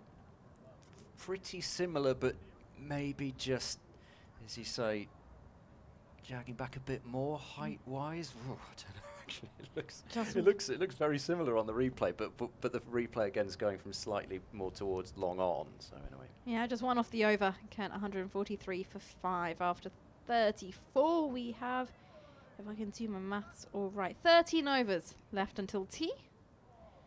Yes, we do. It's at 32, right? Yeah. Yeah. Great. Mental maths.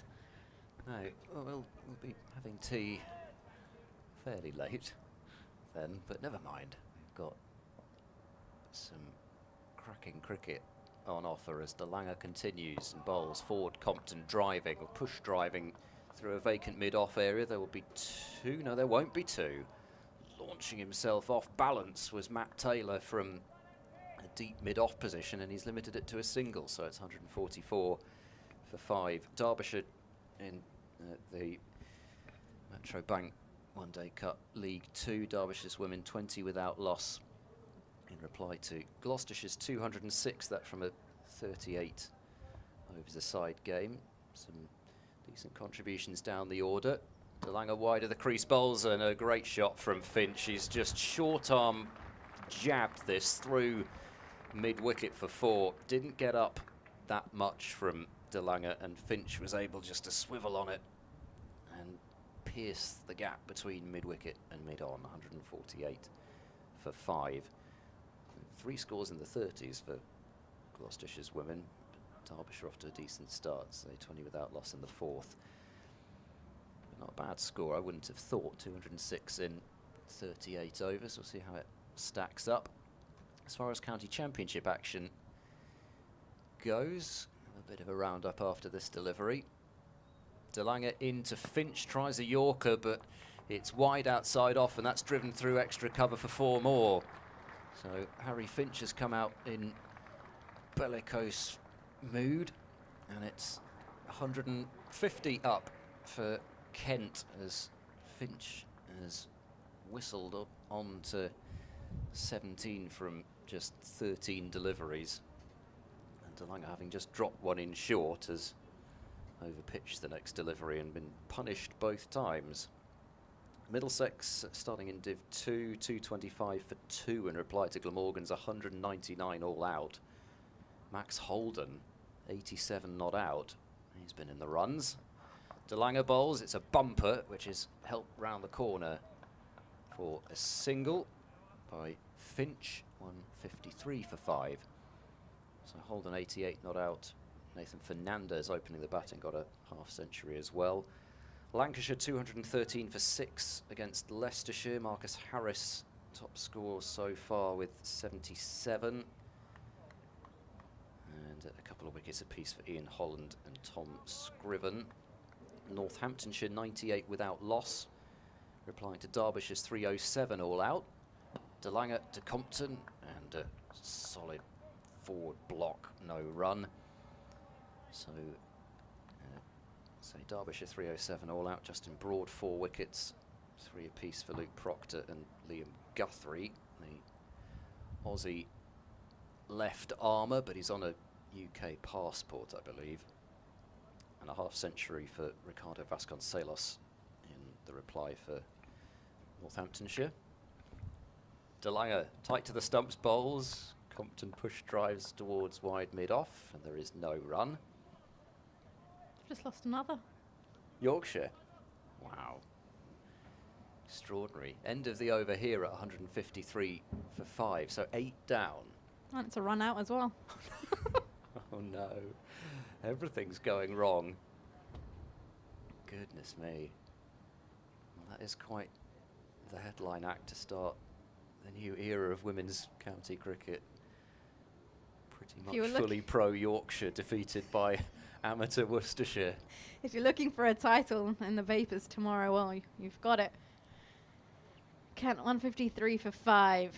Finch on strike as he taps his bats. Charlesworth with the ball in hand as he just tells his teammates where to go on the field, directing the fielders.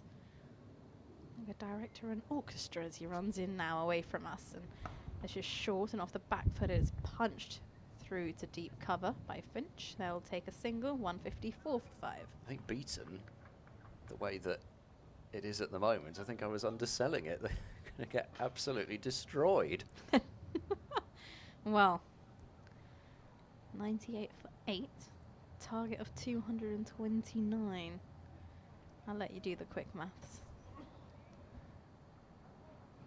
Well, they're not halfway there.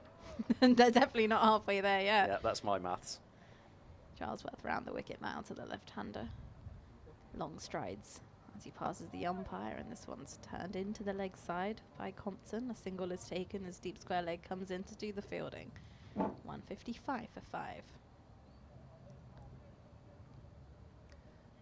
As far as Division 1 goes, Warwickshire were bowled out for 93 by Nottinghamshire, so Nottinghamshire already at 17 without loss have knocked off a substantial portion of Warwickshire's first innings total at Edgbaston. Charlesworth into Finch, who's forward and drives through the offside between the gap of extra cover and mid-off. That's gone skating away down towards the boundary, all the way along the ground, and Kent move on to 159 for 5. Wow, that was pretty Green-esque, that drive. We saw one particular extra cover drive that just made an absolutely fearsome noise off Green's bat, and that was not far off from Harry Finch, and probably had less pace to work with than Green as well. What a piece of timing. Charlesworth into Finch, he's on 23. Straighter line this time, as this is played to mid-on off the front foot, just bringing it back, not giving him width like he did in the last delivery. So it's twin fifers, by the way, at Edgbaston for Brett Hutton and Fergus O'Neill. I must say, I've been looking on jealously because I did a bit of my own scouting in the winter and watched quite a bit of Fergus O'Neill bowl. I thought, gosh, somebody needs to get him over. Charlesworth back of a length, Finch forward, defends into the offside. There is no run. It's Nottinghamshire who snapped him up, and he is taking a lot of wickets in the early going for them. 5 for 17 in that. No, 5 for 19. Get it right. Really expensive. 5 for 19 in 14 overs for Fergus O'Neill. Brett Hutton 5 for 38. So despite the amount of time they've lost to rain, Nottinghamshire are still looking good there. Charlesworth in to Finch, gets a thickish outside edge as it runs down to third. Will come through for the 1. Someone in the ground is very excited with their round of applause, but that will conclude the end of the 36th over at Kent, 160 for 5. Sussex have lost a few wickets now, but they're still in a really strong position at Hove against Surrey at 388 for 6. Tom Haynes eventually dismissed for 174. Gus Atkinson is playing for Surrey, but he's wheeled through 25 overs. He's got 3 wickets, but he's also gone for 105 runs. And Dan Worrell and Jordan Clark, wicketless, having both bowled over 20 overs. That is not something you're going to see too often, but it's not been the start to the season that Surrey were after. Hampshire 74 for 2 in reply to Somerset's 184 all out at the Utilita Bowl. And for Hampshire, 4 wickets apiece for James Fuller and Brad Wheel, who's also had an excellent start to the season. Essex batting again in their second innings. That's been a fast-moving game at Chelmsford, much more like the sort of fast-moving games you'd expect there, as Josh Shaw returns into the attack from the Nackington Road end, and Finch plays forward and keeps out a ball that was targeting middle and off. So Essex 111 for 3 in their second innings, just lost their third wicket. Jordan Cox dismissed by Jacob Duffy, so some ex-Kent on ex-Kent action there. Paul Walter opening the batting's 55 not out, but Essex are effectively 88 for 3 against Worcestershire. Shaw bowls wide at the crease. It's mistimed by Finch up to mid-on. So Worcestershire all out in the end for 202, with new signing Sri Lankan Kasun Rajita taking 4 for 52. And so that gave Worcestershire a slender lead. But you just never know how important that could be. Worcestershire went to Chelmsford and won last season. He could do it again. Shaw in, Nick Backer, kept out by Finch. And Durham, they're going well in their first innings, 198 for 1 in reply to Yorkshire's 307. So it's not been a great day for the Yorkies so far. And to make matters even worse, it's Alex Lees who's got 120 not out, the former Yorkshire player. Oh dear. Emilio Gay has 69 as well, so it's a pretty early wicket that Yorkshire took and nothing since. Here's the ex-Yorkshireman, if you can have such a thing, Josh Shaw bowling to Finch, who drives but doesn't execute it in the manner that he might have liked. He's gone off on a pondering stroll to square leg as the drive ends up at mid-off. Yeah, that would be quite something if they can take those final couple of wickets. Worcestershire's women, in fact, I see they've taken one of them already, 110 for 9. Shaw again wide of the creases down the leg side, and well taken by Bracey. That was threatening to be more buys. Well, I say more buys. I haven't had any buys. It was threatening to be buys. Had a few in the first innings. That's probably what I was thinking of. Bracey's not conceded a single one yet. Anyway, Bancroft pointing at second slip. I don't think he's changed too much. As Shaw is in again, on driven. That's nicely timed. Is it timed well enough? It's not. Ben Charlesworth dives to stop it at mid-on, and just the single. So it's 161 for 5. Matt Taylor, apologies. And Harry Finch has 25 from 25 balls, which is, well, it's a bold move. I don't think he's gone after anything that hasn't been there, but it's a bold move after he's come out with 2 wickets falling in 2 balls. Certainly not been afraid to play his shots. 161 for 5. Price going to be returning into the attack from the pavilion end. As he just hands his jumper to the umpire. It's going to be up against Harry Finch. Just coming back into the attack. Kent 161 for 5. Compton's on 68. Finch is on 25, and I believe... Are we having a swap in the commentary box? Next over. Okay. Next over. It shall be. But as of now, just trying to... Are we having a ball discussion? I think we might be. Looks like we are having a ball discussion. I don't think that Gloucestershire have got what they were after. Bancroft having a chat with both umpires, and I think Gloucestershire have been told that you're going to have to stick with this one for a bit longer. Ollie Price just the one over. He bowled the over before lunch. But a chance at perhaps a slightly more extended spell here. Gloucestershire may need to make up a little bit in terms of their over rate as well, having been basically all seam for the innings so far, 36 of the 37 overs. Price, ball in hand. It's at the top of his mark. And slip in place. For some off spin as this one's full and driven through the offside. Might not make it all the way to the boundary. Deep cover comes round. Good job. They'll get a couple of runs with that one. 163 for 5 the score moves on to. I think there's going to be a great deal of turn for Ollie Price, but Jack Leaning did a decent holding job in the first innings. Price in slightly flatter. It's defended off the back foot by Harry Finch. And it dribbles into the leg side. There is no run taken.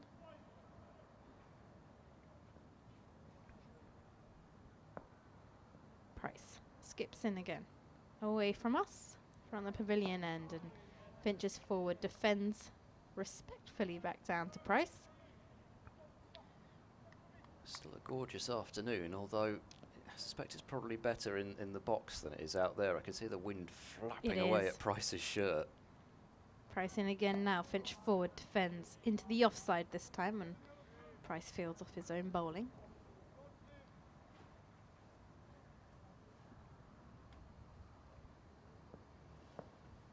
Slip, backward point, deep cover, extra cover mid-off on the offside as Price is in again, and Finch off the front foot pushes this into the offside and times it well enough to come through for a single as extra cover goes round to field.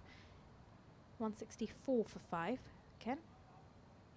3 wickets in the first couple of matches for Price, but perhaps his best contribution was with Graham van Buren in the second innings against Derbyshire to try and resurrect Gloucestershire's over rate, which was threatening to deliver the minus points in the overall points table, were it not for the work that him and van Buren did. Price round the wicket to Compton, who's forward and plays this off the front foot to mid-on, and that will conclude the over as well. 38 overs gone, as the writing on the scoreboard is very, very small. Kent 164 for 5. I think the pictures that you might be watching are a little behind what I can see. Oh my goodness. It's happened. It has happened. And they've won. Worcestershire Rapids women have won by exactly half the runs that they scored. They bowled Yorkshire out for 114 and they have won by 114 runs. I mean, that is extraordinary. I mean, this is like, I don't know, can we make a footballing analogy in terms of FA Cup? Shaw starts a new over and bowls. This is pushed into the onside for no run. I mean, it is non-league team beating in terms of, I suppose, amateur versus professional. I'm meaning is probably we're not saying that they are 5 teams below, but that's the sort of the analogy, isn't it? You're a fully contracted side. You're training 5 days a week. It's your full-time job. In goes Shaw, bowls now, and punched into the offside by Finch. And there is no run. Oh well, be interesting to see the fallout there. I'm sure that it'll just be considered a blip and everyone will move on, but wow. And I mean, at home as well, the match was at Headingley. It was. And Worcester going into that, they were always going to be the underdogs. Everyone would have assumed that. Shaw in and Finch forward and getting the meat of the bat on that defensively. Yeah. I'm just thinking, does that go to show you don't really need to be training 5 days a week? Oh no, that cannot be the takeaway from this. I'm sure there's more to it, but well, if you can manage it being working full time, then yeah, congratulations to Worcestershire. Yeah. What a start for the Bears. Shaw again wide of the crease bowls. This is driven beautifully through the covers for 4 more by Harry Finch. My word, has he played some shots. That's another just flowing cover drive. And he's got 32, Kent up to 168 for 5. It's still not a position of any real comfort for Kent, but at least the way that Finch has come out and looked so assured, especially considering they didn't start the day behind the stumps, has got to be at least a little bit reassuring for Kent. And Gloucestershire are ditching the second slip now as well, so Bancroft seemingly on the defensive, as he's just got the one wide slip, which is himself, and he's ordered Cameron Green to be a fairly sizable obstacle to the ball's path at short straight mid-on. As Shaw races in and bowls, and this is just nudged out into the offside by Finch. There were thoughts of a quick single, but there isn't one there. Charlesworth does the honours at cover. Still Compton is standing almost statuesque at the non-striker's end, just to the side of Green in that straight position. Still looking like it's going to take something pretty special to get rid of Ben Compton. Very little's troubled him so far as Shaw bowls, and forward is Finch, running the ball up to mid-off. There is no run. 168 for 5 are Kent, 68 to Compton, 32 to Finch. There are 40 overs left in the day, but I'll allow Nicky Chowdhury, and then well, no, sorry, we are doing that way. We're doing a swap, aren't we? Yes, all right. I'll talk for a few more seconds until Dan's got himself settled, and it's easier that way because then we don't have to shuffle laptops around as well as microphones. But Dan is now ready, and I'll hand over to him and then Nicky Chowdhury. Yeah, here's Ollie Price. Good to hear from John and Sally Gordon as well. As that's driven pleasantly by Compton. No run though, can't pierce the covers.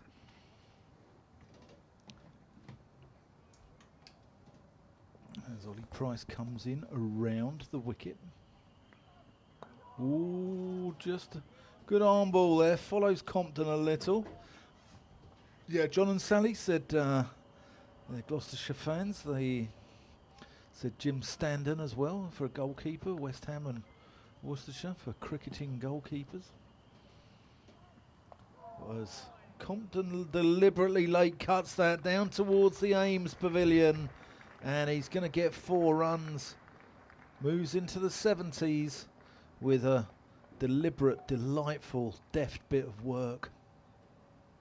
How are you, Nicky?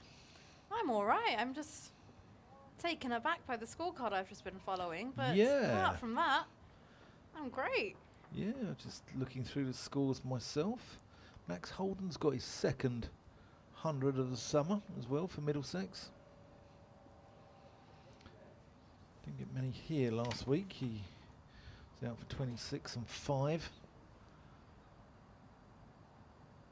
Ollie Price in Compton plays that out to Ollie's brother Tom.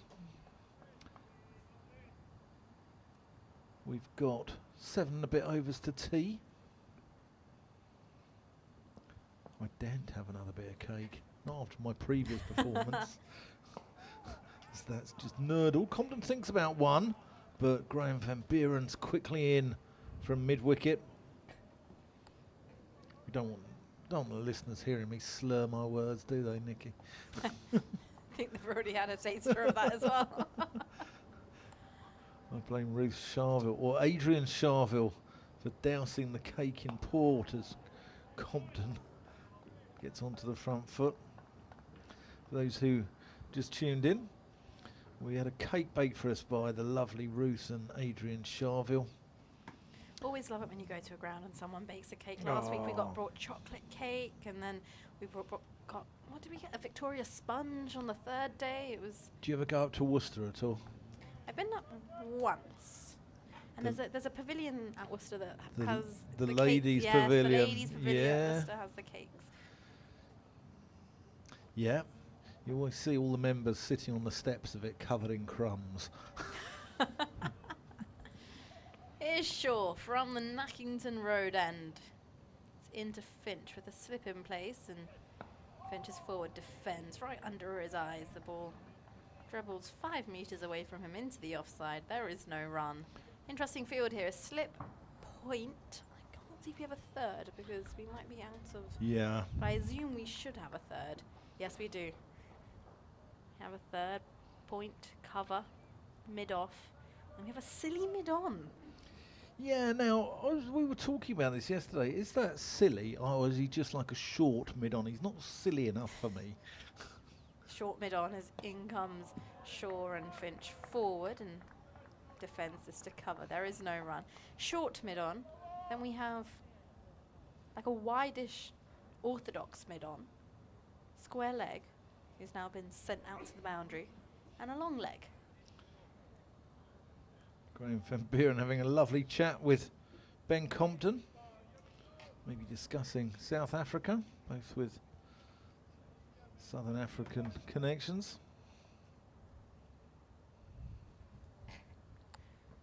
This one left alone outside the off stump by Finch.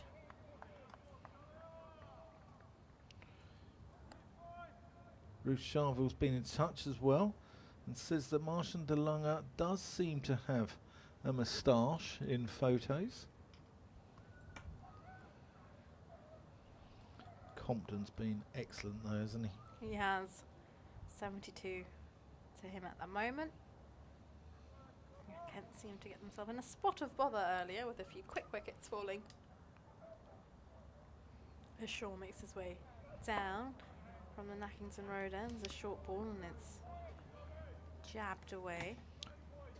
What do you think of Finch, Nikki? Doing a good job. Yeah, he did an excellent job last week. He got a really good 52 against Middlesex in the first innings. Kent were in a spot of bother. They were 79 for 6. When Middlesex got 2-2-2. And that 100 partnership between Finch and Stewart, both got 56 and 52, was match defining for me. Everyone talks about the Compton 100 and the Mayeye 100 that won the game. Yes, that was the icing on the cake, but the nuts and bolts were done in the first innings with Finch and Stewart. This one cut away by Compton. Bit of width to him from Shaw, and that's beautifully played all the way down towards the boundary. Compton moves on to 76 and Kent 177 for 5. Yeah, John and Sally Gordon, they were in touch. They lovely people. I think anyone who went to Bristol will remember their lovely Labrador, who's sadly no longer with us, Benny, who would devour ice cream from the van in about 2 seconds, this Labrador, and would sit patiently and wait for one. Shaw running in from the Nackington Road end, right arm around the wicket to the left-hander, who's forward and pushes this to mid-on off the front foot. That will conclude the end of the over as well. 41 overs gone, Ken, 177 for 5. Compton is on 76, Harry Finch with 33 to his name, and I believe we are 6 overs out from tea, am I right? That's right, yeah. I can barely see the writing. I know, it's, well, the sun gets onto it this time of the afternoon, and it's all the glare, isn't it?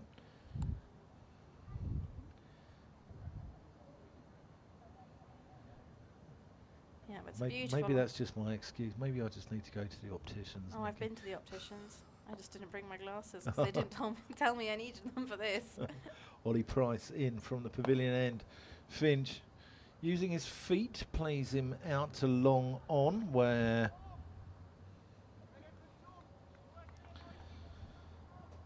Cameron Green is lurking. Tall Western Australian. What a debut. Compton defends. Price just probing away in his 4th over now.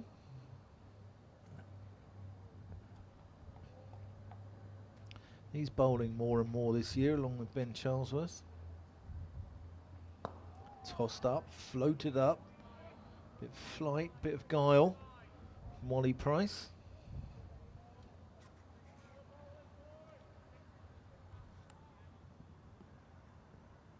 trying to tempt them.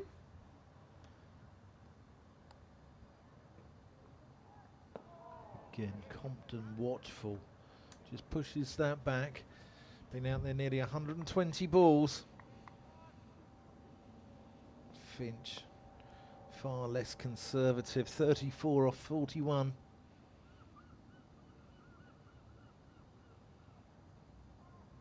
Compton. Ooh, thought he shaped up to slog sweep that one over. I think he hit a 6 last Sunday towards the end of the innings. And I believe it's only his 6th career 6. He's not a chap who likes to get on with it. So that's flicked to mid-wicket to Graham Van Buren. End of the over, 178 for 5. But he does a job, doesn't he, Compton?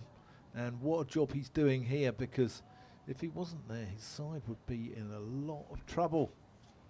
Yeah, they would be. They lost a few quick wickets, did Kent, and yeah, early wicket of Zach Crawley being caught in the slip cordon, and then Daniel Bell-Drummond falling when they only had 67 on the board, and it was 77 for 3 when we lost Mieye for a fabulous catch, I must say. As here's Shaw from the Nackington Road end, and ooh, bit of movement there, and opens Finch up a bit, ball squirts to point. There is no run. Yeah, and then those 2 and 2 balls. Yes, I missed those ones, unfortunately. I went to grab a coffee. 129 for 4 when we lost the wicket of Jack Leaning, and then 129 for 5. The second ball, Joey Everson went. Yeah, Joey Everson, fresh from a double 100 against the Students.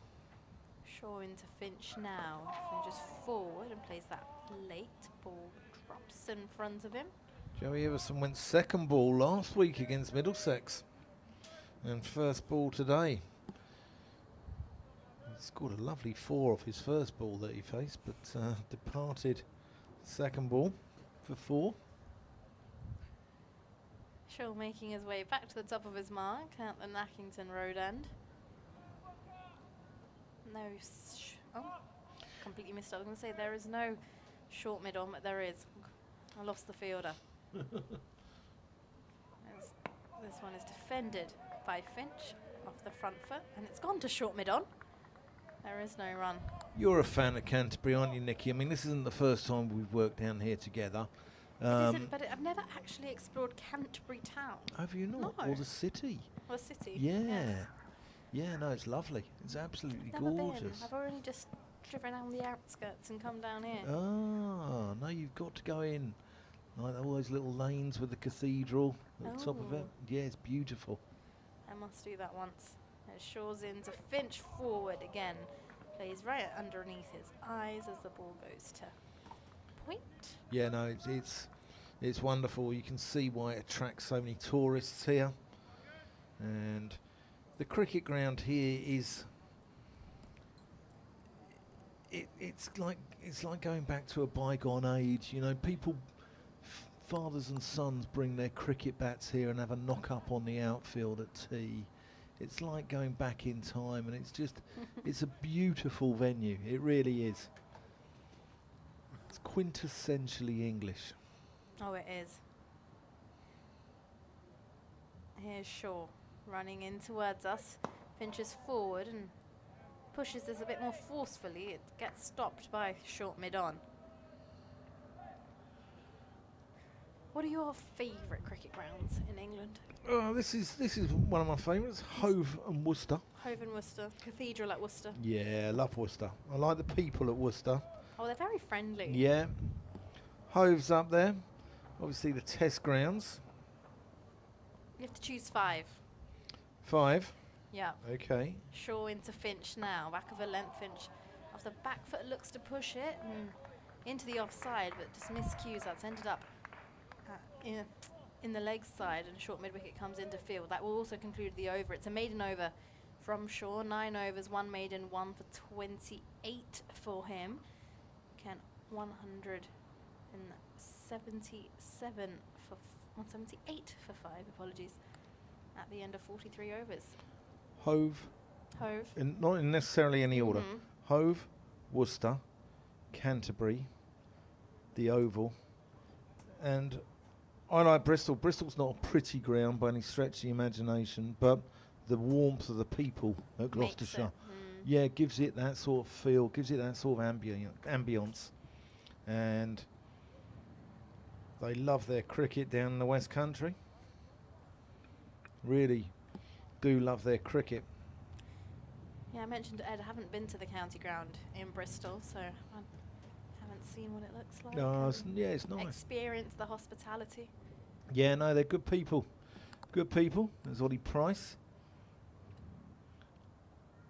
Comes around the wicket, bowls to Compton.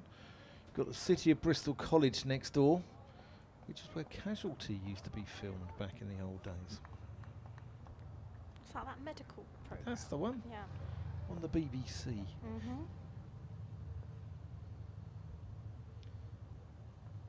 Just defended again by Compton.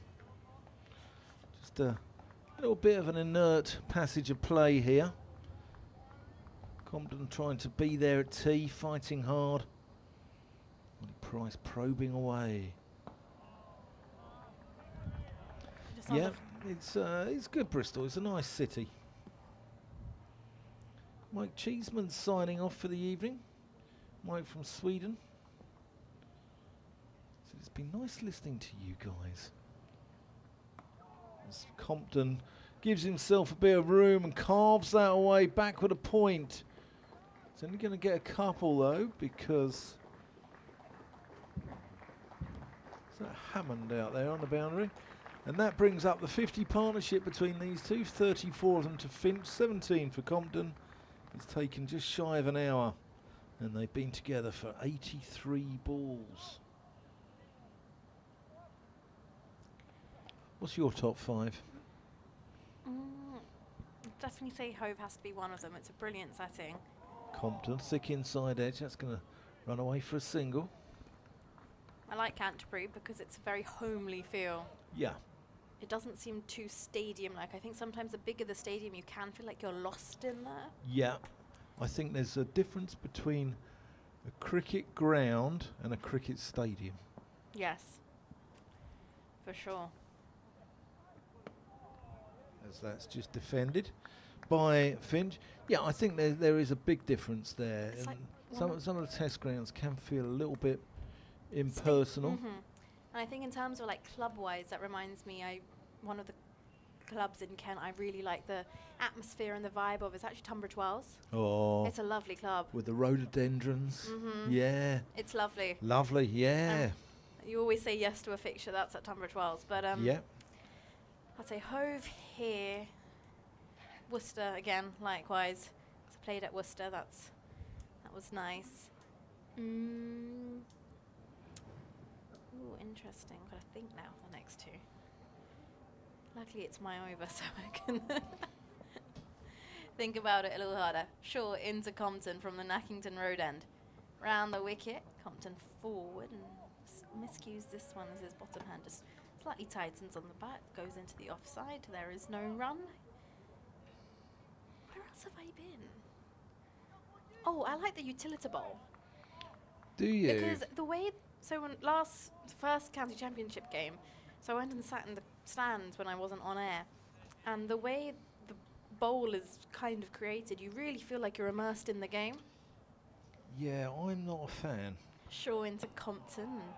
Compton forward defends into the offside. That's gone to cover. There is no run. I love the old Northlands Road ground at Southampton, which was where they were sort of up until the 90s, or maybe even early 2000s before moving out to the bowl. Oval, of course. Yeah, Oval's great. Oval's nice. I think the Oval and Trent Bridge both feel like cricket grounds as opposed to cricket stadiums still. The Oval is a cricket stadium, but it still has that feel of a cricket ground. This time Compton forward and pushes this to mid-off. There is no run. But the bowl out at Southampton is not really my cup of tea. It's just sort of, it's out in the middle of nowhere. That's true. It's location-wise, it could do with some better accessibility, but Yeah, I think if unless you were you're a to fan of a discard, health club or a hotel. but But apart from that, I think it's got quite a nice immersive feeling. Yeah. Oh, there's going to be a bit of a change up in the angle here from Shaw. He's coming right arm over now, taking the ball across the left-hander. And this time Compton is forward, defends straighter down the line of the wicket. No run. And then, you know, you've got the ones which are much maligned publicly, aren't they? You know, your Derbys, your Leicesters, your Northamptons. But, I mean, I don't mind any of them, to be honest with you. I just... I did Northampton a couple of weeks ago, and they're a good bunch of people up there, nice fans. Here's Shaw in again to Compton, and this one is driven by Compton, but it's gone straight to the fielder at cover. Good shot for no run. Ed Seaborn's big fan of Derby. Was there a couple of weeks ago. Unfortunately, I got a little bit lost on the way in there when I went there last, and ended up going around some back streets, and seemed to be full of derelict factories which were chained up that the kids had smashed all the windows in. So not the tourist guide for me. This one, Compton opens the face of the bat, runs it down to third. We'll take the single. Yep, that's just the one that will conclude the over. 45 overs gone, Kent 182 for 5. Probably not the place, you know, a weekend away, romantic weekend away with the missus. Not unless you want a divorce, that is, perhaps. I'm not going down that route at all. But some of the outgrounds, I remember Glamorgan Glamorgan have got some lovely outgrounds. St Helens is one.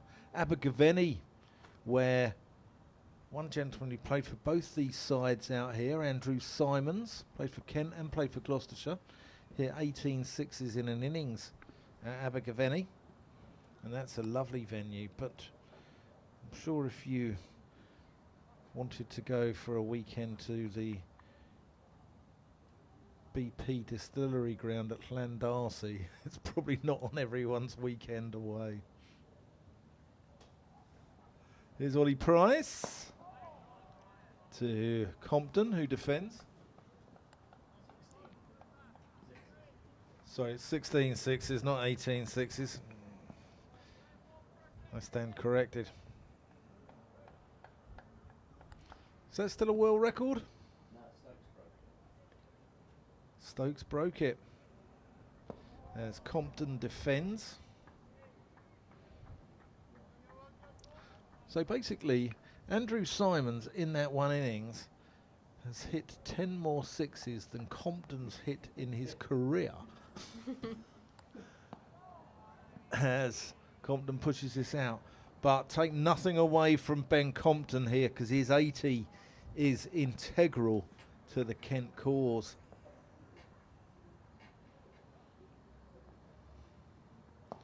It's just angled into the legs. Compton works it towards mid-wicket, where the figure of Graham Van Buren is patrolling. This will be the last over before tea from the pavilion end. Oh, that's close to the pads there. Compton just doing a little bit of gardening. Could do with just facing this ball, and then Finch playing out a maiden. No action is good action for Kent, as that is pushed into the offside. That completes the final over of the day. A maiden from Ollie Price. Final over of the afternoon, afternoon session from the pavilion end. And we've just got one more until tea, which Nikki Chowdhury will take you through. Only the one. That's absolutely flown by.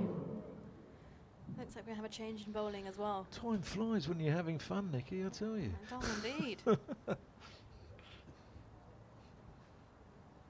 Yeah, change in bowling from the Nackington Road end.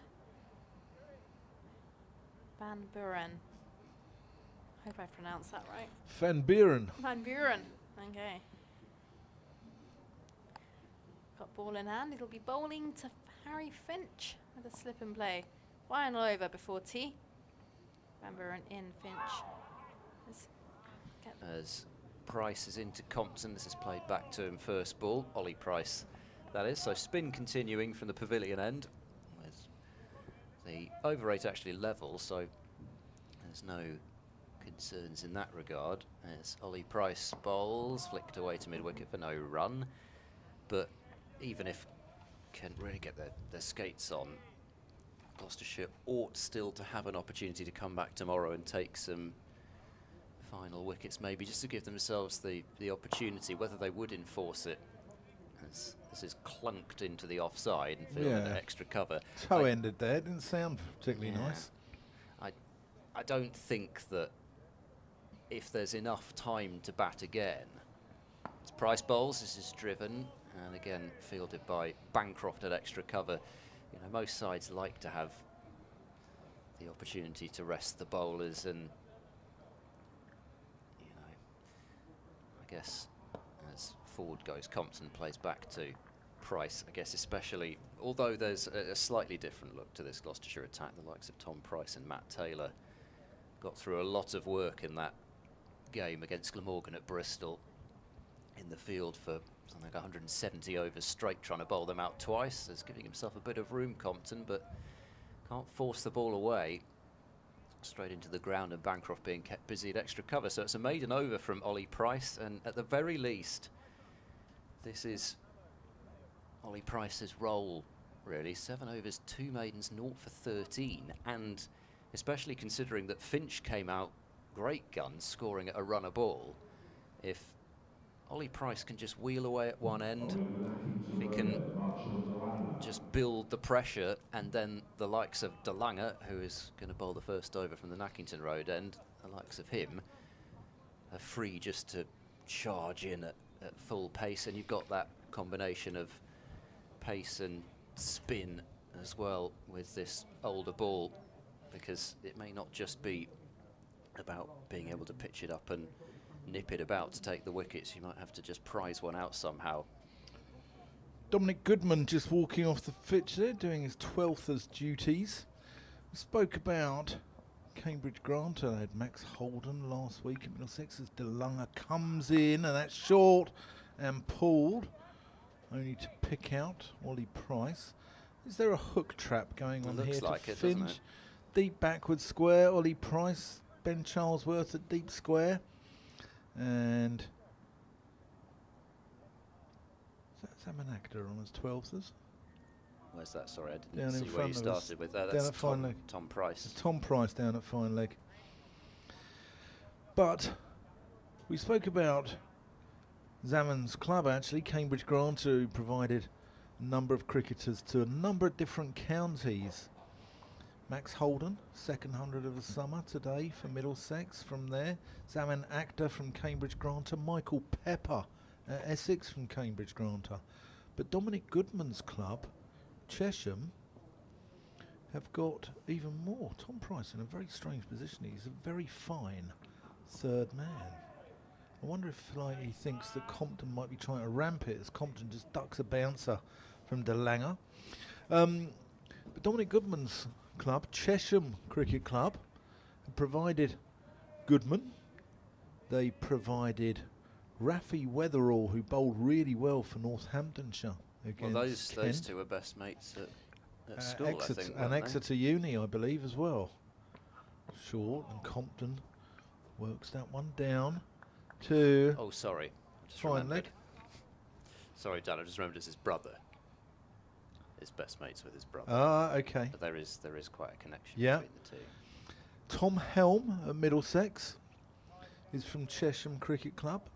And Yusuf Majid at Surrey, the left-arm spinner, slow left arm, who's a really good bowler. And credit to Chesham for providing 4 first-class cricketers to the game. Danganger to Finch, short. Finch is going to take this on. That goes out to Ollie Charlesworth.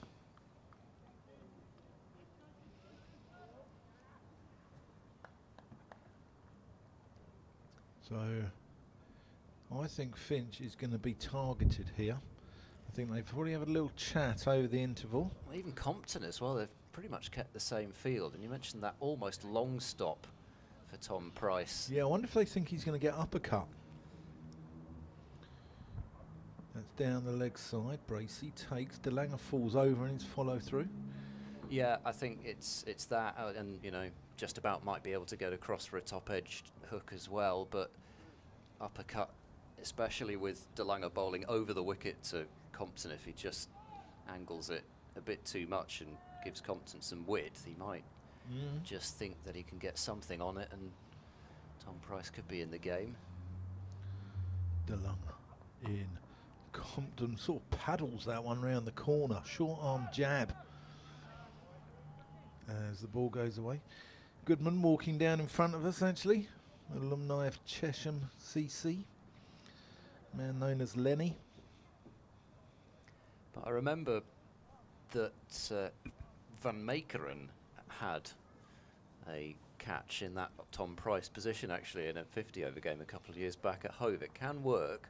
Yeah. It was Ollie Price, actually, who was running around the boundary and took a spectacular catch, actually, just to the onside. But, of course, he can't stand on the onside because otherwise then it would be a no ball, because Gloucestershire have got 2 fielders already behind square. But it's interesting that the Gloucestershire top brass have thought, actually, straight after tea, let's get straight into bowling the short stuff, because it's always, when you've got Danganger, I think, when do you pull the trigger with that short-pitched attack? Ollie Price in, forced away through the covers by Compton for a single. He'll tick on to 84, 193 for 5. That law came in about 2 behind square, just after body line. I mean, it's not our fault Bradman couldn't play the short ball, was it? Well, I think the Aussies have certainly had their own back in that regard over the years. There's one for our overseas listeners. Price in, bowls, and a forward defence for no run. Yes, he does rather show the overall plight of English cricket, though, that we're still referring back to, you know, to the body line series as one of English cricket's great triumphs, and hasn't been so much since. Price in, this is clipped into the leg side. They'll take, well, they won't take one. There was a call of yes initially from Finch, but Compton screamed no, didn't fancy it. He was probably right. Yeah, it was right. It was right, cool. Bancroft, the fielder at mid-wicket. Don't need to do anything silly here, Kent. They just need to just bat and bat and bat. Finch faces, and forward he goes, and this time it's Compton who's gone down looking for a non-existent single as Charlesworth comes in from backward point. But also, maybe the thinking is, if you've got the short pitch bowling from one end, might just create an opportunity for Ollie Price at the other. It's a little short and allowing Finch to rock onto the back foot and clip through mid-wicket. There's another single to the total, 194 for 5. Yeah, I do apologise there to anyone listening in from Western Australia who's watching Cameron Green or Cameron Bancroft. You know I'm only jesting with you. Ollie Price in, skip and a shimmy from Compton, but doesn't get a run into the leg side as Van Buren is up energetic as ever to do the fielding from mid-wicket, and the end of the over, but another tidy one from Ollie Price, just the one run from it, 194 for 5. This partnership has done a fantastic job so far, with Finch just being the aggressor if they've needed one, and Compton just looking steady at the non-striker's end. But Gloucestershire just need one moment to prize these two apart. Danganger from the Nackington Road end, short and pulled, and I wouldn't particularly fancy being at short leg here, it has to be said, because Finch is taking it on time after time, which shows the sluggish nature now of this pitch, which has just got better and better. Adam Borland sent us an email just wanting to send my love to Ben Compton again. Who said romance was dead, Adam? bbckentcricket@gmail.com is the email address. You're listening to the BBC's cultural attaché, Dan Whiting. As that again is paddled away. And Ed Seaborn on BBC Radio Kent, BBC Bristol, BBC Gloucestershire, and the BBC Sport app, and the Kent YouTube channel. I've not seen Miles Hammond fielding at short leg very much either. Chris Dent had the honours last week, and Bancroft himself often goes into that position off the spinners, but it's Hammond who's been forced into short leg duty. Yeah, he's needs to watch his glasses. I've never seen him wear glasses, have you?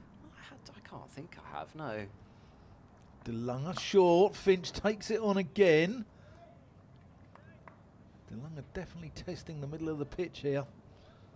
Yeah, it's just not quite got the one to really Zip spit through. off the surface yet. It's coming through at a height where Finch can get on top of it, especially as he knows it's coming. Equally, at some point, that's when the Yorker maybe comes into play if DeLunger feels that he's just camping on the back foot. Here's DeLunger to Compton, who drives. DeLunger again falls over. He does that quite a lot. Not as much as Mark Wood, but again he falls over in his follow-through. Mark Wood's the king of falling over in the follow-through, isn't he? Yeah, well, I mentioned it earlier. I'm sure more fast bowlers are doing it, whether they're just copying probably Wood, but whether they're just looking at it as a way of actually stopping yourself more easily. That's tickled off the hip there by Compton. It's going to run away just for single. I wonder how long Gloucestershire will go with this attack as well. It's probably only DeLunger that they'll use. I mean, you could ask the likes of Shaw and Matt Taylor to bowl into the pitch, but whether they would consider it their best option as far as taking wickets, probably not. But he's only got a certain number of overs bowling in this manner. Here he is. As that's up in the air. Oh, Ollie Price! Ollie Price, what a catch! One-handed over his head.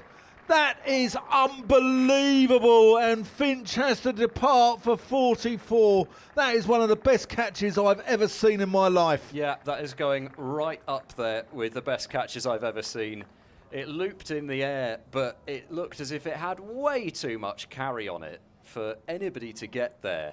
And at the last second, it was almost as though he just reached up in hope as much as anything, but it certainly wasn't, because he's judged that incredibly well, one-handed behind himself, and I just cannot believe that catch was taken. He's taken 2 stunners in this innings, and when you think that Ollie Price spends most of his time in first-class cricket standing at slip, he's taken a blinder at cover, and that is just out of this world down at long leg. I am shocked, but the tactic has worked, hasn't it?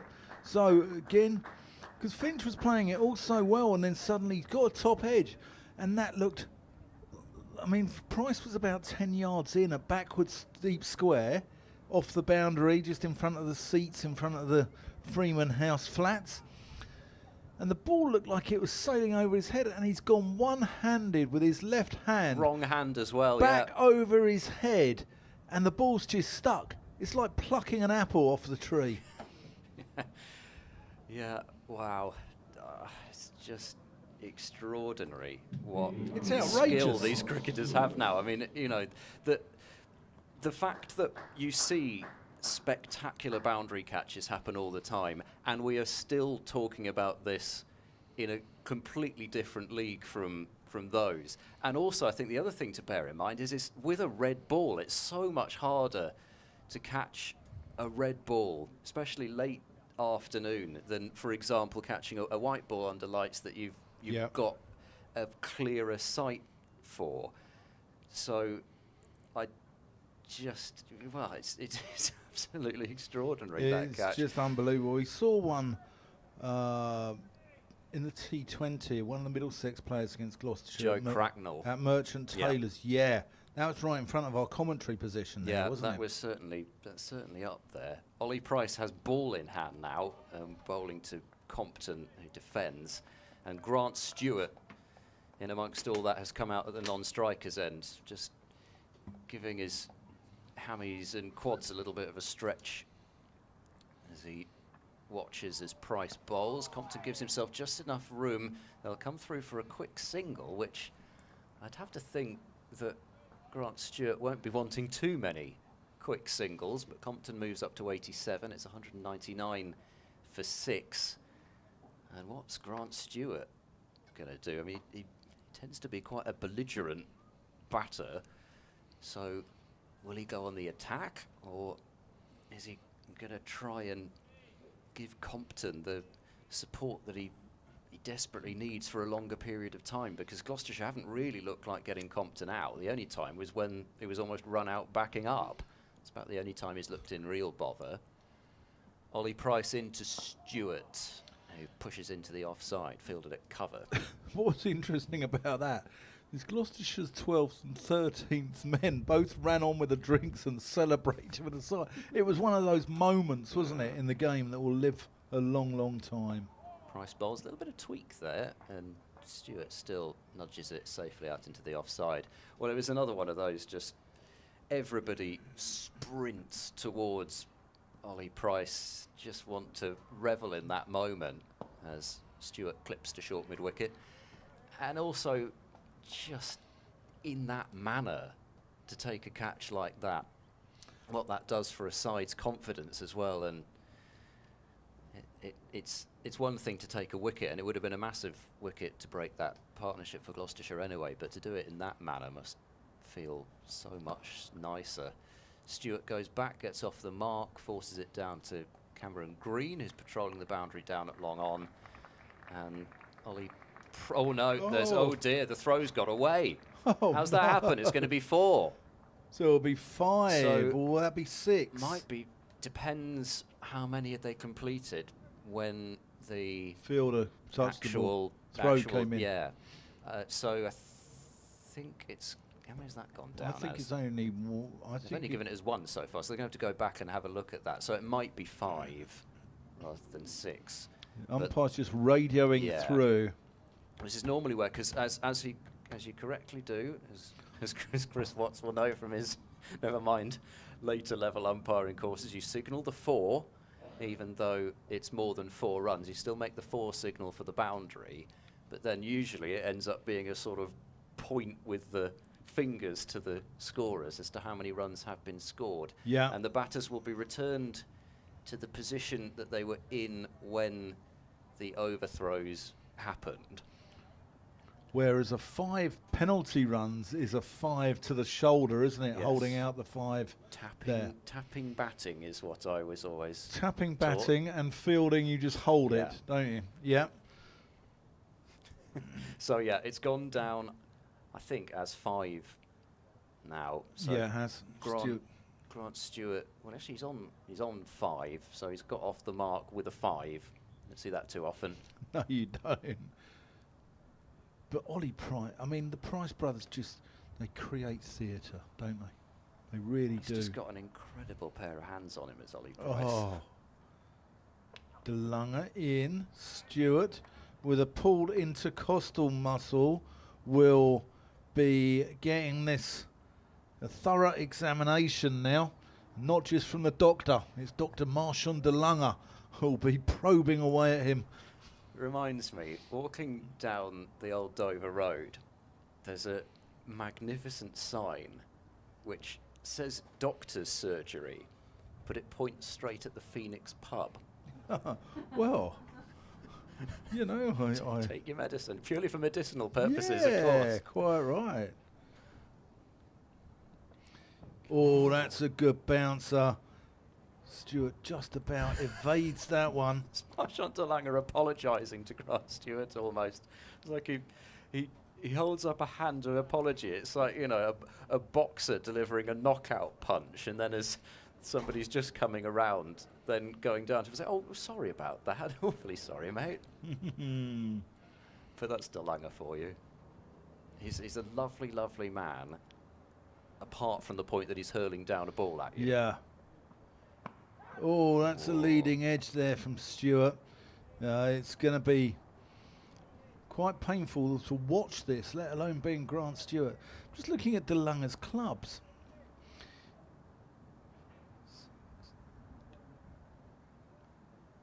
Is that mental arithmetic going on there? 17 clubs. Yeah, he's... Well, 17 sides. He's played for Easton's Titans, Kolkata Knight Riders, Mumbai Indians. Mumbai Indians, I'd forgotten about that. I remember him playing for 2 KKR. years. Yeah, 2 years. He was there, 2014 and 15. Guyana Amazon Warriors as he comes in here. That's Shaw and Paul. Where's that one gone? It's gone down to Tom Price, down at long leg. Just for single, and so he's off. Stewart gets off the mark. Strike. He's also played, DeLange's played for Barbados Tridents, Knights, Free State, Glamorgan, Durban Heat, Somerset, Trent Rockets, Dambulla Giants, Islamabad United. I always preferred City personally, but there you go.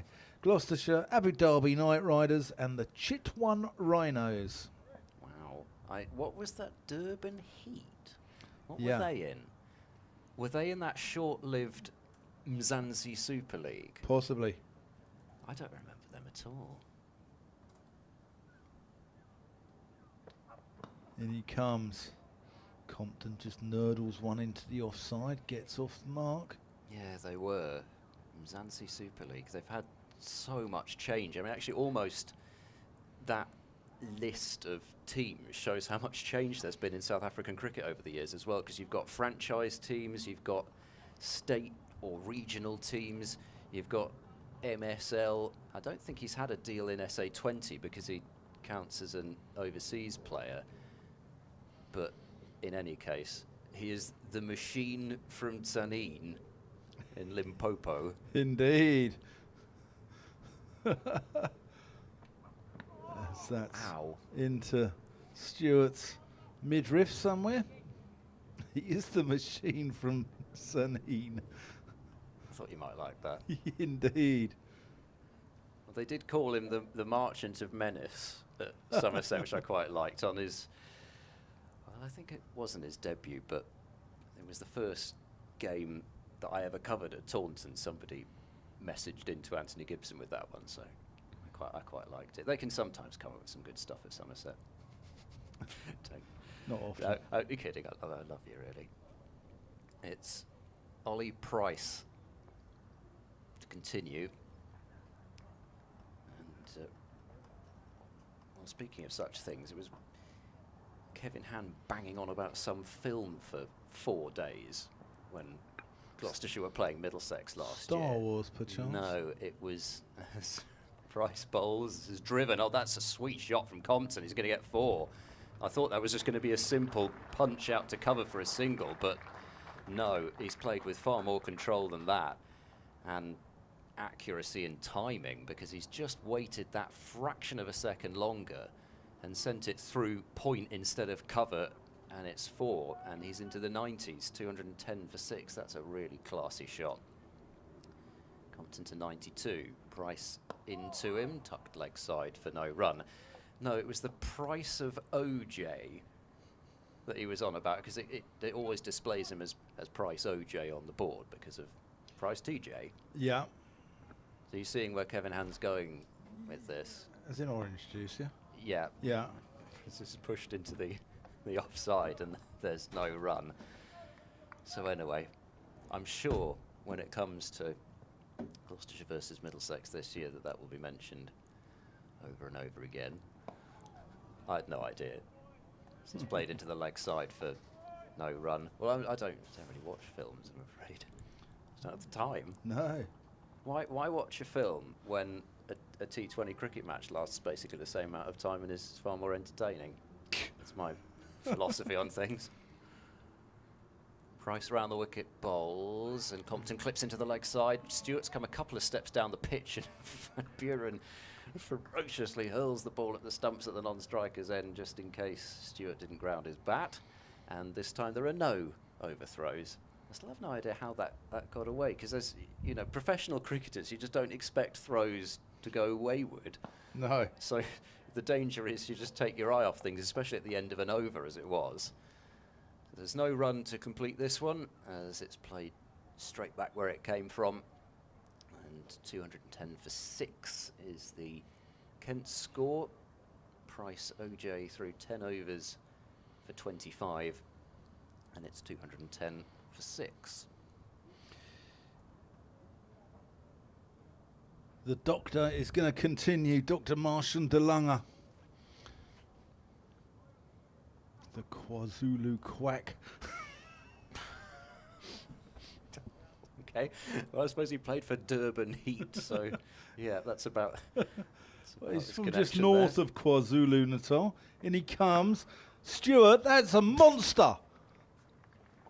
Not quite 6 runs, though. I thought he was going actually over the flats when he hit that. But that's one way of sorting out the short stuff. Well, that was a shot similar to the ones that Marshall DeLunger was playing this morning. It was pretty uncomplicated. Clear the left leg, swing hard, and there was nobody actually really anywhere near that. And Miles Hammond's on his knees at short leg. I think he might be praying that one doesn't come his way. His life is flashing before him. Goodness. That really was clubbed by Stewart. I mean, they're going to have to put somebody out there now. If Miles Hammond's not praying, he should be. DeLunger. Oh, that's gone through Hammond's legs there, I think. Hammond is in the firing line. He's trying to act nonchalant, isn't he? So he's just strolling casually to the other side as they switch strike. He's merely a pawn as the bigger chess pieces of DeLunger and Stewart trade short stuff and 6-4s. Here at Canterbury, 215 for 6. Ben Compton, he's on 92. Grant Stewart's on 11. Kent needing another 108 to avoid the follow-on. DeLunger bowls to Compton, short. Compton paddles that one out to Van Buren for a single. If Gloucestershire do bowl Kent out before less than 3-2-3, do you think they'll enforce the follow-on? I think some of it depends on how quickly they do it. If they did it, you know, if it gets tight, they might almost feel in terms of the game. What is interesting is, do Gloucestershire want to make sure they're batting last? Because if they want to put the ball in Kent's court, then enforcing the follow-on might be something they do anyway. That's smashed. Where's that gone? No one's picked it up, Long especially on. the man at... Is that Charlesworth out there? No, Matt Taylor's out at deep mid-wicket. Spectator's going to field it for Gloucestershire and save them some steps. There we go, just held it back in. Well, Matt Taylor just did not pick that up, nor did I. Well, to be honest, I didn't see the ball disappear. I just judged from where Stewart had hit it that it had gone to long on, but nobody moved, and Gloucestershire have been saved quite a lot of steps by that obliging spectator. He's just got up off his deck chair. He's got his spot there. Better watch the play. He doesn't even have any advertising board to protect him down there at long on, and he's just underarmed the ball in. They're nice people down here. They're nice people. Anyway, at the end of this over, at the home of Colin Cowdrey, I'm going to make way for Nicky Chowdhury. Good grief.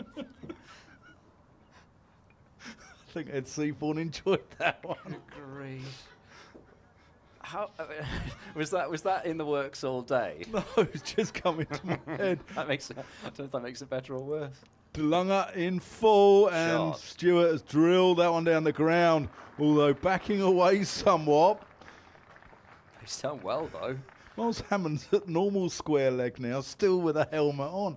What? I mean, this game's just gone a bit crazy since tea, hasn't it? It has, and I think there was always the feeling that it might with Grant Stewart coming out there, because he does like to attack, and also he might feel it's a bit of a shot to nothing considering he's got that muscle strain as well. He's a good cricketer. Short, left alone by Stewart. And he's backing away pretty much every ball is Stewart, Oh, but he's there got was a such no- a good eye that he's still hitting them so well. There was a also- no ball earlier in the Yes. over. I missed that. It was. But in terms of the direction, Danganger's then got the choice of trying to follow him and bring those leg side catches into play, or trying to target the stumps, Yeah. as he did a couple of balls ago, but got drilled for 4. In he comes. Oh, Stewart gives him the steps. Gives him the Charleston. The throw comes in from the boundary. 2 more to Stewart. Kent 228 for 6. Compton's on 93. Stewart's on 21. And I'll hand over to Ed Seaborn before he's joined by Nicky Chowdhury. Thank you very much, Dan. So Gloucestershire immediately, despite taking that wicket, thanks to one of the most spectacular catches that you will ever see, they've suddenly got some thinking to do again, because Grant Stewart has come out there and made clear how he's going to attack Gloucestershire if they're going to bowl short at him. And Danganger's figures, he's taken 2 for 63, but he's paid a bit of a price for bowling short, and that's always the trade-off, I guess. You're going to go for runs because you're going to get attacked, but equally the short-pitched ploy is what has brought about the breakthrough. Just been passed a note. Thank you very much for whoever that was who passed it on. I didn't see, but anyway, 3,000 first-class runs for Kent brought up for Ben Compton, so congratulations to him. And he's just 7 shy of 100. Nicky's back with me Hello, hello. for some more fun. More action. Here's Tom Price from the pavilion end into Compton now, who's forward and defends. This goes to mid-off. There is no run. I'm still trying to get over that amazing catch by Ollie Bryce to dismiss Harry Finch. At least you hadn't gone for a coffee for that one, or, you know. I anything think I else just you- screamed. I was like, what just happened? That was sensational. Well, it's And I just one think of he those- surprised himself as well, actually, because he just stuck his hand out behind him, and it was just one of those that if it stuck, it stuck, and it would have been an absolute blinder, which it was. As his Price now, Compton forward, and this time plays it to mid-on. There is no run. It'd be quite interesting to ask him, did you just reach out your hand thinking, And I'm he was just going to put behind it... him Yeah, as I well. know. It was... Or, you know, will he say, oh, no, I watched it right into that hand? Or would he Well, say... he didn't, you know, because we watched it, and he was looking somewhere else. I don't know. It'd be interesting to see It whether was what he's got to say crazy. about it. Really added some momentum, though. As here's Price round the wicket to the left-hander who's forward. Drives beautifully, but it's stopped immediately by Price. So Tom Price replacing brother Ollie from the pavilion end, and we'll see whether Gloucestershire have had enough of the short pitch strategy for Marchand Danganger, but I don't know, Stewart might still fancy winding up for the big shot even off the fuller bowling at lesser pace, so it might not be that it's too much cheaper changing the bowling. Price in now, Compton forward, drives, and this time finds the gap on the offside, and this should go all the way down towards the boundary, and it does. The umpire signals to the scorers, and Kent move on to 232 for 6. Such an accomplished player, Ben Compton. I mean, it's just a really business-like, compact drive, but when the ball just meets the bat, and he knows just how much weight he needs on the shot to send it to the boundary. And that's his 12th of those. Slowed down a bit as his innings has gone along, but he hasn't looked in a great deal of trouble.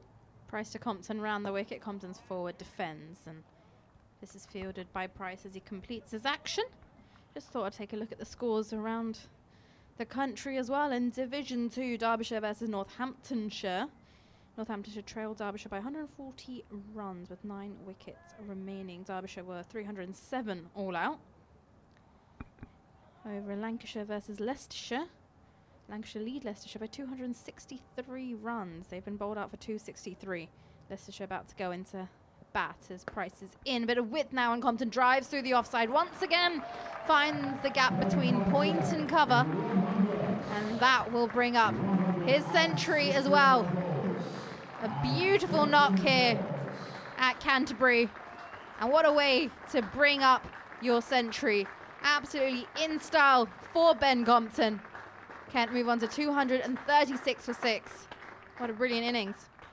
Oh, elegant way to get there as well. There's can't be too many better ways to bring up about 100 than that. 13 fours, 169 deliveries. It's his 15th ton overall in first-class cricket, and he's really had to watch as partner after partner has, in many cases, kept him company for a decent length of time, but he's just not had yet that other person to go with him for long enough that it's allowed Kent to do anything other than get halfway to this Gloucestershire total whilst losing 6 wickets in the process. It was a lovely shot to bring it up and to conclude the over as well. 56 overs gone. 23 remaining in the day, and we've got change in bowling as well from the Nackington Road end. Yep, so Danganger's spell is completed for now, but Gloucestershire still have a field which could be for short pitch bowling, as Matt Taylor bowls left arm round to the right-handed Stewart, and this is knocked back to the bowler first up. So Taylor, as he so often does in his later spells in the innings, looking to come around the wicket to the right-hander. And fielders out at deep square, at fine leg, deep third. Wide slip as Taylor bowls to Stewart. Oh, that's caught glove, I think, and gone down into the ground, and on the bounce to Bancroft at first slip. So although Taylor might not obviously provide the same menace as Marchant, he is slippery, and he gets a lot of his wickets in white ball cricket with bouncers. So if Stewart goes after it, he's got to make sure that he There's a risk of the top edge coming into play as well, just with the slipperiness. Taylor bowls wide, and it's flogged through the covers for 4 by Stewart, but it wasn't anything like a slog. It was still just a thrashing drive from Grant Stewart, and he's already picked up 4 boundaries to move on to 25 from only 18 balls. And Gloucestershire, well, they'll know. I've seen enough of Grant Stewart over the years to know how he's going to bat, but it's this odd situation of Gloucestershire being way ahead in the game at the moment, but Stewart's putting them under pressure with the bat. Taylor into Stewart. This is worked up to mid-on. They're going through for a quick single. Van Buren will shy at the stumps and miss, and oh, it's gone away again. But they're not going to be able to take an overthrow. Miles Hammond is able to stop it before it runs off towards the, well, I suppose what was the deep point boundary. That was an entertaining single. 241 for 6. It was. You've seen a few like that. I mean, there was that one Marchant Danganger pull shot that went off the Q end down to deep third earlier on. Josh Shaw doing the same yesterday evening, but they all go down as 1 in the book. Compton to face. Gloucestershire, suspect, knowing that Compton, not really a man that usually loses concentration after reaching 3 figures, as well as he steers that one expertly between slip and sort of backward point, really, and picks up 1 more down to Tom Price at deep third. 242 for 6. Breezy evening now.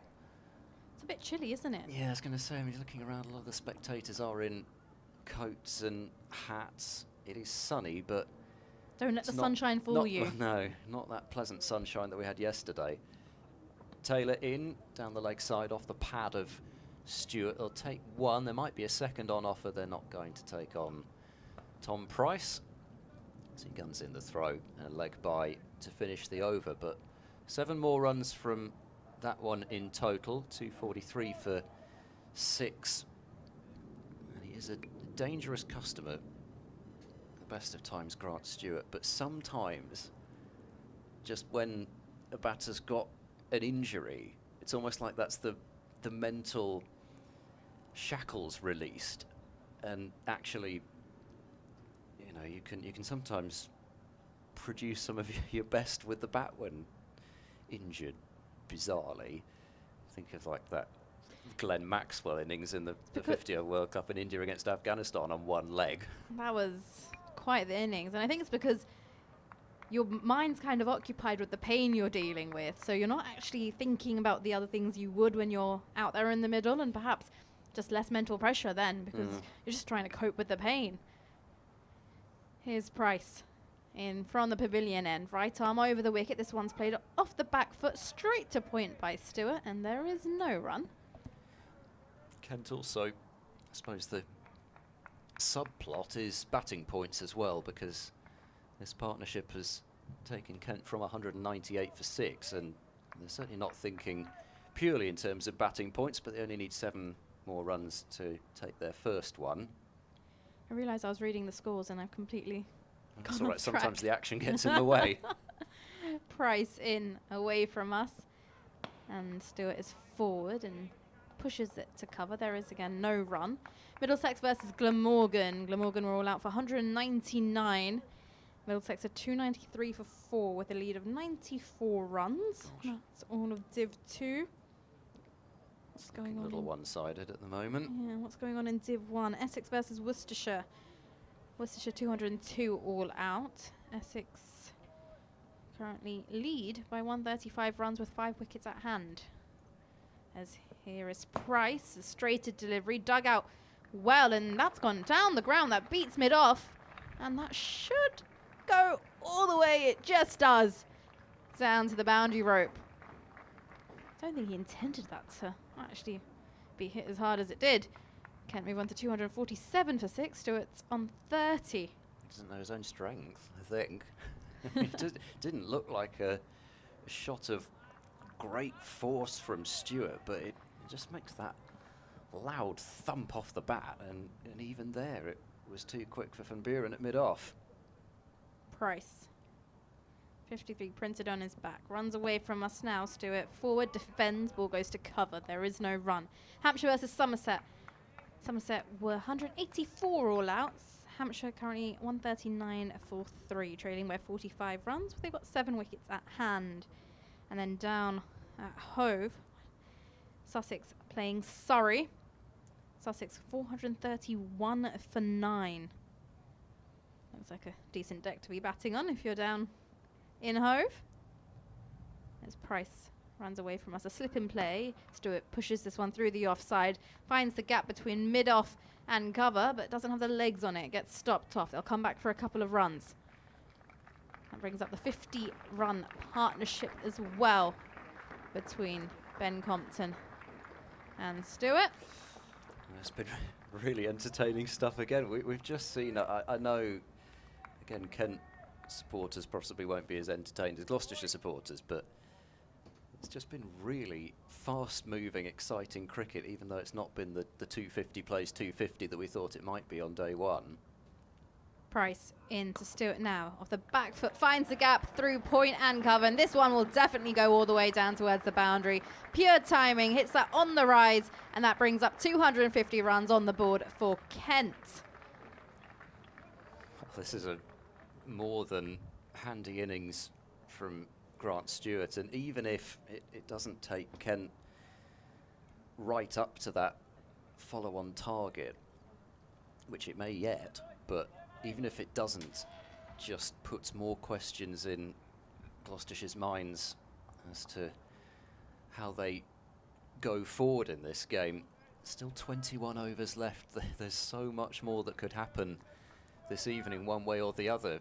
Another even half hour, 45 minutes of Stewart could change the tenor of things. Equally, a couple of wickets and could swing that way. Taylor bowls, it's wide and cut away by Compton, and that will be a couple of runs. Tom Price round from deep third. So even Compton now starting to just increase the tempo a bit, and with Stewart creating so much himself, might just put Gloucestershire's bowlers off their lines and lengths a little bit and allow Compton a few more deliveries to put away. Bancroft has moved from slip into very much gully now as Taylor bowls. Compton's forward and defending up to mid-off. In terms of One Day Cup Women's League 2 stuff, Gloucestershire's women look as though they might be heading to victory in their first game. They made 206 from 38 overs, 38 over a side game, and Derbyshire needing 32 from 19 balls as this is steered wide of Bancroft, the fielder in the gully. They'll take a single. There's going to be a second again here as Price gets the throw in, and well, Matt Taylor's signalling now that Tom Price needs to be wider at deep third, but still the extra run there, and maybe Compton gets really cute now and tries to play one between the keeper and the gully. 257 for 6. Yeah, 32 now off 18 balls needed by Derbyshire, and they've only got 2 wickets in hand at 175 for 8. Taylor in. Oh, that's a good bumper from Taylor. Compton does just nod the head underneath it, really. There's the surprise bouncer if you're not ready for it. Could get you into trouble. So Gloucestershire's women close to getting over the line. Glamorgan very much on top in the game at Cardiff. They made 178 for 5 from 25 overs, so again rain affected. Taylor bowls a wide ball, it's chipped and short of cover.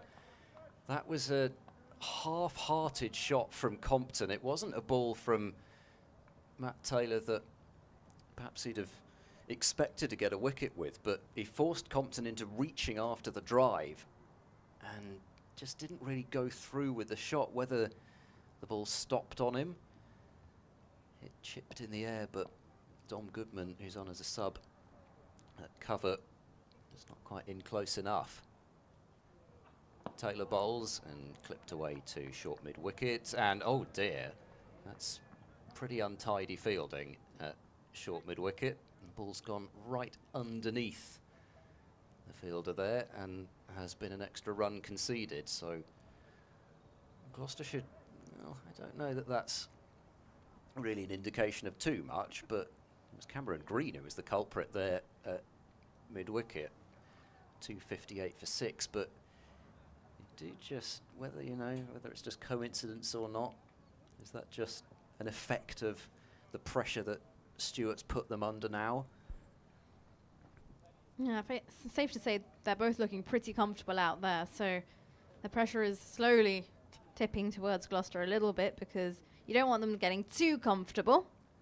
Oh, sorry, I realised I started that Glamorgan score, 178 for 5 from 25 overs, and Sussex's women 72 for 4 in the 16th over in reply, so they need 107 runs from 9.2 overs, which doesn't seem particularly likely, so Glamorgan look to be heading to victory, and Gloucestershire have got what they wanted. We're going to have a ball change. Well, unless someone from the Sussex side suddenly takes inspiration from Danganger's innings down here in Canterbury, but I'm not sure how much that's going to happen.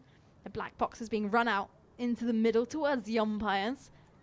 The great mysterious black box full of different quality cricket balls. Yes, we can select the closest in terms of marking on the ball to the 59 overs that we've had.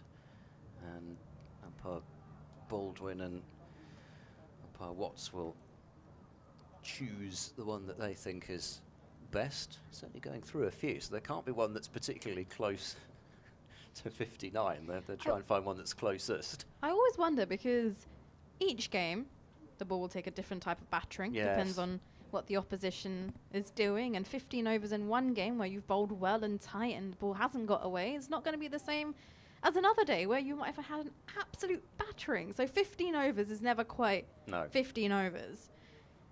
And that is, again, up to discussion. So how do you pinpoint that this one is exactly what 15 overs looks like? Well, I mean, they It's do. like looking at someone and thinking their age, right? You can have one person who's 50. Yeah, well, the and you next look, person look at me and think, gosh, isn't he? He's barely cracked 20. Are you sure? I need to see your ID, please. No, but it's not an exact science, is it? And this is one of the other reasons why I always harp on about, you know, I am very much firmly in the camp of when we get the floodlights on, we can just switch to a pink ball as long as it's of similar age. Why? Really? Why? Because we need to keep cricketers out there. It's such a terrible look for the game when you've got floodlights on, power being wasted, and they're not playing cricket. Here's Price in. It's a little bit of an edge on this, I believe, Compton, but it's so fine it's not going to be near the slip. And that's run away down towards the boundary. Adds 4 to the total. Kent, 258 for 6. No. That's just, nah. No pink ball. No, Why? not having that. No, you can't suddenly have a pink ball come in place when you're playing a red ball cricket. Like, What does it matter what colour it is? because it's different. The lacquer on it's different. The way it behaves is different. Here's Price now. Round the wicket to Compton, and this one's defended straight back down the line of the wicket. I can't believe you just said that. We play with Kookaburra balls in red ball cricket. We play with Duke's balls. I know we don't switch mid-match, but there's still Duke's pink balls. So you're basically saying something after Price has bowled this one, and this is defended by Compton into the offside. It goes to cover. That it's literally the equivalent. Like, oh, I'm wearing whites for the first 20 overs. Let's just go change the colour of my clothing after the 21st. I'm just Well, getting I think bored of it. There's a different debate to be had about that.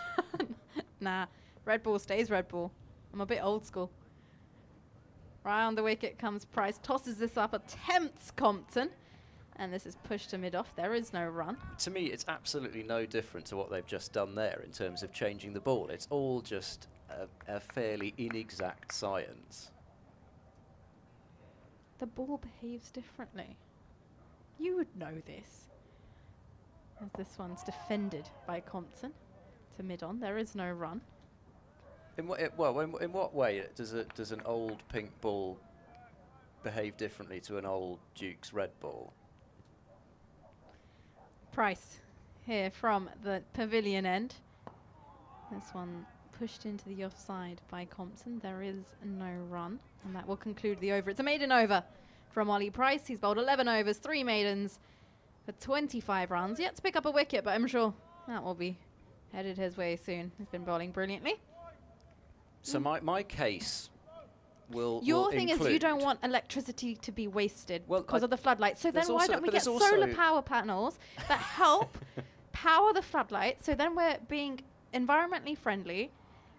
Floodlights are on. whilst cricket- having full test cricket stadia with no cricket being played in because the light's too bad. But the floodlights are meant to help that case. But they don't though, do they? Because they don't keep them out there. And you get If- all the crowds on these bikes that pedal and like power the floodlights. That's a There'll be great- like a little it's a great exercise idea. corner. 262 for 6 as Taylor bowls round the wicket to Stewart, who flicks into the leg side. There'll be a single towards square leg.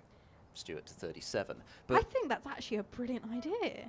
Imagine every county championship game, fans come down to the ground, and there's one corner of the ground that has maybe like 10 power bikes that actually feed the solar power and supply and create the energy that's needed Right. to power the floodlights. so I think we might need to do some calculations to exactly how many people would need to be pedalling away to provide the power even for one floodlight. Never If the mind kids for the are lot running of around them. and driving you crazy, send them onto the bike so they can use their energy.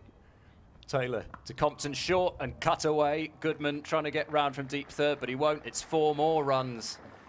And Kent are taking the attack to Gloucestershire here.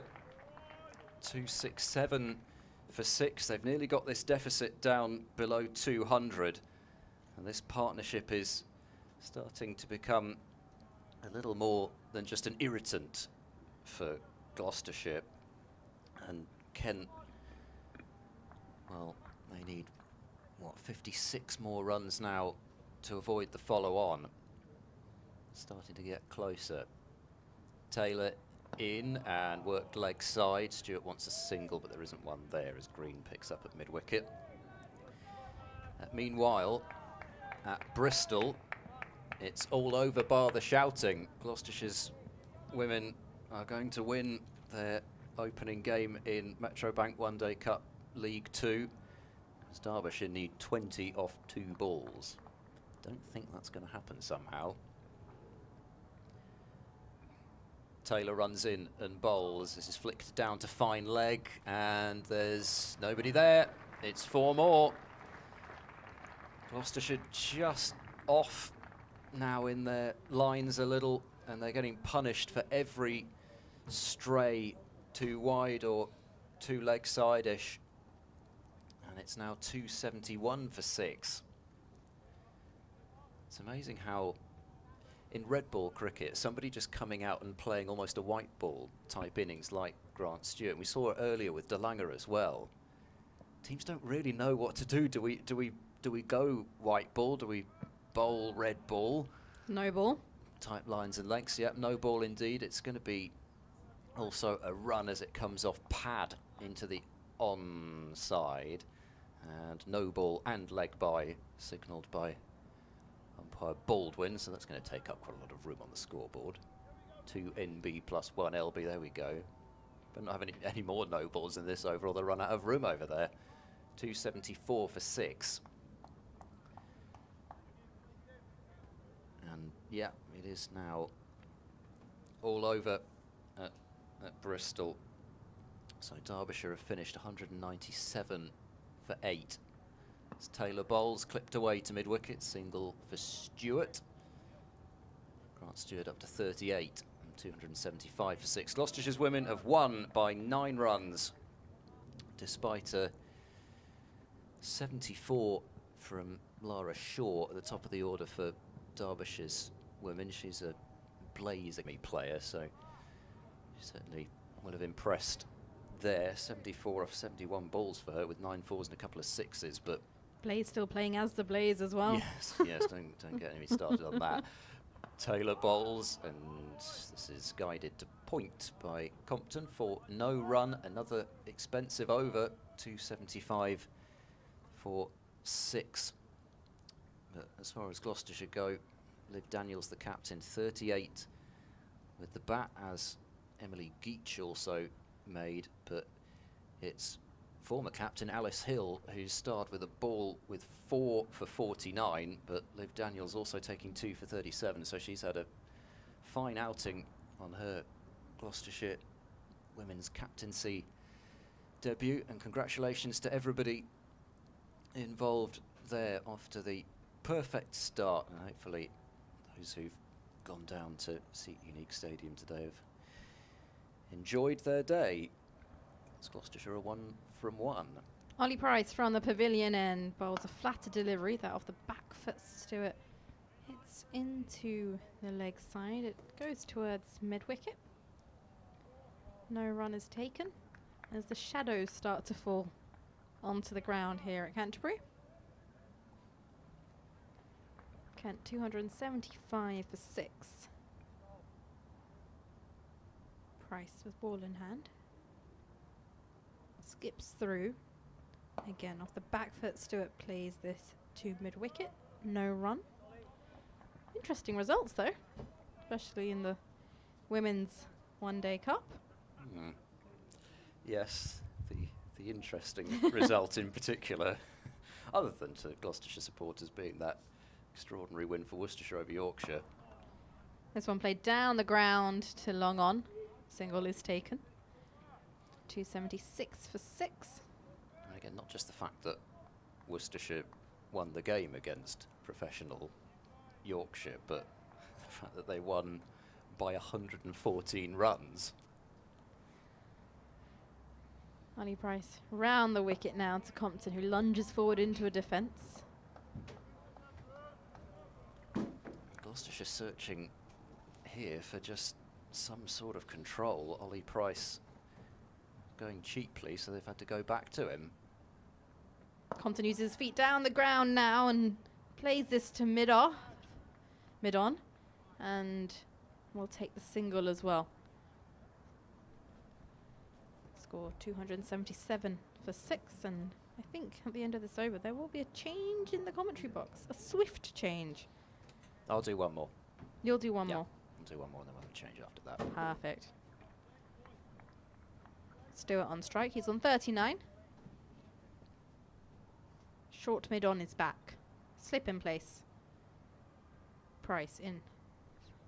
Now flat delivery. Stewart of the back foot plays it into the leg side. It is fielded by short mid on, and that should conclude the end of the 62nd over. Kent are 277 for 6. Compton with 116. Stewart with 39 to his name. And we have 17 overs remaining in the day's play. Well, the move to go back to spin there was a good one with a cheap over from Ollie Price, and Gloucestershire continuing to ring the changes here with Josh Shaw coming back from the Nackington Road end. So not a long spell for Matt Taylor. Gloucestershire just searching for this breakthrough. I mean, it's one of those situations where all of a sudden they'll start to feel really back in control in the game if they can take this wicket relatively quickly, but it doesn't feel like Gloucestershire are in control just at the exact moment. Okay, Kent are still trailing by 195. It'd still rather be Gloucestershire than Kent at this point, but just because of the way Compton is looking like he's just, well, he's not having a net, but he's just looking so calm and assured. And Stewart is thumping the ball about as Shaw is into Compton, and he covers up and defends. Just the speed that it's happened with as well. 12 overs, pardon me, 11 overs that these two have been together now, and they've added 79 runs, scored at 7 and over. It hasn't been a case of this gradually getting away from Gloucestershire, but that almost makes it worse. The fact that you think you're so far on top, and then all of a sudden you're not quite. Shaw in round the wicket, bowling to Compton, who's clipped this away. Fine on the onside, and he's split the gap as well between long leg and deep backward square. It's 4 more runs. So at the moment, anybody bowling with pace seems to be going. And Gloucestershire's going to have to warm up Graham van Buren for a spell. Well, remember, the quicker the ball comes at you, the quicker it goes off the bat. Oh, Compton's timing them, certainly. He's just, you know, there's none of the stepping away and winding up for the big shot from Compton. It's all just, I used that word compact earlier, but it's just economy of movement into these drives and clips into the onside. But he's still picking things off. He's on to 120. Shaw bowls to him. There's a tidy delivery, which is treated respectfully to mid-off for no run. But the problem is, can bowl 4 or 5 balls like that and over, but if one of them's just a bit off, it's getting punished. The innings run rate is at 4.5, but I mentioned the acceleration. Batting to come, Jas Singh, Kashif Ali and Nathan Gilchrist. Shaw bowls, a wide ball, it's cut away. That's a brilliant piece of fielding from Miles Hammond at cover. Looked as if it was heading off to the cover boundary. A full-length dive and ringing out that right hand now. Pay the price, especially in this cool breeze. Yeah, it was a brilliant stop, though. Did the job. Yeah, it's got significantly cooler. And especially as the sun's left where we are, so we're completely in the shade now. Would you like to turn the fan on at all? Absolutely No, not. I don't think so. Shaw bowls clipped away past umpire Watts, who steps out of the way of it. Oh, it's almost fumbled over the boundary by Ben Charlesworth out there.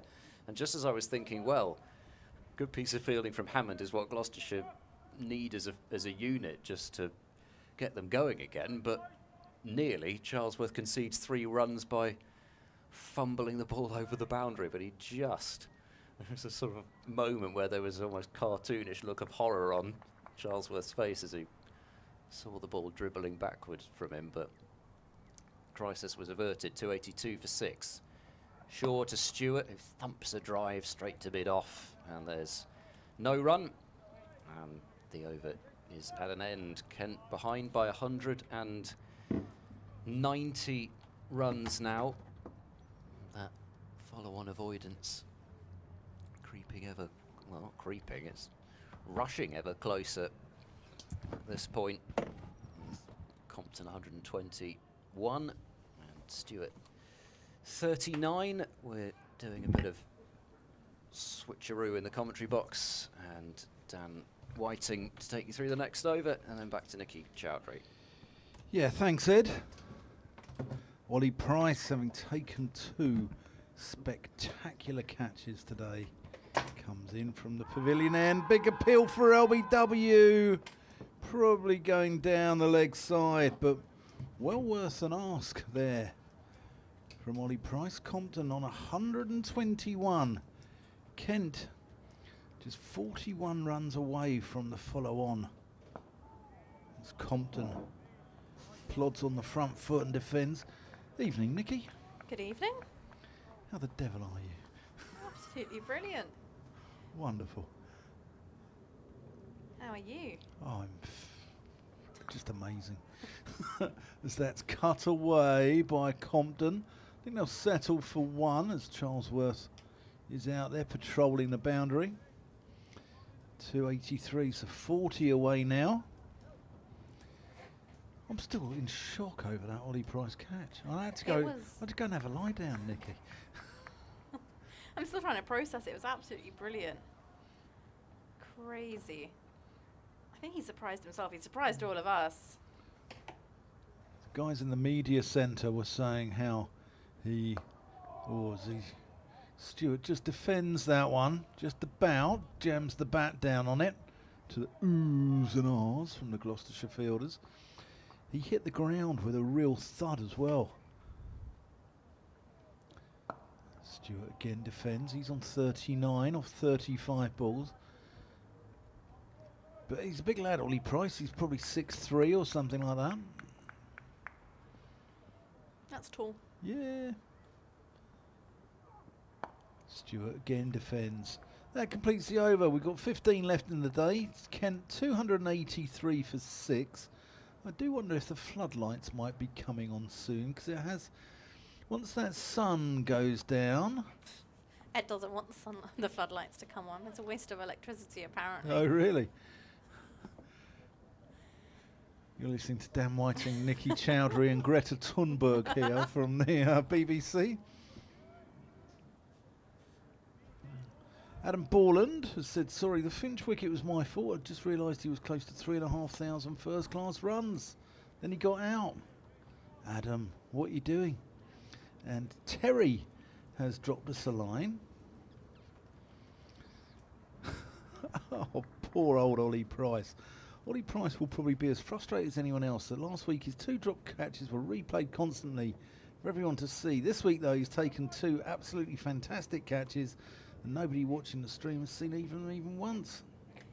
Here's Shaw running downhill from the Nackington Road end, and this is pitched just outside the off stump. Compton drives. It's misfielded at cover, so they'll be able to come through for a couple of runs. Score moves to 285 for 6. The second one was described by Ed. Well, I think Ed and I both said it was one of the best catches that we've ever seen, ever. And Terry said it'd be one of the best catches we'll never see. I see Gloucestershire putting a appeal out. If any Kent fans have any video footage, I don't know if anyone's out there who's got any video footage of that catch, but if you have, please get in contact with Gloucestershire, because I think it would be just nice. Sorry, I've talked over your ball there, Nicky. I do apologise. That was defended to mid-wicket by no run by Compton. But I think it would be nice if, you know, the world could see that catch, just because there's only so much justice we can do it through commentary, isn't there?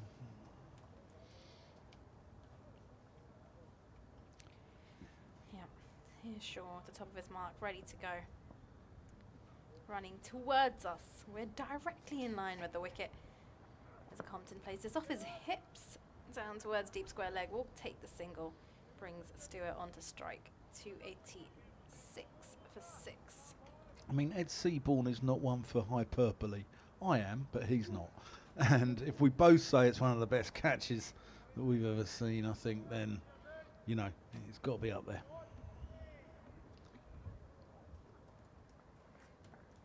Would you put it up there, Nikki?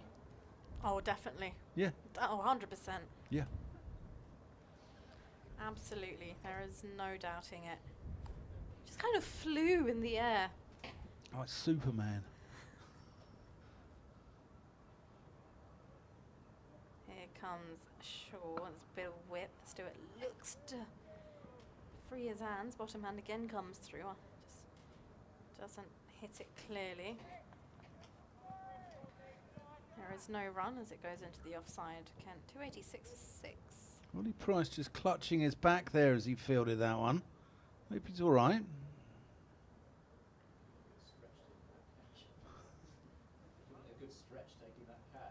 Yeah. It's Seaborn shouting out. He's giving it a good stretch, taking that catch. Is it full stretch? I know that. Slip in place as Shaw to Stewart, who's forward and defends to the offside. It goes to cover. There is no run. I'll do some scores from around the country at the end of the over in the men's county championship.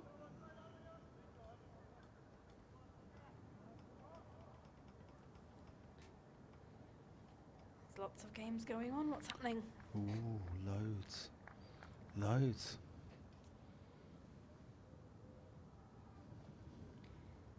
Here's Shaw. In to Stewart, who this time off the front foot plays this to mid-off, who fields with a long barrier. And that should be the end of the over. 65 overs gone. Kent, 286 for 6. Down at good old Sussex by the Sea. Sussex 4-3-5. Surrey, they're 9 without loss of 2.4 overs.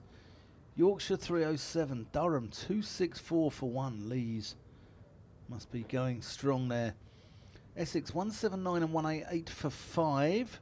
Worcestershire 202, so they're leading that currently by 165 runs. Somerset are in a spot of bother. 184. Hampshire 170 for 3. Somerset take them away from Taunton, and they're really struggling. Warwickshire were 93 all out. Nottinghamshire 136 for 4. Moving into Division 2, which I'll come on to after this delivery from Super Price. He flies through the air, through the Canterbury skyline. That's defended back to him. Lancashire 263, Leicestershire 42 without loss. Leicestershire looking to build on that lead at the top of the table. Compton drives pleasantly but can't beat Cameron Bancroft at extra cover, who sprawls away to his left and stops the single.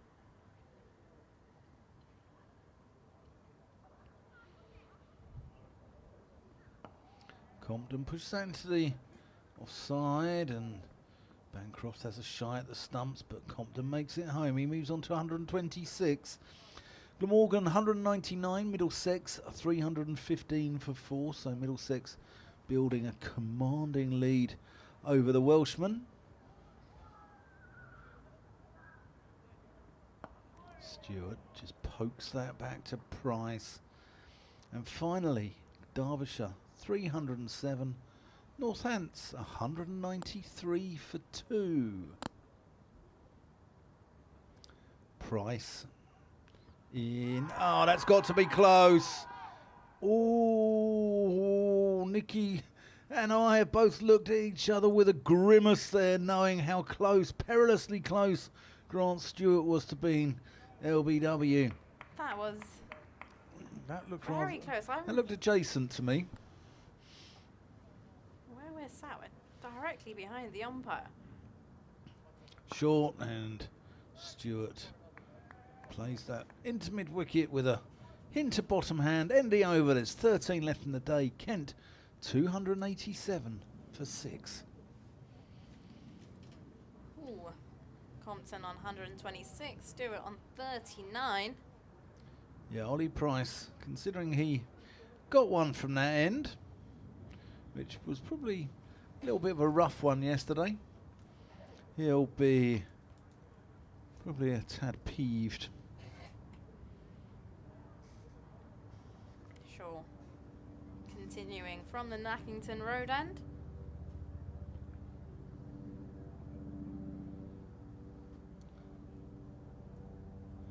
Seems to be some aerial traffic going over. 287 for 6. I can hear it, I can't see it. Whatever that noise is. There's Shaw in right arm over the wicket to the left-hander who is forward and defends that to mid-wicket. Did I miss much while I was away earlier, Nikki? Did I, any wildebeest sweeping across the Serengeti or anything like that? Or? No, unfortunately not. Oh. Unfortunately not. I'm sure we'll have something though soon, now that you're back. You never know. A few seagulls around, no wildebeests. A gully is in place for Compton, who's forward and lets this one go through to Bracey with the gloves. I think Shaw's going to go wide on the crease at him and try and... Because he's got a third, he's got a deep backward point, and he's sort of... Well, he's like a gully, he's like a floating slip as well. So, Phil O'Rourke's been in touch. Hello, Phil. Hope you're well, pal. Hi, Nikki, Dan and Ed. Hi. Hi. I hope the game at Canterbury continues to be entertaining. It appears Kent are fighting back well to avoid the follow-on. Short ball. It's a little short-arm jab. Armed jab by Compton down to long leg. Just the one. Phil's pleased to report that Gloucestershire beat Derbyshire Falcons in the Women's Metro Bank One Day Cup at Bristol today.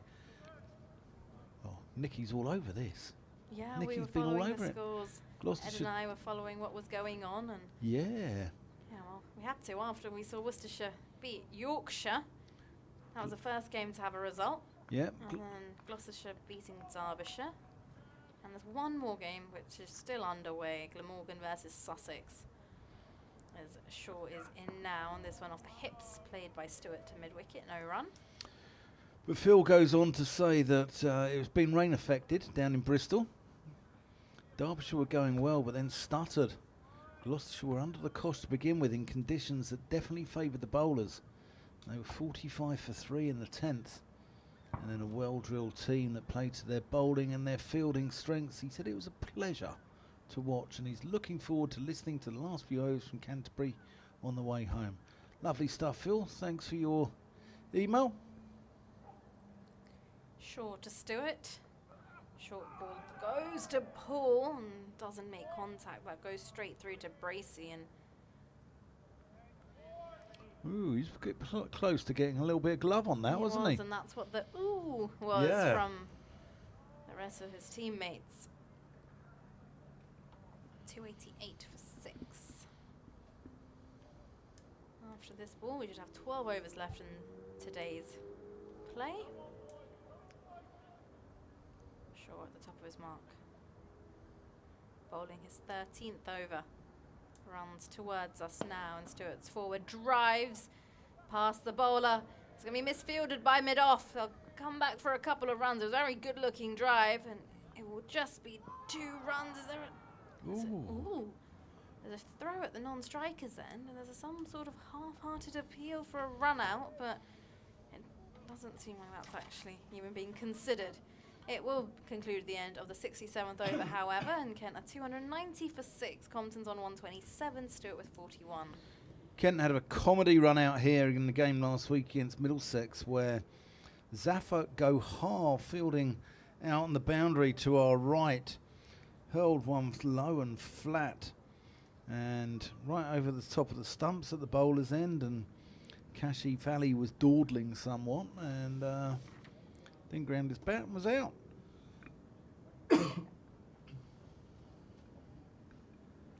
Ollie Price to continue. The umpire's just having a chat about the light there, or possibly discussing where's the best place in Canterbury to go for a night out tonight. Wonder where? Yeah. Well, I've got to visit now. Actually visit the city. You're staying in Canterbury? No, I'm not. I'm driving back home. But Ah. I'm going to have to now come and make a special visit, Yeah. aren't I? Compton drives, picking out Bancroft at extra cover. Yeah, I would. Listening to Dan Whiting from the Kent Tourist Board here, live on BBC Radio Kent. Price tosses that up again, driven. Bancroft's again across. 3 people playing the game at the moment. Ollie Price, Ben Compton and Cameron Bancroft. Kent 290 for 6, looking for that 3-2-3 to avoid the follow-on. Compton defends, pushes it back to the bowler.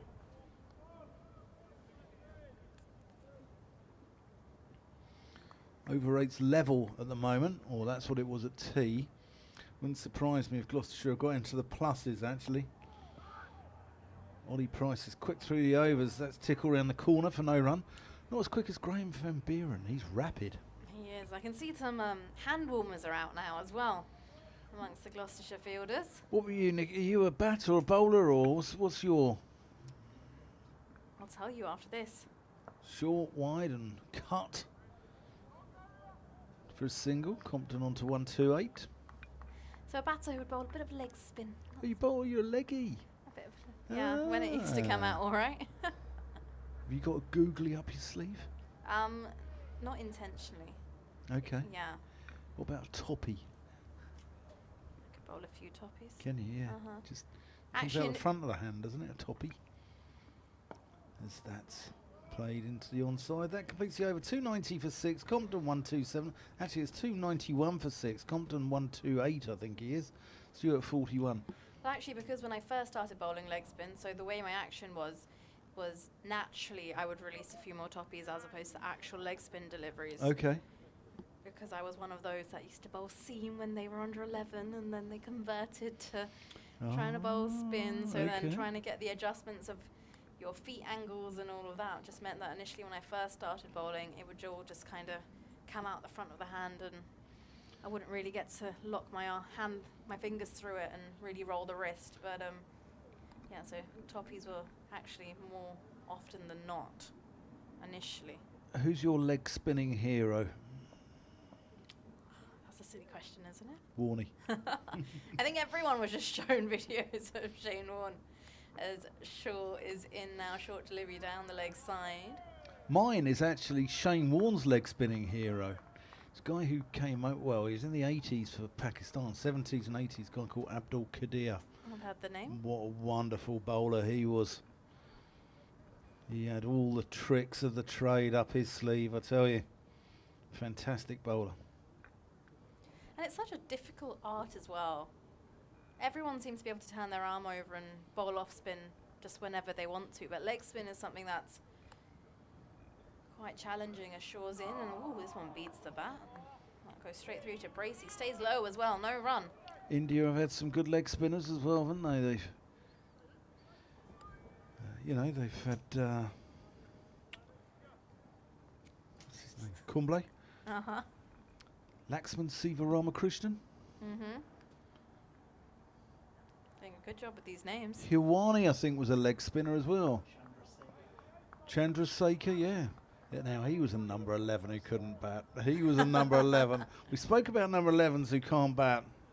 Right arm round the wicket, Shaw in, and this one's pushed back down the line of the wicket by Compton. I think Shaw's got a hand to it. He shakes it in distress.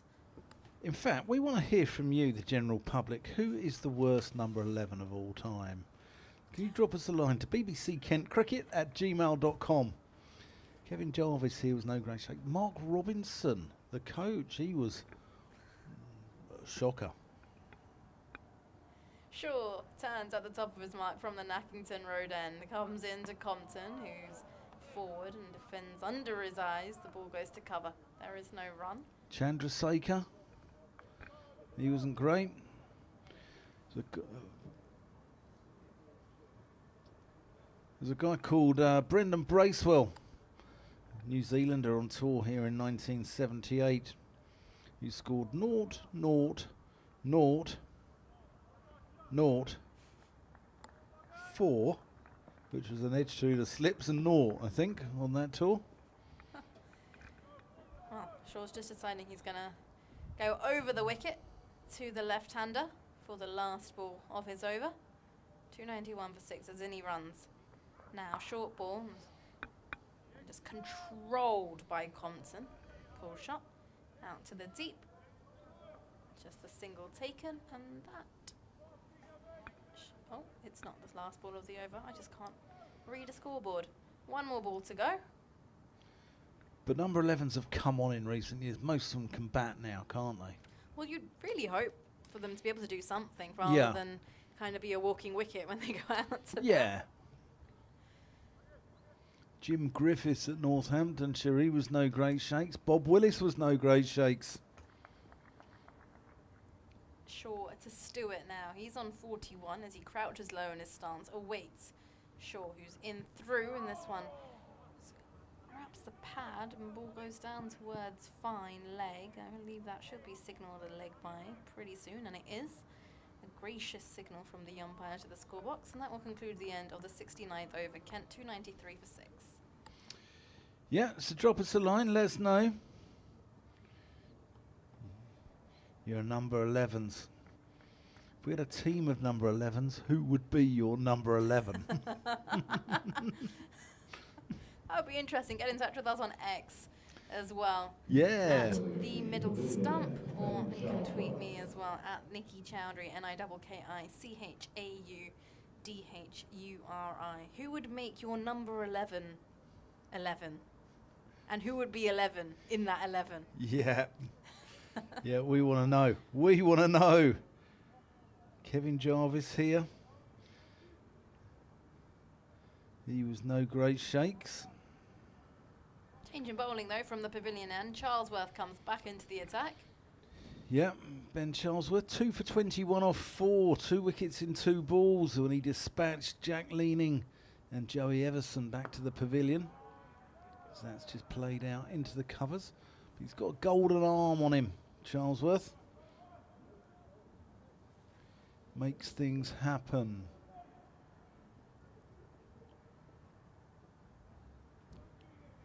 Yep, he does. He's picked up 2 wickets. And Gloucestershire will really be hoping they can break this partnership.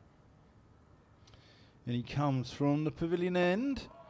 Stewart pushes that one back. Charlesworth just probing away.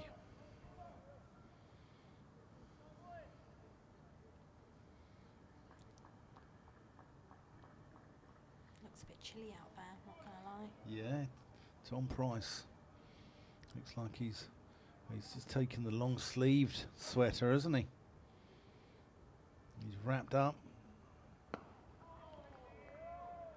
that's just played out to mid-off. Going through the motions a little bit here.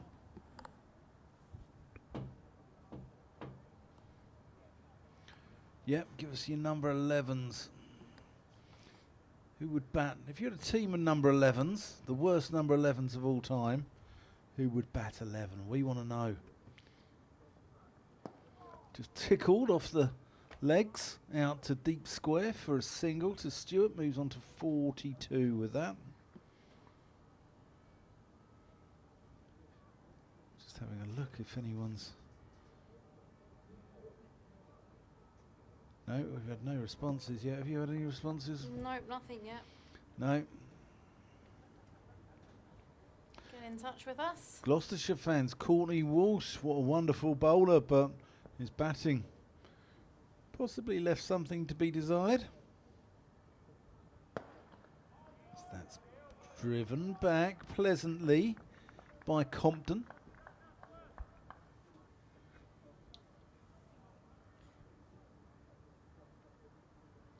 Although there is a request out on X saying to any fans who are here at the ground today for this game, if you manage to capture any footage of Ollie Price's stunning catch.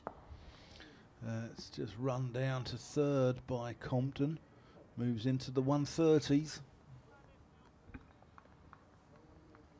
And to make sure you share it, because it was OMG magical, quote unquote. There you go. Yeah, it was pretty spectacular. I'd have said the same thing. You know me, Nikki. I is down with the kids in it. What's your Gen Z lingo like? We'll have to do a test next time. Pretty poor. Pretty poor. What I do know, though, is Kent are only 28 away from the follow-on figure. Ollie Price going to have a switch of ends, actually. Yeah, it's going to be coming in from the Nackington Road end. I've just seen news, you know, during the IPL auction when Rothesay Royals picked up the youngest cricketer. Yeah, the 15-year-old? The 14-year-old. Well, 14, he's made yeah. his debut today in today's game, and well, he starts off his innings by hitting a 6. His first IPL delivery goes for a 6 at Ooh. 14 years old. Ooh. It's not a bad way to make yourself known. 295 for 6 here, Kent. As Ollie Price decides he wants to have a go at things from the Nackington Road end with a slip in place. He bowls to Compton, who tries to turn this round the corner, but there is a 45, so he cannot get that away. It's not a bad way. Make your statement. Price. Right arm round the wicket to Compton, who is forward and closes the face of the bat as he turns it to mid-wicket, no run. Compton on 130.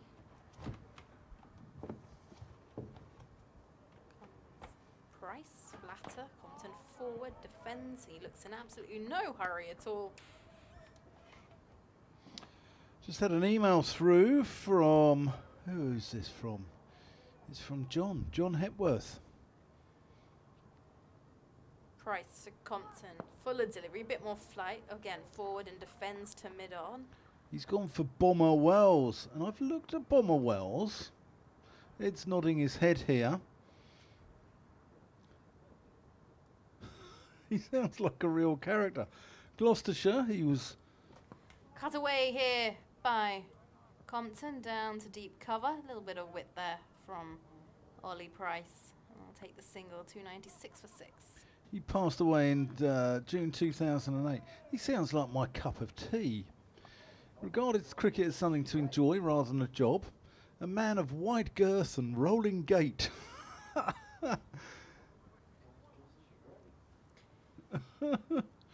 Right-hander Stewart on strike now.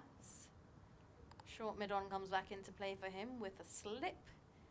Ollie Price tosses the ball up at the top of his mark and is in with a width. This one looks to be cut away, but they won't get it past cover. Oh, wow. Ooh, it's a good piece of fielding and throw back to the keeper's end as well. Cameron Green has absolutely demolished the stumps there. Well, that's the end of the over. 71 overs gone. Kent 296 for 6, and I believe it's time for me to make some way for Ed. Do I get to come back again? You will come back. Will I? No, I don't think so. No, well, Nikki, thank you so much for your input today. You've been fantastic, and it's always good to see you. And safe trip back to sunny Surrey. Great, thank you for having me. Stephen Chalk on the Gloucestershire website wrote about Bomber Wells. As a batsman, he really only had one shot. A great agricultural mow over mid-wicket, but it was spectacular when it connected. As a fielder, he was even less like a modern cricketer. A leisurely figure on the boundary, he liked to chat to the nearby spectators, on one occasion contriving to hold a catch while juggling a cup of tea in his other hand. I reckon Ollie Price could have done that actually if he had a free hand when he was taking that catch. Yeah. There we go. Charlesworth bowls are wedged and there's no first slip. It's down for 4 and Kent have brought up the 300 with that boundary. 4 more to Compton and everything's rolling Kent's way in this last hour or so as Gloucestershire have gone on the defensive, no slips in place. It was a genuine outside edge okay. Maybe you could make the case that if there were slips there, then Compton doesn't flash at it like that, but I'm not sure about that. That was a genuine outside edge, would have carried, and it's another boundary. Charlesworth into Compton, back of a length, rises up onto his toes and plays it into the floor.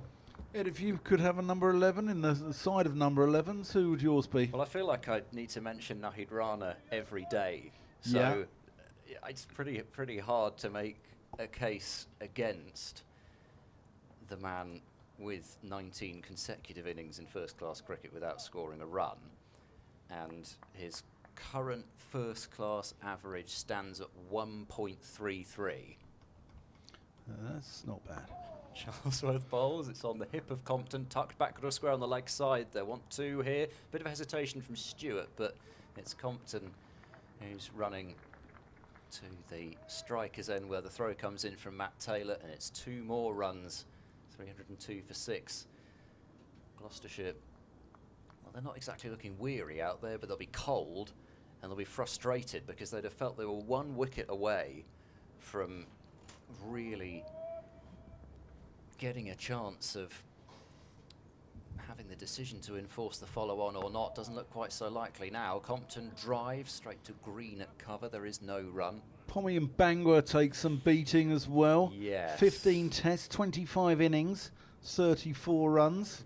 Highest score of 8. Regarded as one of the worst. Yeah. Chris Martin, the walking wicket, deserves a mention. We're not talking about the Coldplay lead singer either, although I think he might have done a better job actually, Ed. Aaron Harvey's been in touch. Charlesworth round the wicket to Compton bowls. Compton guides down to deep third. Should just be the single, and it will be 303 for 6. Aaron Harvey's been in touch. The worst number 11 I can remember is the great Glenn McGrath. Fantastic bowler. His only crime against batting is he got better with age. Fantastic commentary once again. Thanks for your email, Aaron. He could block though, McGrath. Yeah, he wasn't. I don't think McGrath was. I mean, he wasn't great, but he's not. He's not in the Pommy and Bangor. He didn't have Navid many Rana. shots, but he could block if necessary. Short and pulled and 4. Charlesworth bangs one in, but Grant Stewart is seeing the ball too well, really, to be caught out by that one, and he's got enough time to clunk it away between mid-on and mid-wicket, and this partnership continues to grow. It's past 100, and it's now 307 for 6, and Stewart just one more of those blows away from a vital half-century for his side. Alan Nathan's in the Cowdrey stand. We can't actually see round there, otherwise we'd ask you to give us a wave, Alan. But he's listening to us, all slightly behind the live action. He's enjoying the commentary, stroke chat. Mike Braley and Phil de Freitas would definitely make my number 11 team to support Bob Willis. Phil de Freitas was all right. Mike Braley was a batter.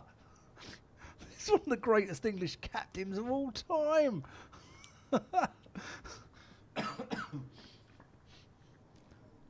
Ollie Price. And he comes. Defended by Compton. 7 overs left in the day. It's chuckling away. It surprised me. Is there something I'm missing there? I don't know, Mike Braley wasn't a great bat, but still. Defended by Compton. If we were doing 11s of people who played enormous amounts of Test cricket and weren't great with the bat, then Mike Braley might make that 11, but still. Yeah. Really though, what a wonderful skipper. I skippered our first team at my club, and I gained the nickname Sevy at one point due to, as Ollie Price comes in to Compton, just tucked into the leg side, goes through for a single. Mr. Ballesteros was the non-playing captain of the Ryder Cup side, and I was going through a particularly barren patch with the bat, so picked up the name of Sevy. Paul Harrison's been in touch. Alan Mullally, he said, well, hi, once again, loving the commentary, great work. Alan Mullally or Phil Tufnell? It's Paul in Chelmsford. Yeah, I'd put both of those up there. There's Stewart, just gives himself a bit of room, plays it out to Cameron Green in the covers, no run. Keep them coming. BBC Kent Cricket at gmail.com. Unfortunately, Tuffers probably would have to make the 11 at this point. Yeah. But he could bowl. Certainly could well, bowl. And Torks is bowling down a lot as well. Quicker ball from Ollie Price. Arm ball as well by the look of it. In the over, 308 for 6. There's 6 overs left in the day here at what is now a little bit of a gloomy Canterbury. The floodlights are on. You're listening to Dan Whiting and Ed Seaborn, BBC Radio Kent, BBC Radio Bristol, BBC Radio Gloucestershire, BBC Sport app, and live on the Kent YouTube channel. How to not think of him? Go Former Gloucestershire cricketer as well. Why did he do that? Shannon Gabriel. He has got to be up there because that wipe across the line. And actually, he has got that's it. I'm sorry, I'm not having any more suggestions. No, of course you can still send your suggestions in, but nobody can be your number 11 other than Shannon Gabriel in your number 11 team because he will do that. At least the others might try and block it. Graham van Buren into the attack, bowling his second over. Compton turns the ball away to mid-on. So the new ball won't be available tonight, but it will be available first thing tomorrow. As down the pitch, Compton flicking to mid-on. Stewart, again, just a bit of hesitation, but Compton is once more the man who would be in question with a run-out opportunity, 309 for 6. Compton just stretching now. Thought he limped that run. I wonder if a bit of cramps kicked in. I mean, he's been out there 234 balls. This is a proper vigil, isn't it? Yeah, it's a typical Ben Compton innings. Round the wicket is Van Buren into Stewart, who defends into the onside, and he's also perhaps actually not as much as Green, but he has still done a lot of running, Compton, and they've been pushing the twos, this partnership especially. You just really wouldn't think Stewart was dealing with a muscle strain. He's playing well through the pain. He's cut that one to deep cover for a single. It's 310 for 6, and really any thoughts of the possibility of a follow-on been erased. Yeah, eradicated. Ben Holliday's been in touch. Chris Martin, New Zealand. Van Buren bowls, a wide ball is driven and out to Bancroft at cover, using his feet there, Compton. Whether Van Buren saw him coming and tried to fire it wide outside the off stump, but couldn't get it past the bat. And the last ball of this brisk over is, it tickled delicately, almost too delicately, but it's wide of Hammond at slip. Josh Shaw will just cut it off before it reaches the deep third boundary, and they're through for 2. And now Stewart is stretching out as well. This cannot be pleasant in this cold wind. It must be pretty dehydrating being out there in this wind. And it's 312 for 6. Stewart 47, Compton 142. And well, you have to say Gloucestershire have thrown a lot at this partnership. Danganger's tried banging it in short. They've tried spin, which has kept them quiet, but it's been seen that particularly Stewart has feasted off, and Gloucestershire have tried many a different plan and strategy, but they just can't break this partnership at this point. I've been berated, Ed. I've been told off. I've been admonished. As that's driven pleasantly. That could well go away for 4. No, it's going to be cut off just before the boundary where Marchand de Lange's patrolling, but it's 2 more to Grant Stewart. So it's 50. The scoreboard seems stuck. They've added 1. I think he's on 49, Stewart. Yeah, 49.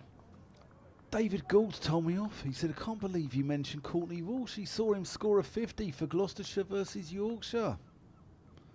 I'm sure I would have had Walsh in my 11, but still. Yeah, I'd have him in mine as that goes away. Okay. Bisham Beatty, he's got to be up there as well. Great bowler. Like Courtney, great bowler. No great shakes with the bat. Ollie Price, driven. Oh, that's stung the fingers of Cameron Green. Don't get weather like this in Western Australia. Oh, it's not pleasant. Mind you, it was pretty cold, I think, when he was here in September for that ODI series as well. That's just played out to DeLunger. That's going to be one. That's Grant Stewart's 50. Well batted, 62 balls, 7 fours, and a courageous innings with a pulled intercostal muscle. He's come out to bat and he's shown his mettle, and that's his second 50 in 2 games for Kent. Well batted, Grant Stewart. Well, he has really changed, if not the game, certainly the feel of the game. And it may yet prove that he has changed the game with the way that he came out and just counter-punched against DeLunger as he was throwing his punches with the short stuff.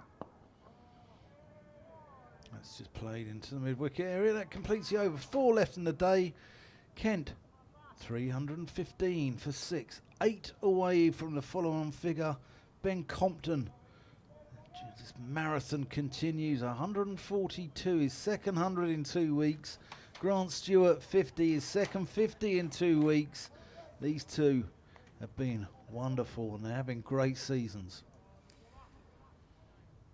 I think if we're talking Gloucestershire, another man that deserves a mention for the 11, that's Van Buren round the wicket, bowling to Stewart, who's forward defending, maybe starting to think a little bit about the close now. Make sure that these two are there tomorrow. Sam Cook probably is worth a mention. As this is forced into the offside, wait, no, Compton gets back and on striker's end. Sam Cook, not as in the Essex bowler, but as in the Gloucestershire great. The slow left armers, part of a very successful Gloucestershire side. Is going back is Stewart, flicking away to short mid-wicket. He had a batting average of 5.4.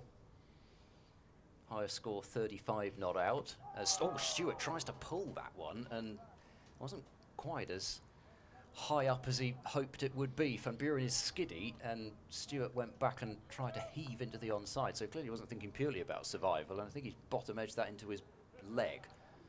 So no runs yet off this over. Next delivery coming in already. Steered to cover for no run.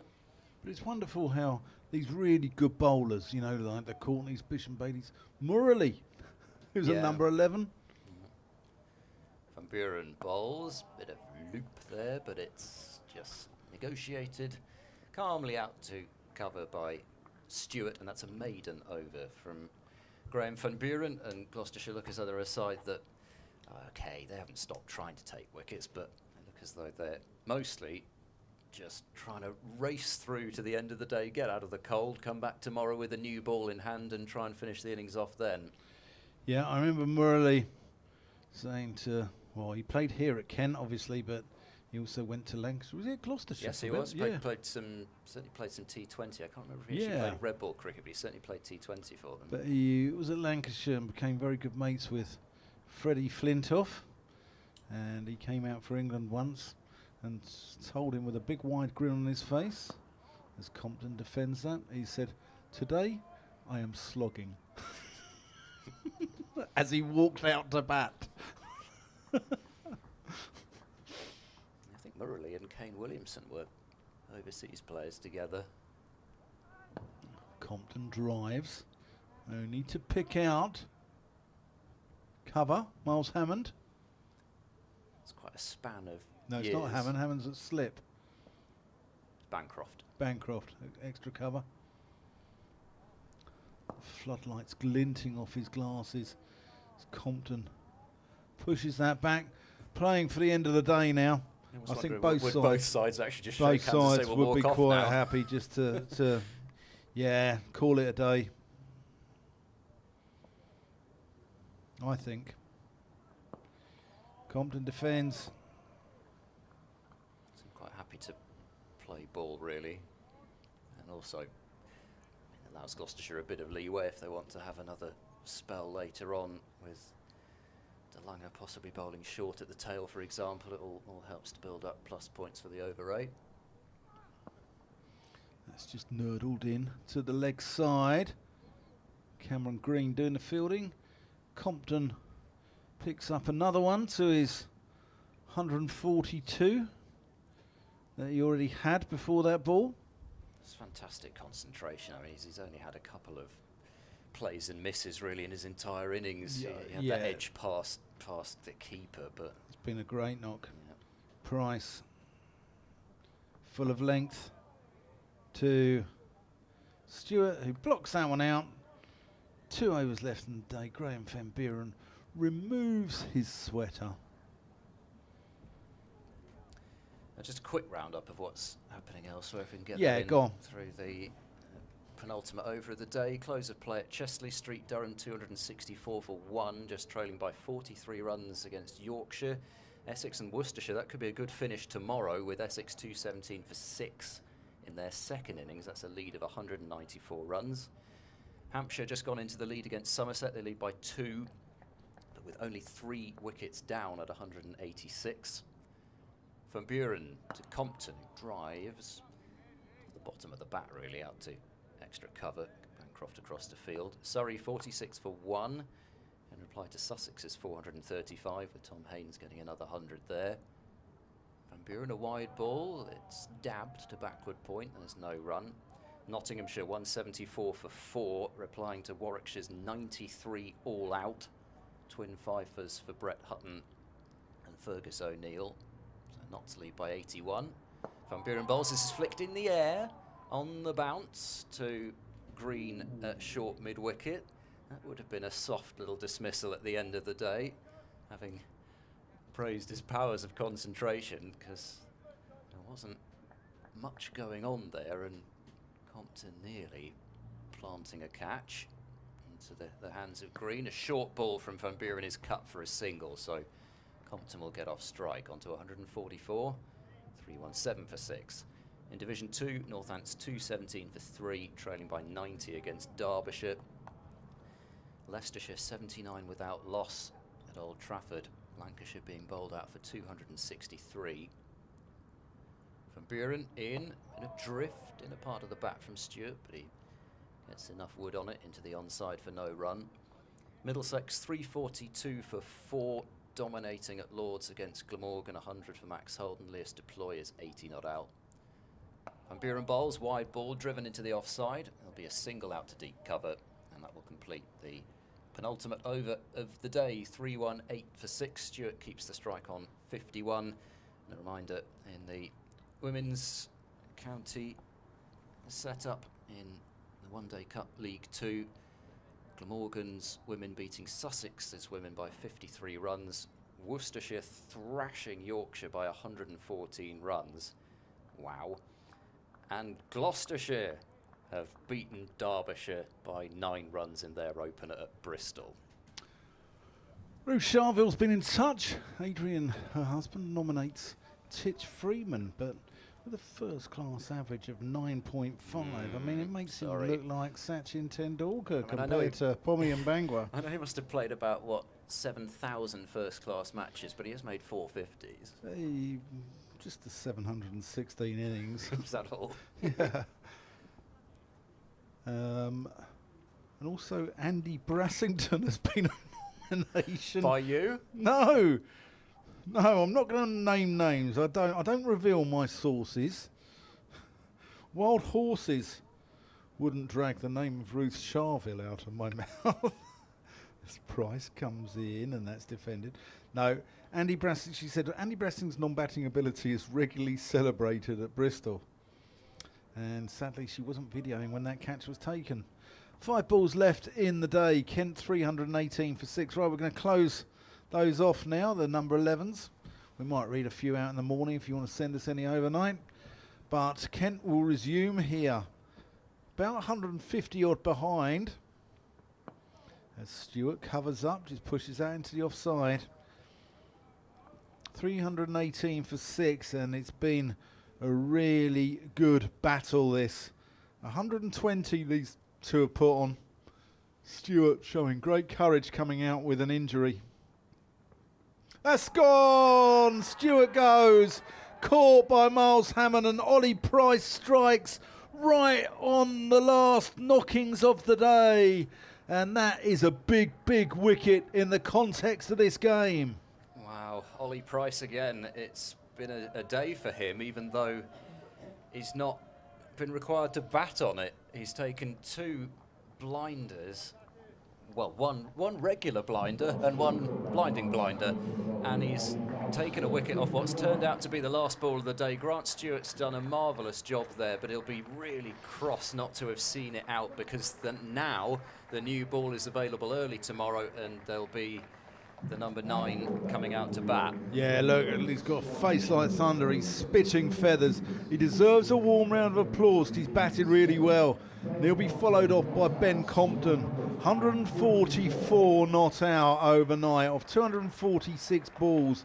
As I said earlier, it's been an absolute vigil, hasn't it, Ed? Yeah, he's underpinned this innings, and at last in Harry Finch and then Grant Stewart, he's had some people to keep him enough company along the way, because when Finch went, you thought, well, Compton could carry his bat here and only be just over 100, but because of those 2, he's now looking further beyond even the 150 that he's close to. It's been a magnificent effort from him. Gloucestershire have stuck at it in the field. They've created some opportunities from not very much, in terms of Danganger with the bumpers, Ben Charlesworth taking 2 wickets in 2 balls. That was an inspired bowling change from Cameron Bancroft.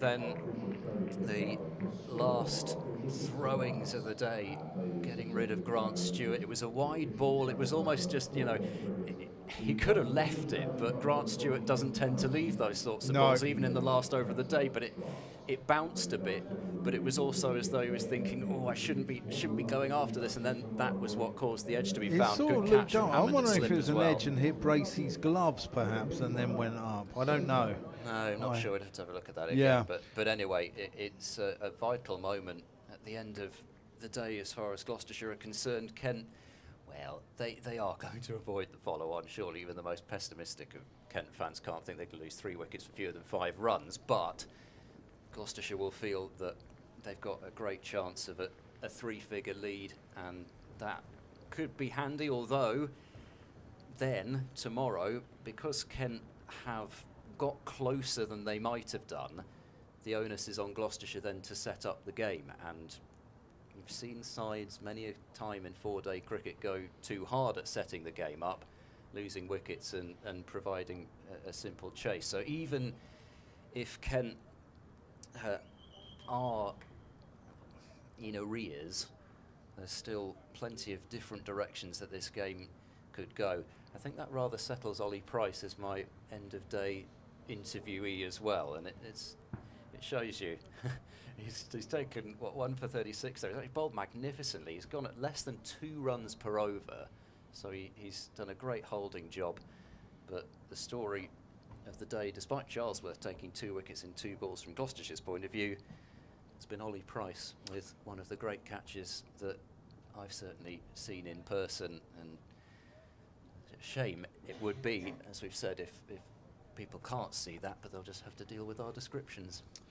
Yeah, it was a wonderful piece of cricket. Well, I think that just about wraps up the day, and I think it's been Gloucestershire's day.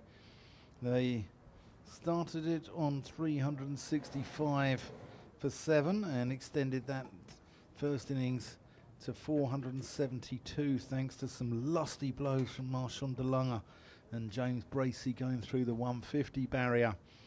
Kent in response lost some early wickets, including 2 in 2 balls when Jack Leaning, Joey Everson both went to the bowling of Ben Charlesworth.